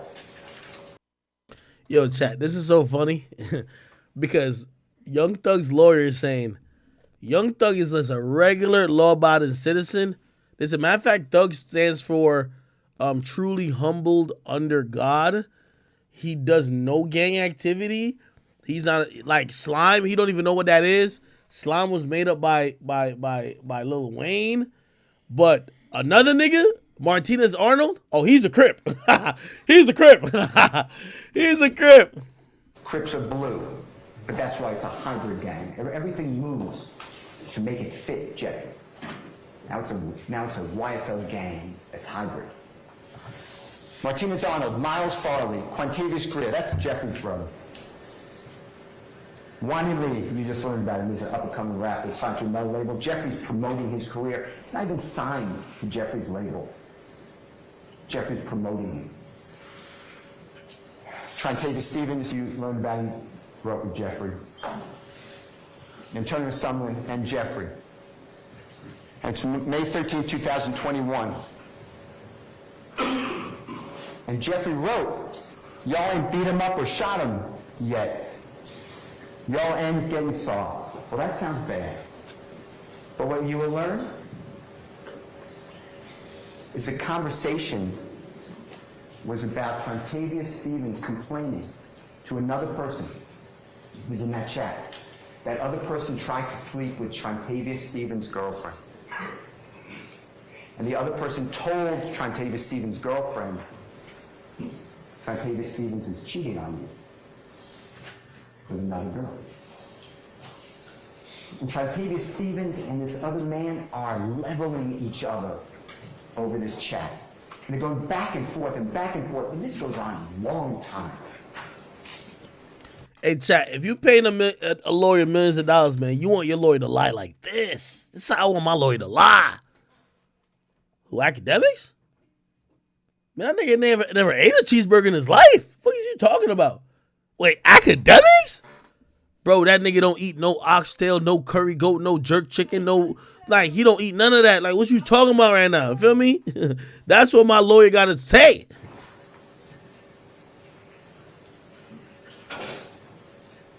And Jeffrey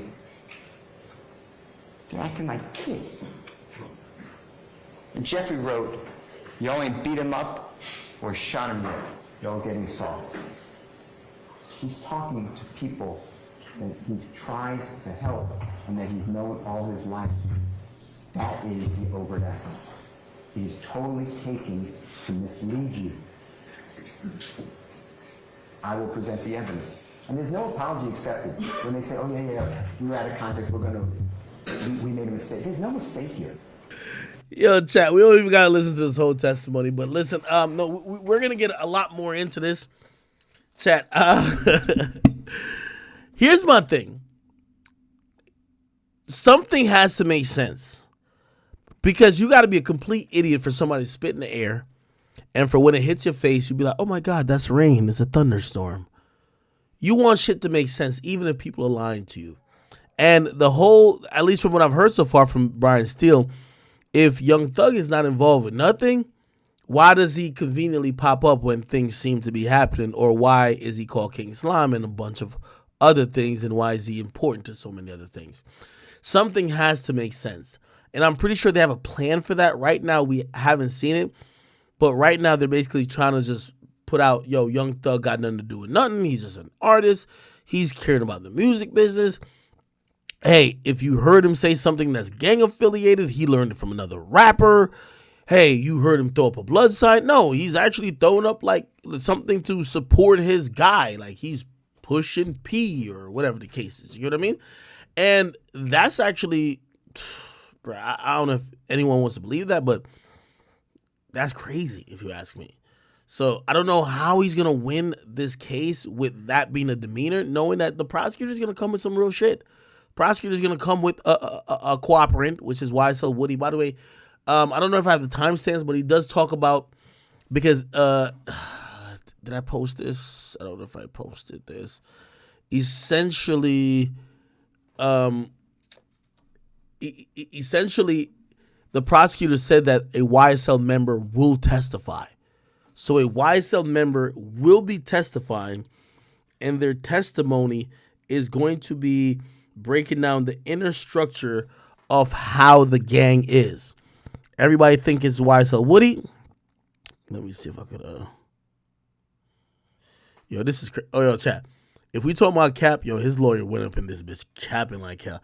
And I got to be honest with you, when you cap too much, like people are stupid, but they ain't that stupid. Like for example, look at this. I'm gonna post it and we watch it. I posted okay, yeah. So this is Young Thug's lawyer explaining where YSL came from. And again, we just have to be honest. Think like you're a juror member. You're not brain dead, right? It's not like you're trying to make these guys innocent and you're looking for every excuse so you're going to believe everything. Would you believe this? When Jeffrey... Here we go. YSL... When Jeffrey was coming up and making it, Lil Wayne had and repped, talked about Cash Money Records. That's his label. Jeffrey's friend in Cleveland Avenue, they called themselves YSL. Because on the pants, the tight-fitting pants, the women's pants that they were wearing, it says YS. Yo, the street gang y'all think are killing people. The reason why they call themselves YSL is because they wear women pants that happen to be YSL. Bruh. If you on a jury and you believe all this shit, man, come on. Yves Saint Laurent. That's where that comes from.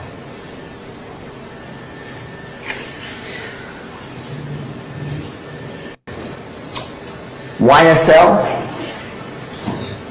when Jeffrey was coming up and making it, Lil Wayne had and repped, talked about Cash Money Records. That's his label.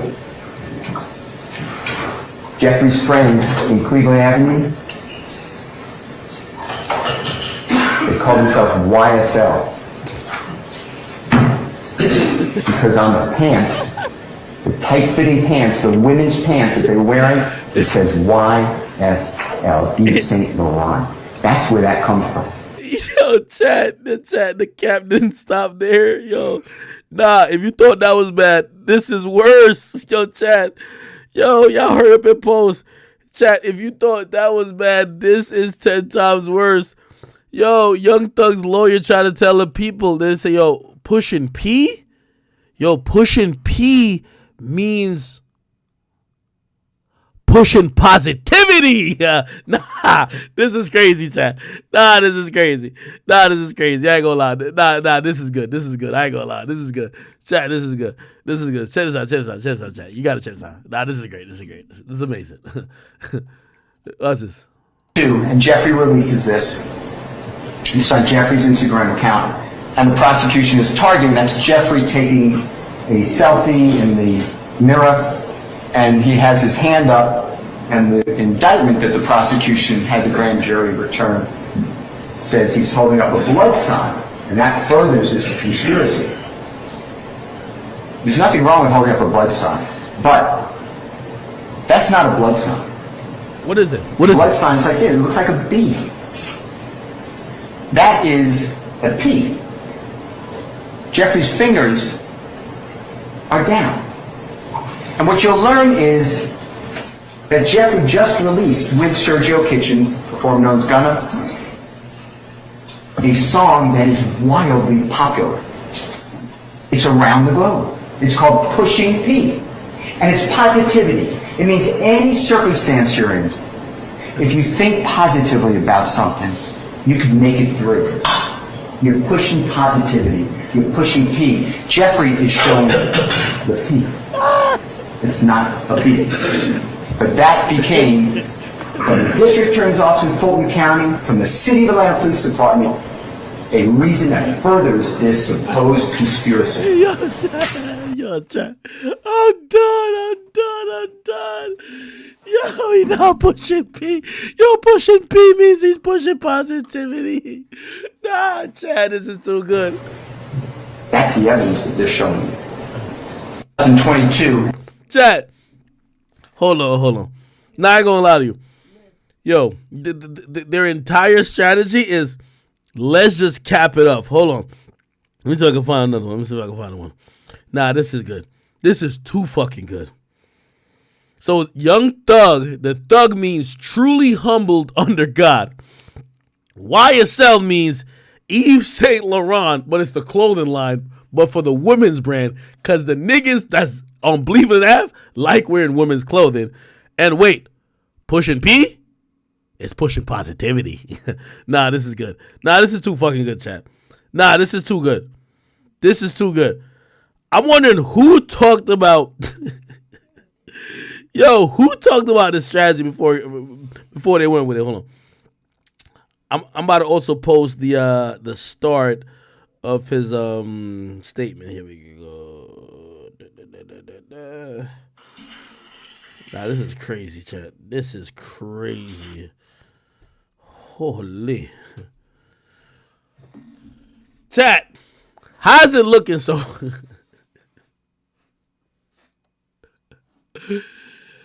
You know what's so crazy? I think we could probably Google here, Young Thug pushing P.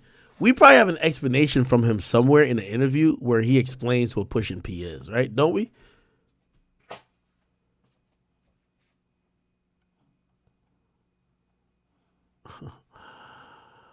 Oh my sweet Jesus. Somebody says you said the lawyer is a Hall of Fame defendant? Thug did not okay this. Look, Gunna pushing P with Young Thug. Polo G, Quavo, 1000 Band Phony, and Lotto at Jewelry Unlimited. Wait. Hold on. This is all the prosecutor got to do. They said it's pushing positivity. Let's see what Gunna claimed to us. That's P. But like fucking your partner like main bitch, that ain't P. That ain't P. Is that I'm having P's right here? Is that fucking your partner, man, bitch? Is that P? That ain't P. Never see. No, sir. That ain't P. That ain't we push a P. That ain't P. You see a lady at the door, bro. Hold the door for the lady, bro. That's P, bro. We push a P. You feel me? I ain't too tough arguing with my partner about no money. Like we ain't going back and forth. That ain't P. Arguing with your partner about money and doing little suck shit like that, like trying to act richer than your partner, like that ain't P. That ain't P. That ain't P. We're not doing that. We pushing P's like we pushing. Imagine if Gunna show up to court and be like, and to start snitching, be like, nigga, fuck out of here. Pushing P and pushing positivity. Keeping it P is keeping it player. P. You feel me? Like niggas ain't really P, bro. Like you can be kicking P like if you in some shit and it's rented, like that's kicking P. You feel me? You kicking P. But when you buy this shit and you own it, like you really pushing P, like you spending your hard earns, like you pushing it, like I'm standing on this shit, like I'm spending millions on this shit, like I'm pushing P. So you gotta know like the pushing P, like you gotta know the pushing P of it. You feel me? Like I ain't gonna lie, man. Yo, chat. Hey. Yo, my analysis of, I think it's like day 2 or day 3 right now. My analysis of this opening statement, yo, Brian Steele, I love you, brother. But yeah, they gave you a hard task, nigga. You can't cap this one out. Bro, only a fucking idiot gonna believe that Young Thug, the thug meant.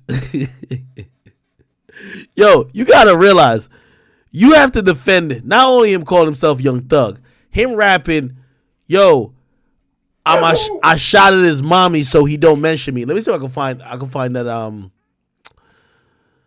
I could probably find that lyric. Let me see. I think they might have mentioned it. Here we go. And holding up his fingers, his YSL, until we're dead and hell. That's the overdose. That's driving this conspiracy. The next is August 8th of 2019. Here's a picture of Gunna and images on the internet. Children singing songs, sliding. People say, "What's up, Slide? What's up, Slime?" That's what's being criminalized. That's the overnight. The next one becomes lyrics. Now, I separated these to just group them together, but these are songs. Some of them Jeffrey performed, some of them he didn't perform these lyrics. Some of them, the lyrics got changed. He doesn't write them down. The prosecution did not have the lyric find them. They went out and they did a database.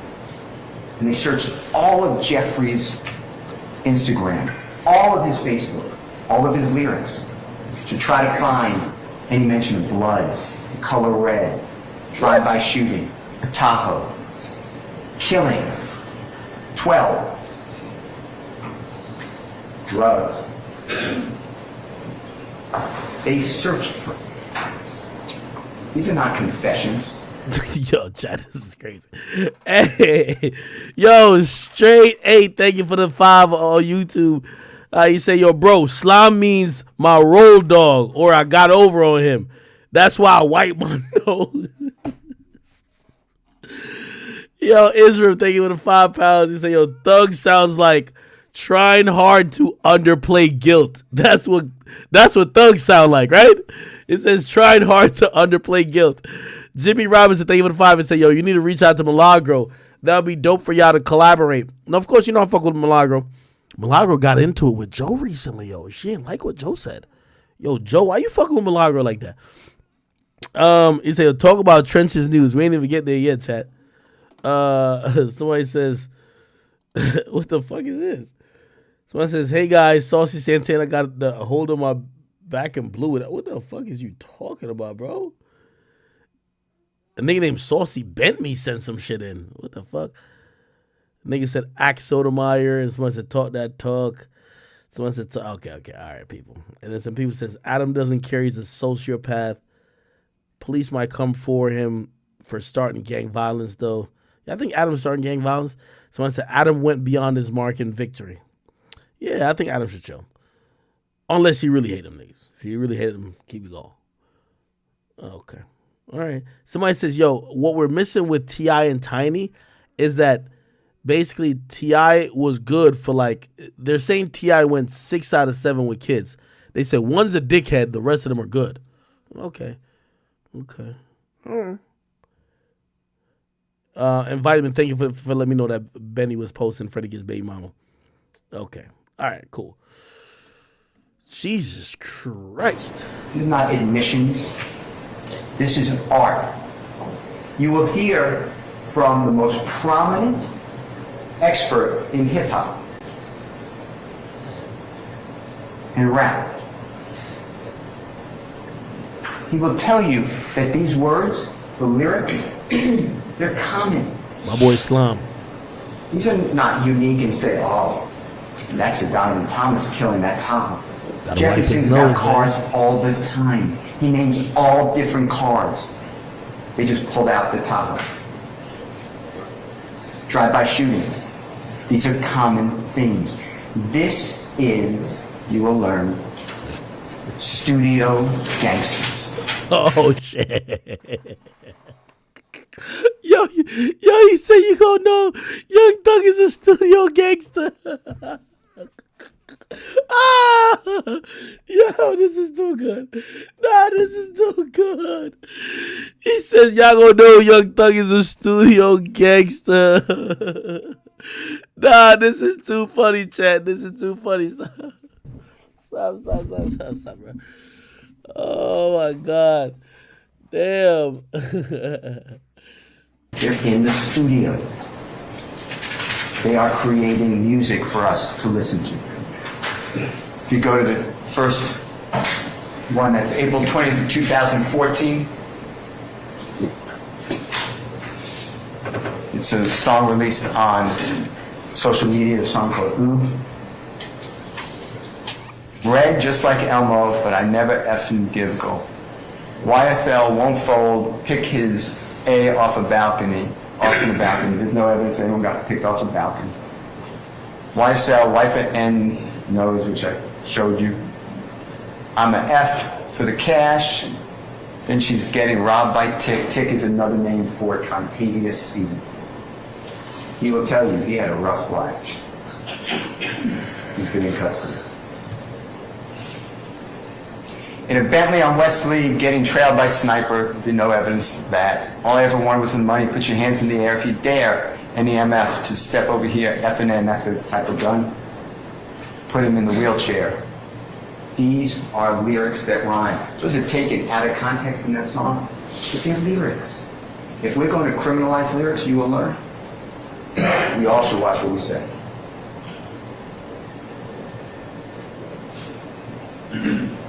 You will learn that Bruce Springsteen sings about going out west, driving with a gun on his passenger's lap. They're going to kill everything in sight. Nobody prosecutes that. But rap lyrics, you'll find out is prosecuted. Next one. March 25, 2016. Jeffrey released a song on YouTube. It's called Slime, S-H-I.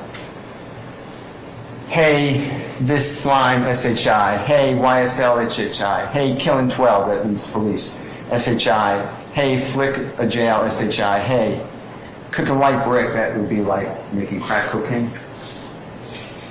I'm not new at this, hey. I'm so true to this, hey. I done put a whole slime on 100 licks. Slime or get slimed. I'm the VIP and I got that pistol on my hip.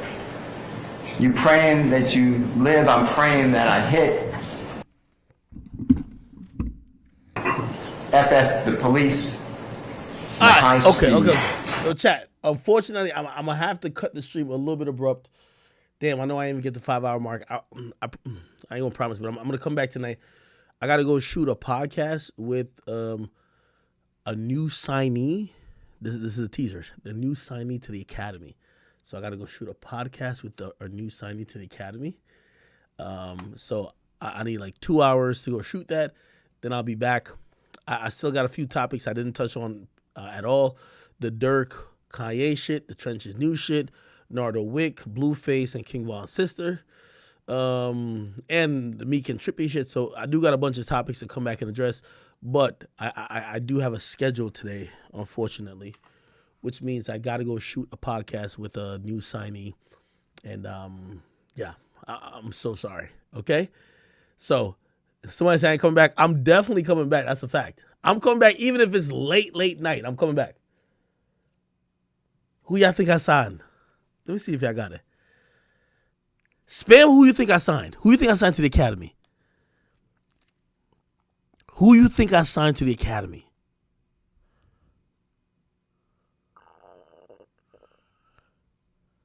Who?